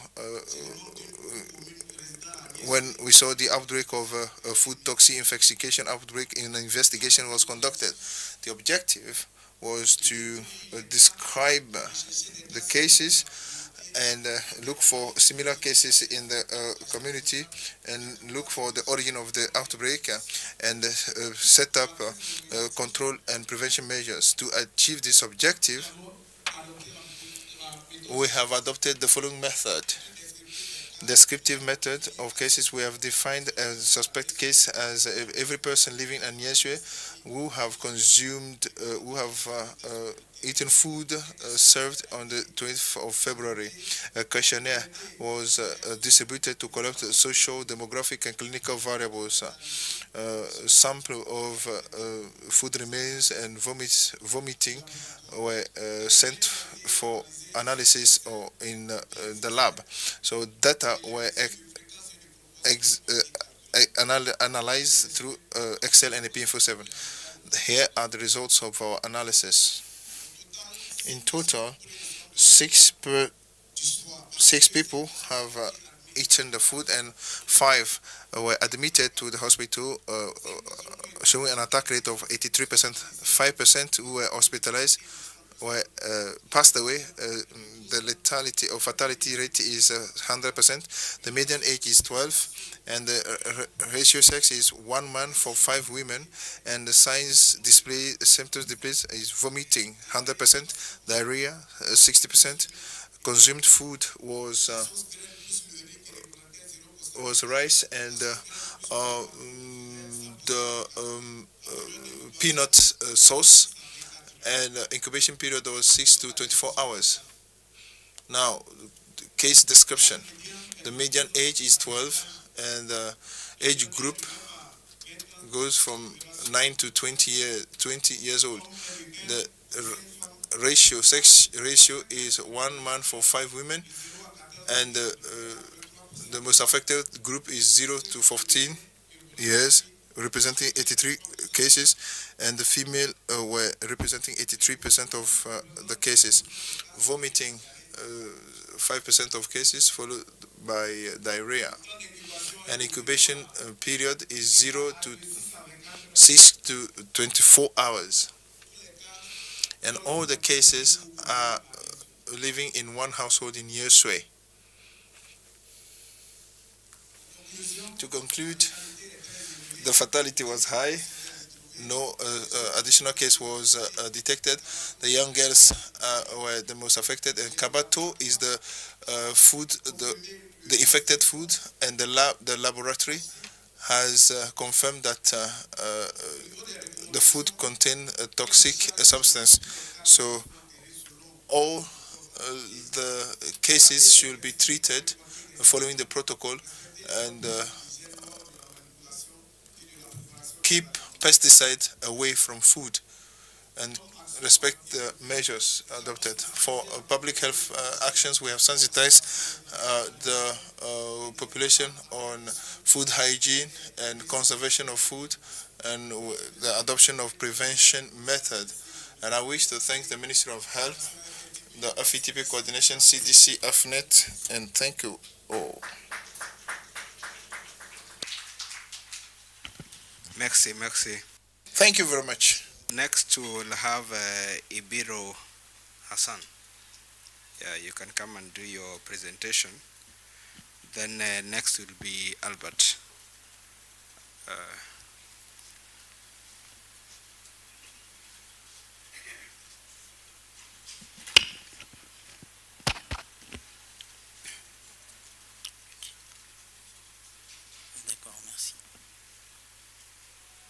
Merci, cher modérateur, pour les paroles. Thank you, dear moderator. Good evening, ladies and gentlemen. My name is Ibiro Mohammed Hassan, Frontline Djibouti, FETP. My work is about measles case investigation at the Polyclinic Hariba at Kartikat, October 2022. And we'll start by saying that measles is a very contagious sickness, disease, and infection. And at the 42nd week, a measles case was recorded at the Polyclinic of Ariba. So we have therefore conducted an in-depth investigation in order to determine the scope of the outbreak and identify other cases, and come up with surveillance and prevention measures. Représente the area concerned is the Arhiba Polyclinic. To achieve our objectives, we have carried out a cross-sectional descriptive study from the 1st to the 31st October 2022. The target population was all suspected cases or confirmed cases of measles residing in the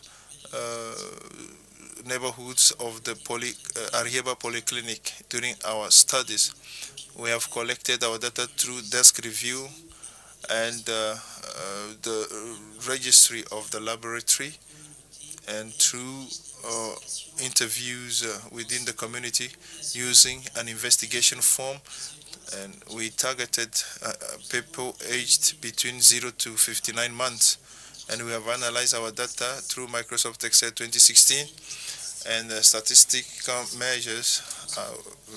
measurements were the frequencies, proportions, rates and ratios. The outcomes of our study show that the index case is a young girl, a 3-year-old girl who is not vaccinated and who went for consultation on the 18th of October 2022, showing presenting all the symptoms of measles. And in total, we have investigated 14 cases, and 9 were confirmed positive with a proportion of 64.3%. The median age is 16 months. The younger is 3 months, and the older is 48 months. This table shows the distribution and additional cases detected through active case finding. In this table, 9 cases were positive to the test and 5 cases were negative. No case in the no case or no individual went to the hospital. This graph shows us the distribution by age group. So the most affected age is 12 to 23 months, and this diagram shows the distribution according to sex. By sex, the females were more numerous with 56%. And this table shows us the vaccination status. Those who were vaccinated represented 56% and non-vaccinated are 44%. The attack rate of our study was 2.3 cases for 100,000 inhabitants. The vaccine coverage in the health area was 37.8% in 2021 through data published in according to data published in the PEV. Upon completion of this study, the investigation confirmed the measles outbreak, and the age group that were most represented were those between 12 and 23 months. We have formulated the following recommendation, namely strengthening the epidemiological surveillance at the polyclinic and in the community. Also, we recommended that parents be educated on the importance of vaccinating children under 5 and sensitizing the health workers on how to treat the infected cases and improve routine vaccination, and to close, carry out an in-depth study on measles in Djibouti in order to fight against the measles outbreak. We wish to thank you all.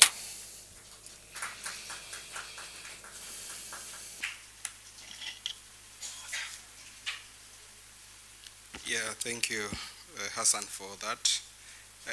Next, we'll have Albert Fogozia. Actually, we are way behind. Okay, our time is almost is up already, and I know people are supposed to prepare for the international party. They call it dance, so we don't have time really. And according to our schedule, the second presenter was supposed to be Idris. So I'm just told that there is someone called Demelash who has come to present on his behalf. So it's like we'll have another presentation, but we'll give him like 2 minutes just to punish him for not being there when we were calling out at his appropriate time.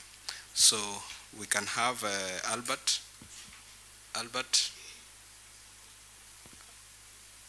Fergozia. Oh, he went out. I thought I had called out and he raised his hand. Good. So we can have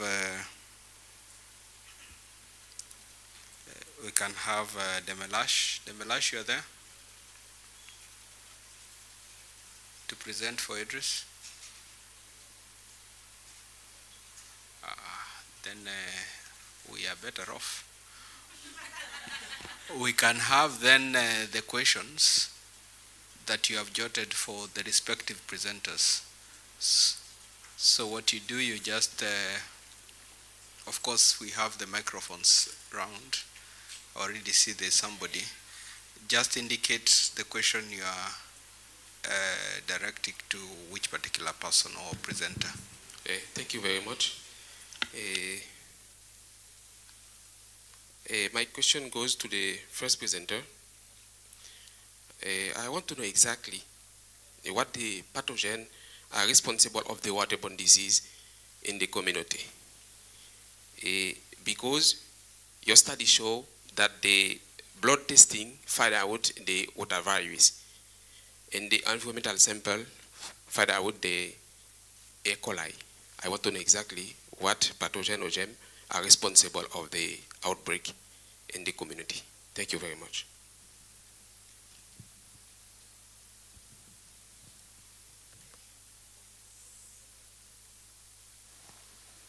Hello, good evening. My name is Veronica Aswani. My question goes to Sodi, who was presenting about waterborne illness outbreak in South Africa. My question is, I didn't get it very well how you reached to a conclusion that power outage was the cause of the illness.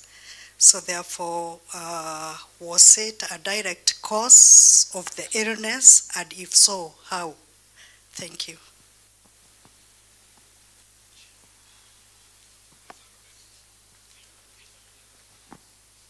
Do you have any other queries from the audience? Okay, so only two. Only two questions. So maybe we'll give chance to Zondi to make your response.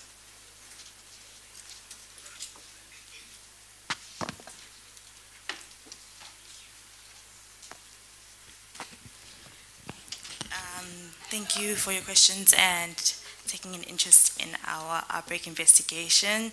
So, to the first gentleman that wanted to know what pathogen was responsible for the outbreak in the community, there were several pathogens that were isolated in the stool samples, clinical stool samples that were taken from the suspected cases, which we later then confirmed. So as you saw, there was rotavirus, Shigella species, and noroviruses and several others, but those were the majority. And we sent the samples to the National Institute of Communicable Diseases, and based on their